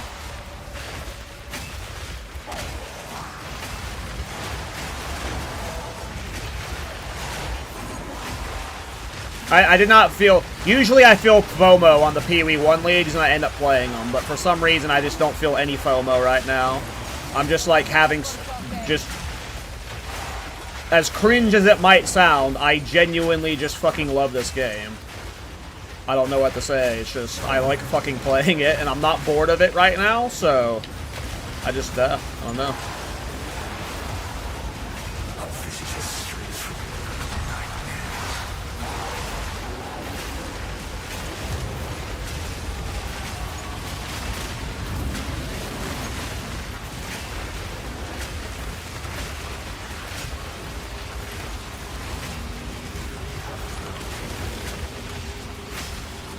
Yeah, and I had just started the build too, so it was just like the worst timing for, like, I don't know, I've been like churning through builds that's crazy, so it's just like, you know. I've been having fun.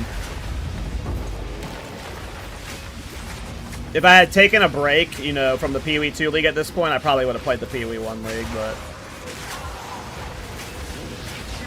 I'm just having so much fun, like, I don't know.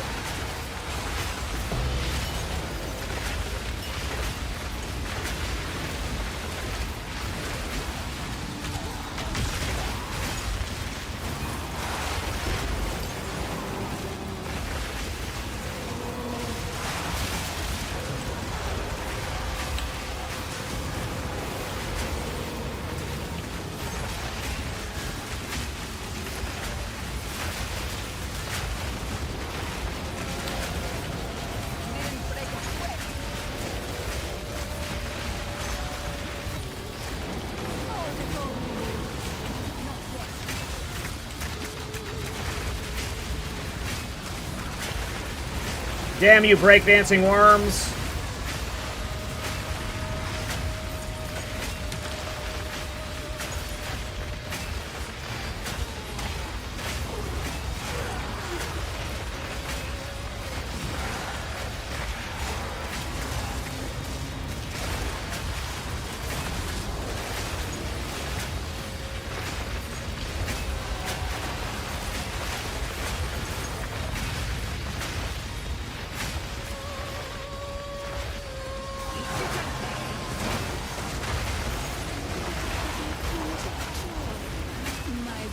You will join them.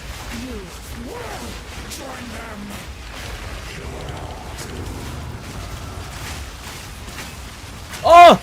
How did she phase? No! I hate this fight so much. The stupid boob phase. The perverts at GGG just want you to look at her tits. So they have forced this phase where you are stuck looking at them to try and convert more people to their perverted ways, but we're better than GGG developers here. We ain't glancing at them yitties. Alright, maybe I've glanced a few times, but only because they put it in the game. They're the perverts, not me.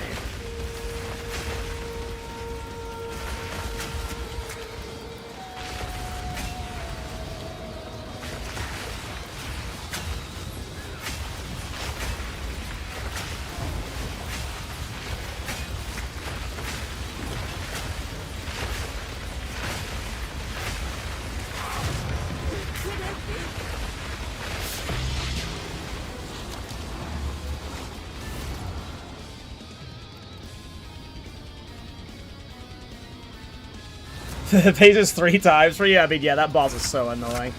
I remember seeing, like, an Angormus cheese where he, like, had them in a spot where, like if you can get her in a spot where she won't phase if you body block her, but I forget where it's at.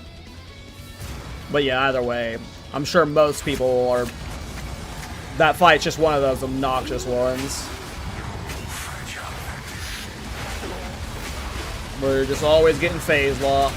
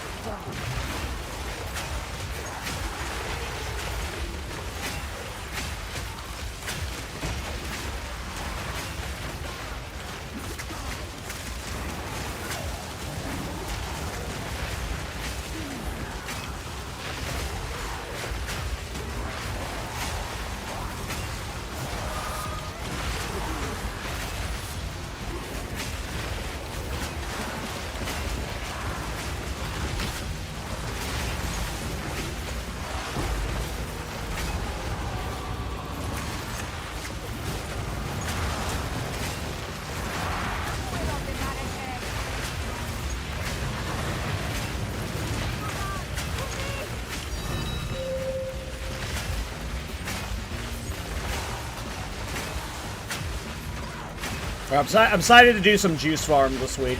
I do want to see if I can... I said earlier I don't know if I'm going to replace some of my gear. I might message Folk and have them craft me some ES pieces once I have some more divines.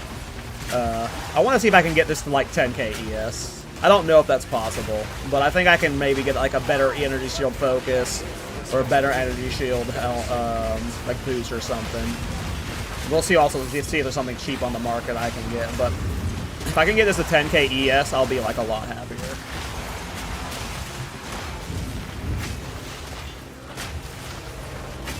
This build is more than good enough for juice farms right now, as is, but if I just had a few thousand more ES, I would probably never randomly die. At least the random deaths I've had.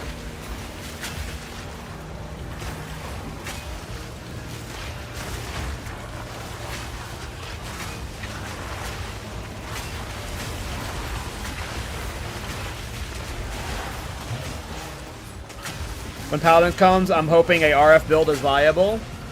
Oh, for sure. GGG knows better to release Righteous Fire and it not be good. Like true Righteous Fire. Like someone internally will have played a like I would be shocked if no one internally has played a Righteous Fire build to late game. So like someone's cleared content with it. There's no way they just send it blindly in. If they do, they're fried. Because the League RF gets added, it'll be the most played. It'll be like top 3 most played skills.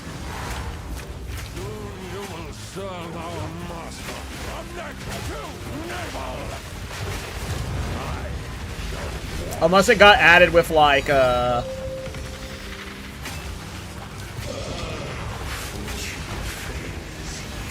it got added with like Cyclone and Swords or like a bunch of other skills that were like bloating it and like making it underhyped, but like if it's just like Templar with RF, like RF is going to be the most played Ascendancy for the first 2 weeks. Or the most played like top 3 most played skills for the first few weeks.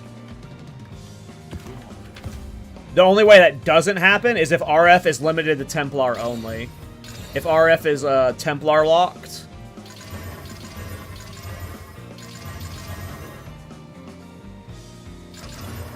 then that might make it less played.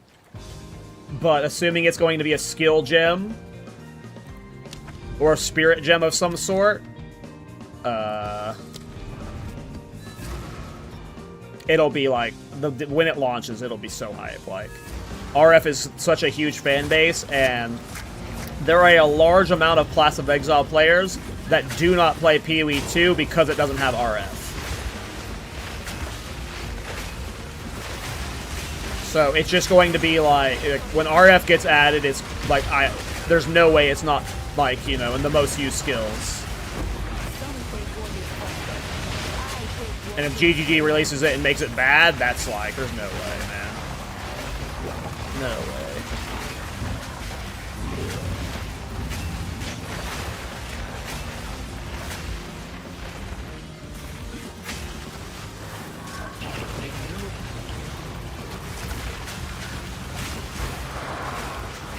Well, I mean, I wouldn't be surprised if they did some cheeky shit like endurance charge caps or like limits or something to be able to use it for sure. That would be that, like, you know, they could ruin it that way. But it would at least, like, if Pox is Lee starting Righteous Fire, there's going to be an army of Righteous Firelings following him.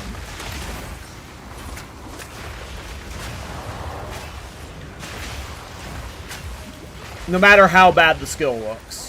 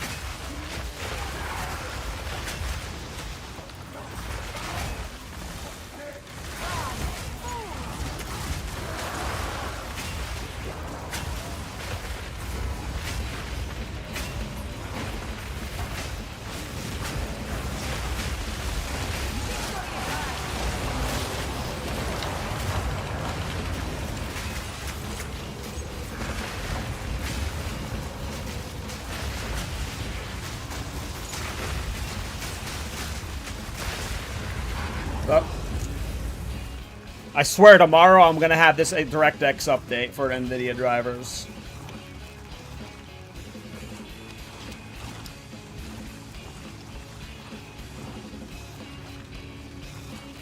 Tomorrow I'll remember to install it. One day.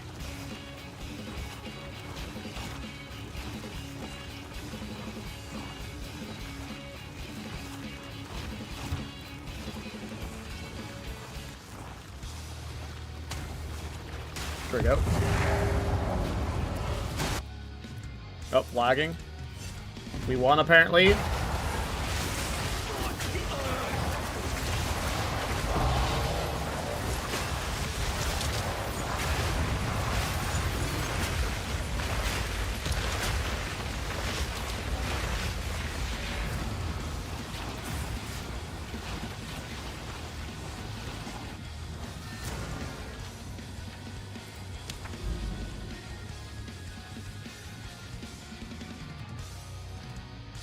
So Spring, Razorfield, so we're almost to the Garter Cons, guys. And it's guaranteed gonna drop, and we're gonna get all of the divines in the world. All of them.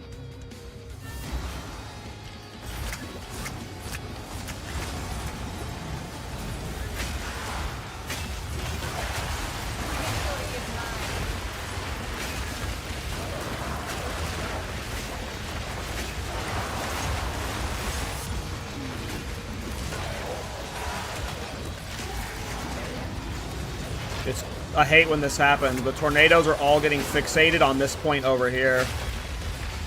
I gotta figure out how to fix that more consistently. Like, just sometimes they get stuck on terrain, like, and it just like infinitely spawns on it.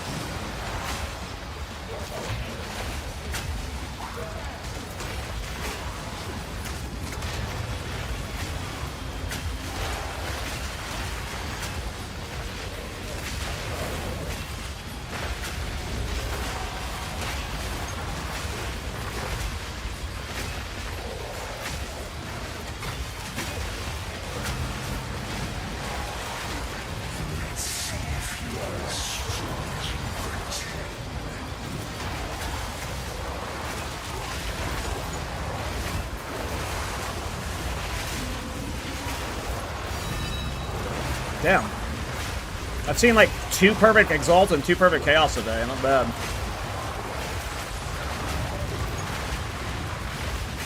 I couldn't tell what came out of that Abyss well there.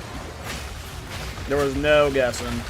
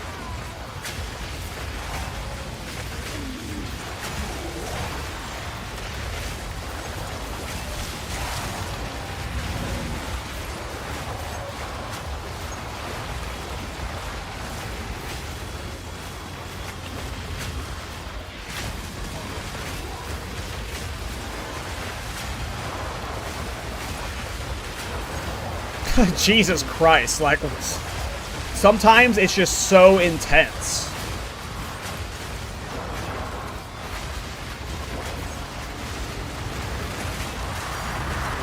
Ooh, another Omen of Light, let's go.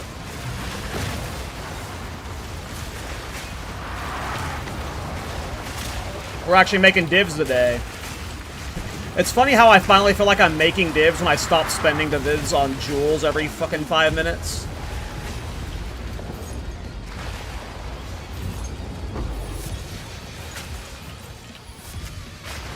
It is very nice to be free from the jewel prison. And I'm sure Folk feels that even more.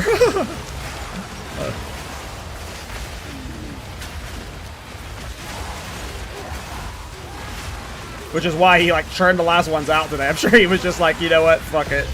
I don't care anymore. I want to be done with this.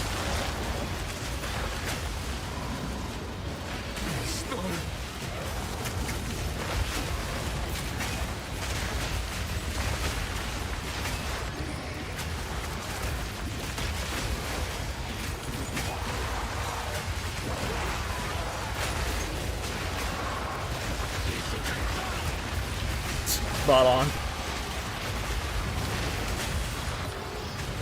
No, we got leashed. We got leashed. The worst feeling in the game. I just want to ult F4 every time an Omen of Liege spawns. There's nothing more soul crushing than seeing an Omen of Liege drop, because you know what that was. You know. You fucking know.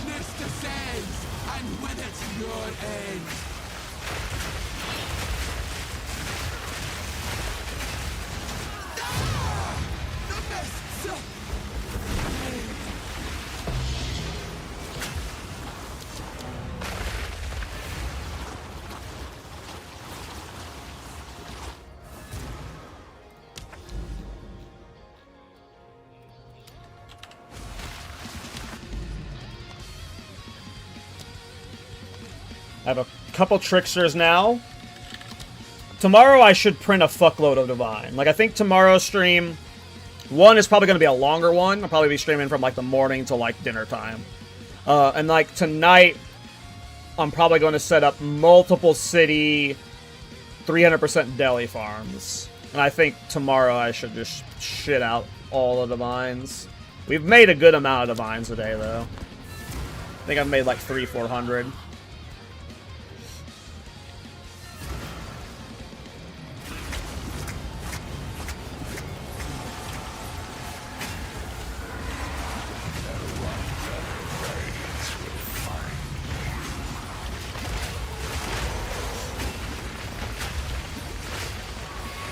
But yeah, folks, start thinking on how you want to handle, I mean, I'm still going to be playing the character for a few days, so you don't have to, like, think hard on it right now, but how you want to handle being... I hate when the tornado locks on stuff. Paid back for the build. You and your buddy are obviously getting the time loss back, but whether it's dividing up the diamonds or selling the diamonds and you getting raw divs, or me just giving you raw divs some way or another, you think on how you want to be compensated.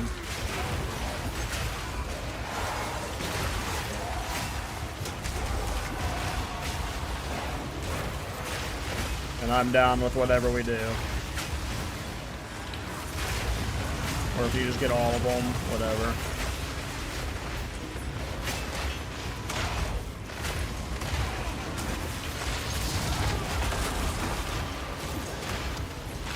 I hate when this happens. You see, like, there's sometimes they just get, like, trapped on a terrain object and they're, like, only spawning in one spot. I'm gonna report that to GGG. I'm gonna do a bug report off stream. Because that's annoying. I don't know if many people have reported it. It might, like, because I didn't notice it happening early on. I think it might be, like, something to do with, like, how big my AOE is, but I don't know.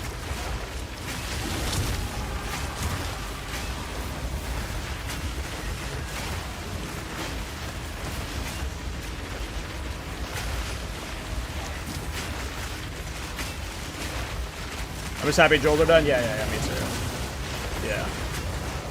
Listen, next time, don't let me bully you into you making all the Joels. Next time, after you've made 2 or 3, write down the steps, and then make me craft the rest of them. Or, if you're going to craft them all like that, we need to agree on, like, a 50 div per jewel tip, you know? Something like that. We just kind of raw dogged it with, like, no written or agreement plan this time around. But yeah, next time.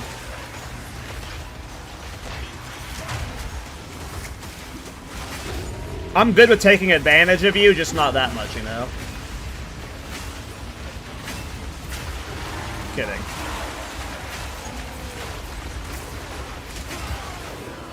You get what I'm saying, though, yeah. Because it was a lot. I feel bad because it's a lot of work. You might, you know. How many jewels did you craft? Probably 14 or 15. I'd have to actually count. There's a lot of man hours where you're not playing the game for yourself, so.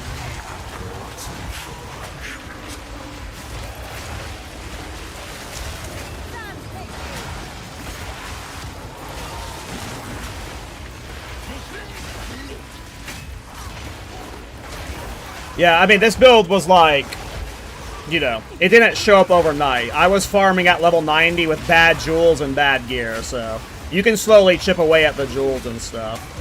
You know, I added 1 jewel at a time, you know. It wasn't like, you know, I started with 7 diamonds and then went to 14, you know. It was, I had all rubies, and then, it was just slowly adding diamonds after another. So, as long as you're not trying to sprint to the end of this build in a day, and you're just looking at it, okay, I need 1 jewel, I need another jewel, I need the next piece of gear, like, just do it 1 piece at a time, and don't look at it as the whole piece, where it's like, fuck, I still need 13 more jewels. When you start looking at it from that perspective, it's not going to be fun. Just, this is a build that, especially if you're going into it with a budget and without a Giga Crafter on your side, it's going to be something you're going to have to chip away at, you know?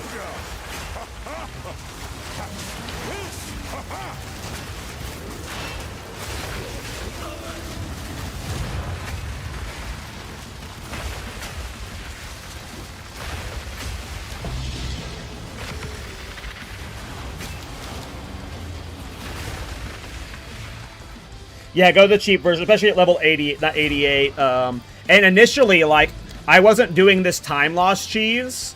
I only added the time loss cheese yesterday or the day before. Before, I was like, I had every jewel node on the tree pretty much. Like, I was pathed over here, I was pathed over here and here. So my original tree was just all jewels. I didn't have the time loss tech going on with, like, all of these little things getting boosted with the time loss with Minion area, so there's a lot of ways you can get it set up on a budget and then eventually work towards this. According to the notes, I crafted 9 jewels. 11 to 12 came from me, though, but Buddy crafted at least 2 of them. Okay. I mean, you've done every jewel but 1. So if I have, it depends on how many, every jewel minus 1. So, you, almost last one crafted 1 of these. It's the Focus Energy Shield one. So, how many diamonds do I have? I have 4 on that row. 1, 2, 3, 4, 5, 6, 7, 8. So I have 12 diamonds, including the time loss, so 11.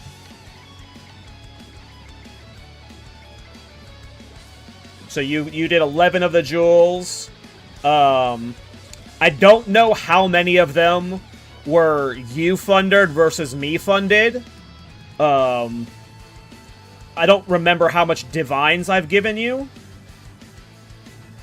Maybe 400 or 500. I'm sure you have it written down.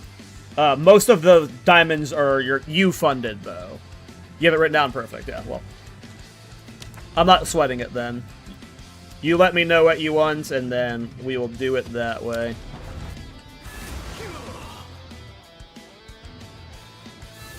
My hope is that, like, I'm just completely done with this league, and if I give you, like, literally everything on the character and I had 0 divines left over, my hope is that I'm going to play the hardcore private league, and then maybe solo self-found, and then the reset league. And, like, I just don't play this league again, right? So, I'm not concerned about what happens with any of this stuff right now.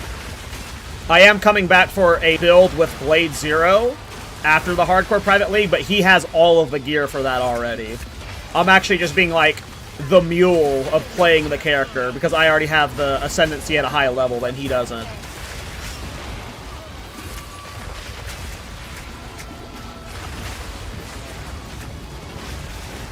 So, I'm pretty much done with the main league, I think.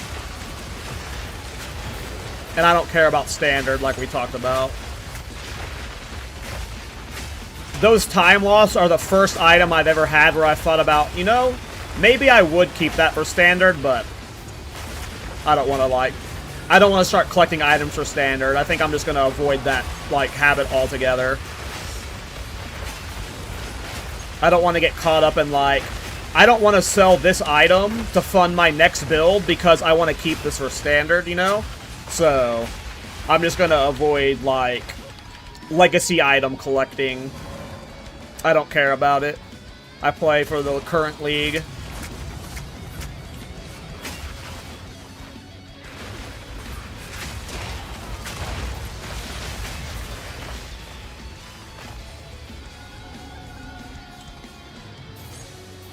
But those time loss are the first items I've ever had in my possession that was like, oh, this is crazy.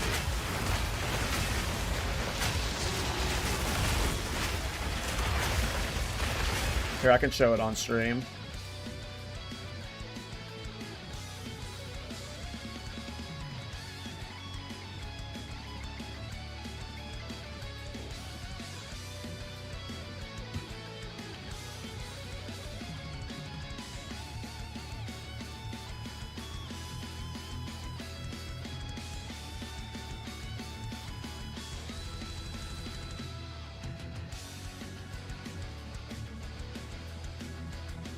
You only spent 50 divines on the belt? I thought that was more. Well, both time loss, like, I'm counting your friend's cost with the time loss. But I guess since the diamond's going to him, I mean, you let me know what he wants to do. I'm sure he just wants the diamond, but if he wants more does on top of it, sure. That's not too bad. I thought I owed you a lot more than this. What the fuck is Dota Bozzer?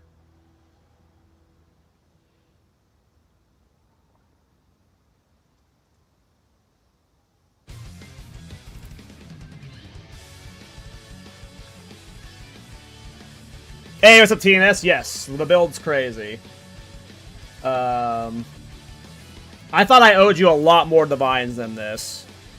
I'm guessing these are just the diamond bases, so like this is what you cost to craft it, and this is what you spent on the bases. Oh, dead bases. I see. And is this 90 div per? Or is this 90 div for all 6 of them?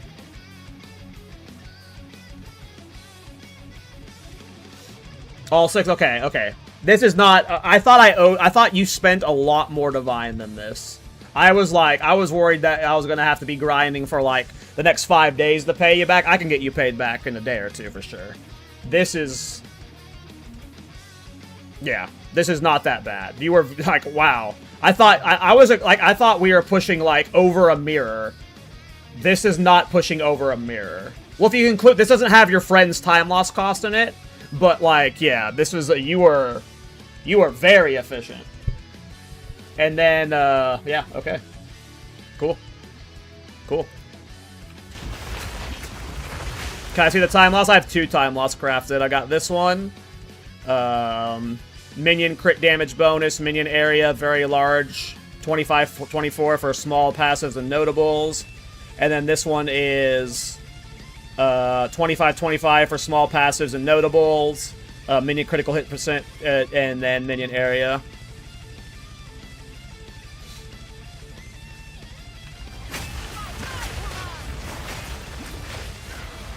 His costs are at least 900? Okay, yeah.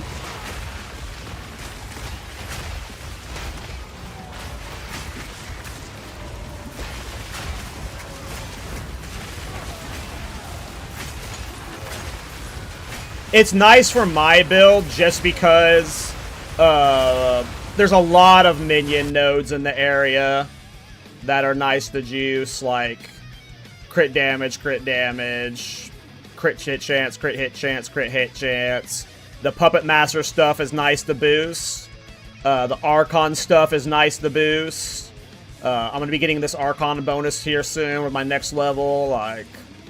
All of these getting boosted, as well as these area nodes getting boosted.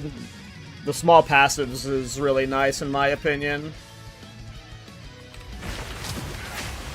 But yeah, it's changed a lot since you last saw it. It's a lot crazier. Yeah, the time loss tech, you nailed it with that one. The time loss was like way more transformative than I realized. Like to the point, by the way, TNS, like if this stays this way, where very large exists with the baryonic ley lines, like this is an ascendancy. It's a main ascendancy for me going forward. you're going to be able to transform so many builds with giga time loss of this radius.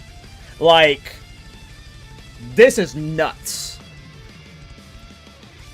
Oh, yeah, no, I'm 100% on board with you. Like, at least as an off-meta creator, I can think of a single stat on a notable that if I juiced it for many builds, that build gets, like, leveled up astronomically.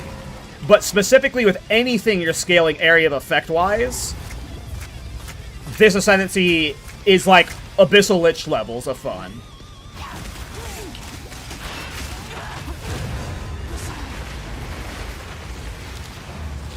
It's fucking crazy. Alright, boys. It's time. What was revealed? Oh, there's 2 mansions down here? That's funny.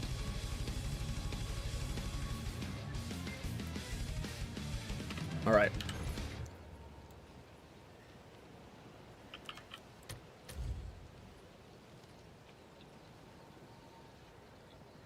But you don't need anything else but the passive node and some expensive time loss jewels. Yep. That's like that's the realization I had with this. Is like there are many builds that I see myself going like, okay, I can enable it via a very large time loss of Varashta setting. Like, and I'm not just talking like caster builds, attack builds too. Like, there's gonna be crazy tech. Like, it's crazy. This is nuts. It looks bugged to me. My brain can't process this much power. This looks like someone did a Photoshop edit to me. Like, this is an April Fool's meme, you know?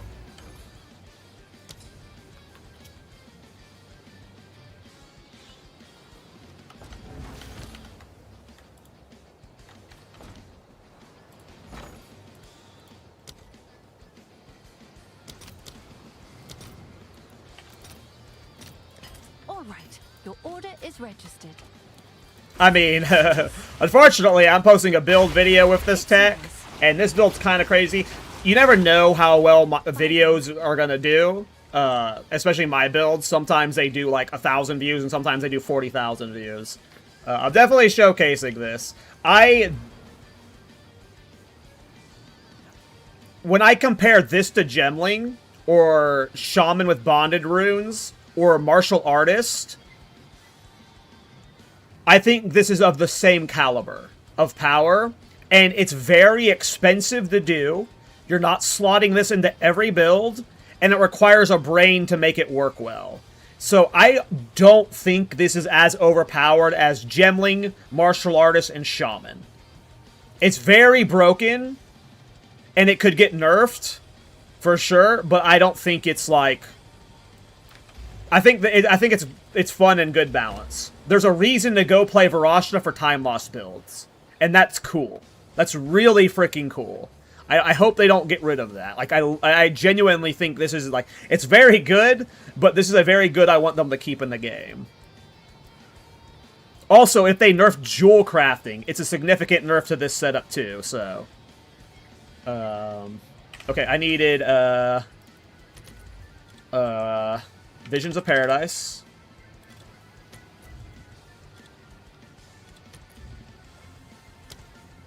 Oops, I didn't mean to ignore that guy.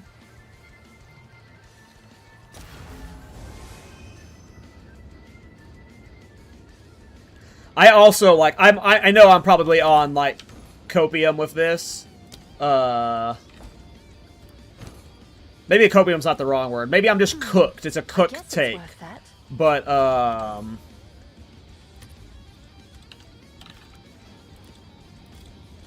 I like the state of jewels, and I like the state of jewel crafting, and I don't want jewels nerfed. I think if you look at the state of the solo self-found meta, you don't see jewels like this, so it's not like it's so easy that it's influencing SSF, and it only influences the top players who are chasing these min-max builds, and I think I do not have an issue if every endgame build looks like this. Not every endgame build, excuse me. A lot of super min-max builds 2 months into the league looked like this. I don't have an issue with it. You're not seeing this week 1. you're not going to see this week 1.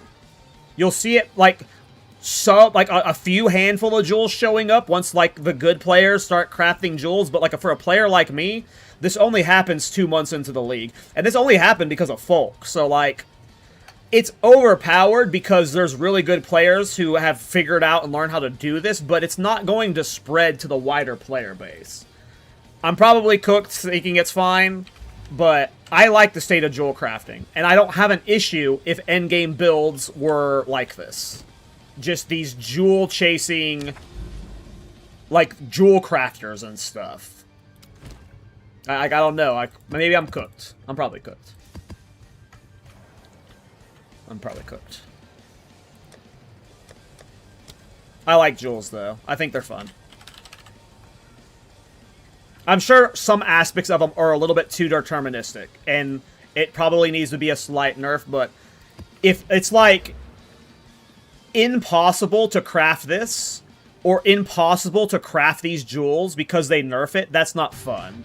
These jewels should be achievable relatively easily, or no normie can do it, right? Like, so if it nerfs it, like, then no normie is ever even getting one of these, right? So, I don't know. I think, I'm obviously biased. I'm the one playing with a build using this stuff, and I've used a lot of good jewels this patch, but as someone who makes builds, I'm not making builds and going, fuck, man, I'm tired of putting jewels in my build. I'm thinking, look at me transforming my builds because I have powerful endgame jewels. So, I don't know. I probably have a weird take on it. But that's how I genuinely feel, is I enjoy it. Let me check my Atlas tree before I send this. We're set to Jado, correct. And then where's the forest one is, yeah. Oh wait, no.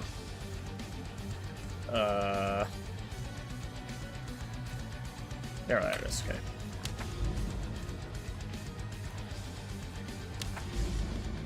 But the 5-mod crafting tech is absolutely getting put down. They'll likely leave it 5-mod jewels, but remove the tech. I mean, I think, yes. If they're, like, slightly worse jewels. Okay, so, like, okay. If you weren't making these perfect jewels that have minion area, minion damage, critical hit chance, like, this is overpowered. If one mod was removed from this, but it was still deterministic, I think that's fine. That's an acceptable nerf. As long as they're still able to craft what you want reasonably well, that's how it should be. But yes, 5-mod, like, yes, that part of it is busted. Being able to craft a jewel like this is fucking crazy. I agree with you there. This part needs to be nerfed, for sure, probably. But as long as you're still able to get 4 of these mods, then, that's fine. That's fine, right? 5 is, yes, 5 is a lot of power, for sure. That is a very fair point. Alright. Here we go, guys. 500 to bind, ink.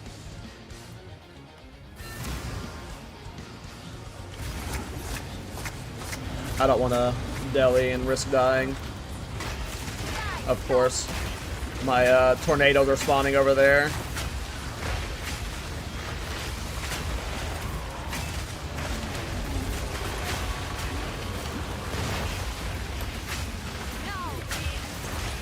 Like, to me, I don't know. I like that crafting is a, like, I look at crafting as a skill set that is very important and hard to learn, just like build making or playing the game. It is a valuable skill set that you can have to teach yourself, that you can abuse.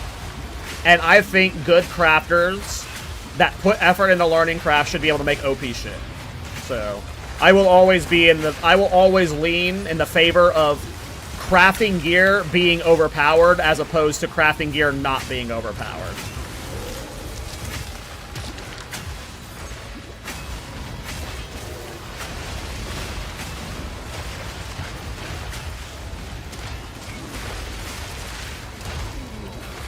But even as someone like me, who plays the game this much, the only reason I have these jewels is because I had folk with me, making them. Like, I feel like I am definitely above average player. I have a lot of knowledge for this game, and I can't make those jewels, right? I'm sure if I sat down for a few hours and actually tried to learn it, I could, but, you know. Even though it is easy and deterministic, it's not that easy for most people. And I think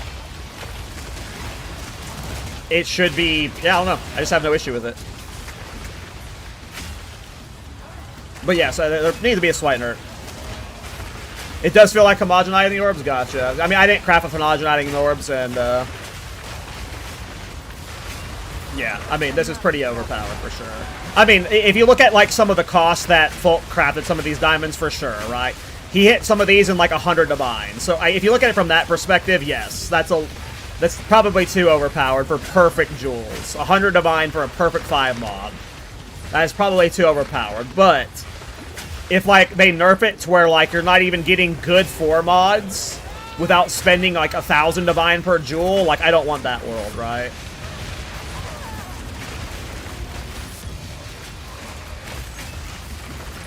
Yeah, the amount of bonus you get from, like, okay, well, the time loss tech is, like, it's crazy on its own. The time loss is a bit different, but, yeah. The 5 mod jewels are interesting, for sure.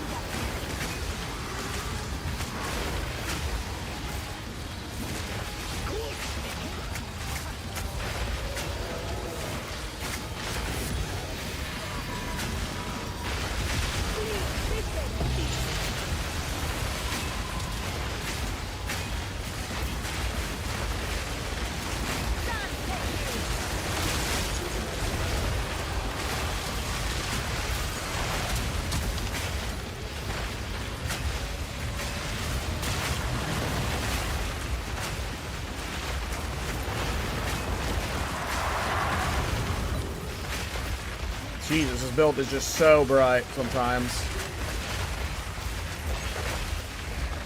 Alright, first Garukon attempt. Here we go.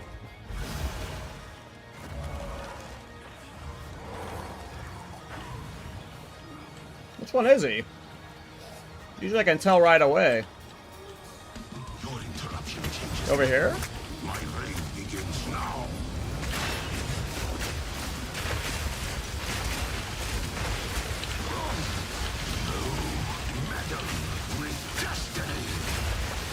I can't tell what attack he's doing, so I'm scared.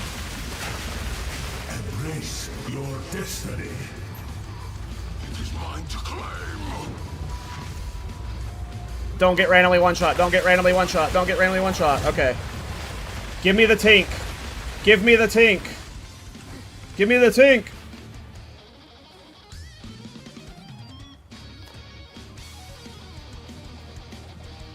I don't hear any tink. What? What? Oh my god. I can't believe it didn't drop. The 1 in 16 chance didn't land. It's okay, it's gonna land this time. Just you guys see. Hi, Ryan.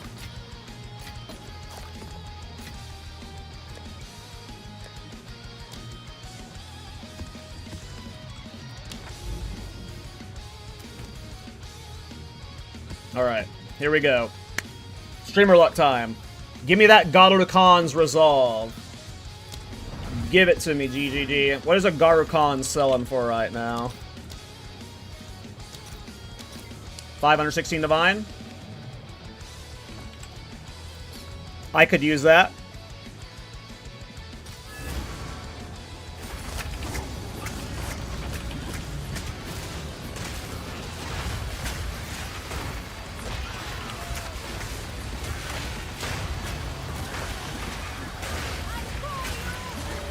This build struggles with doorways.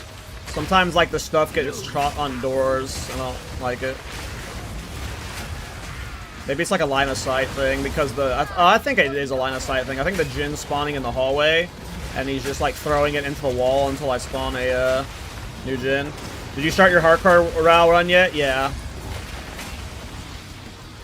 I think Kevin ran a druid to Dunmorrow. And I've got a gnome warrior. I think we're like level 7 or 8 in Keranos right now. I'm sure I'll do some hardcore WoW streams, but we haven't played since the first time we played.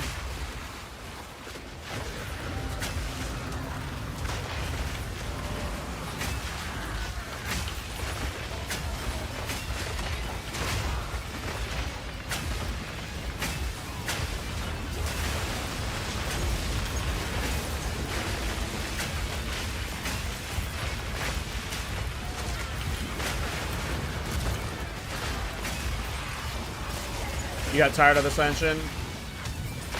Yeah, I don't know. I haven't been able to enjoy a private server since Nostalrius, really. Oh, I got turned around, I think. No, never mind. Well, maybe I did get turned around. No, I didn't. No, I didn't. I was misreading the map.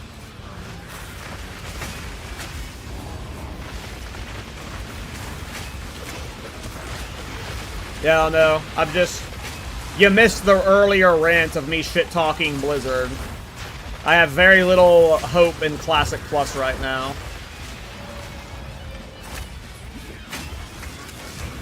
I am much more hyped to play Hardcore WoW than I am to play Classic Plus. I'm sure I'll play Classic Plus, and I'm sure it'll be fun temporarily, but I just don't trust that development team. Or that company.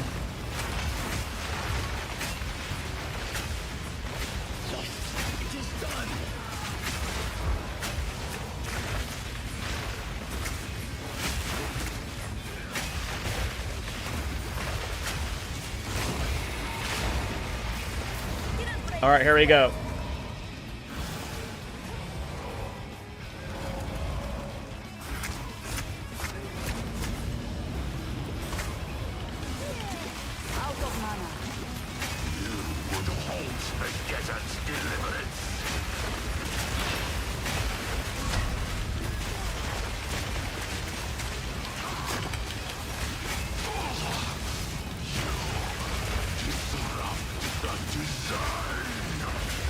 I can't tell what's happening.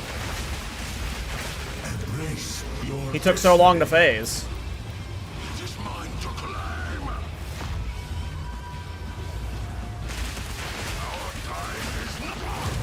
Alright. Listen for the tink. Listen for the tink.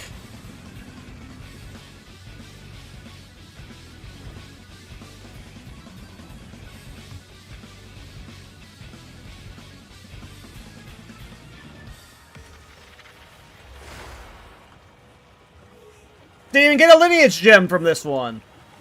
Oh my god. The Garukons is a lie, boys. The Garukons is a lie. An absolute lie. Alright, so that was 2 mansions. I don't really care about pathing the mansions. Okay. I don't think I have a direction now, so I think it's just like mapping out cities from here. Okay.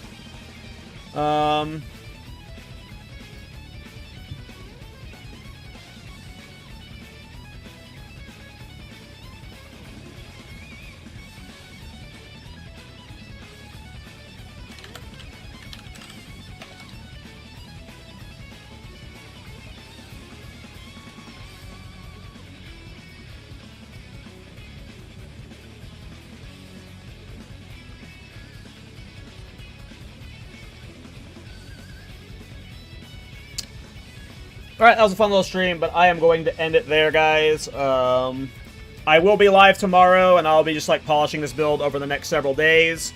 And, yeah, I'll be playing the Hardcore Private League this Friday.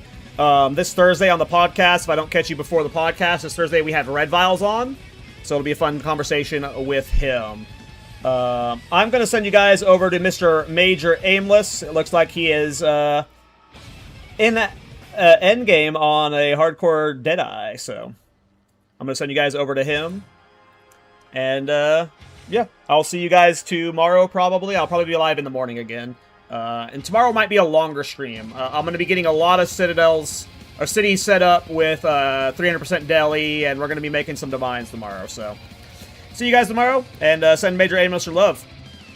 Bye, guys.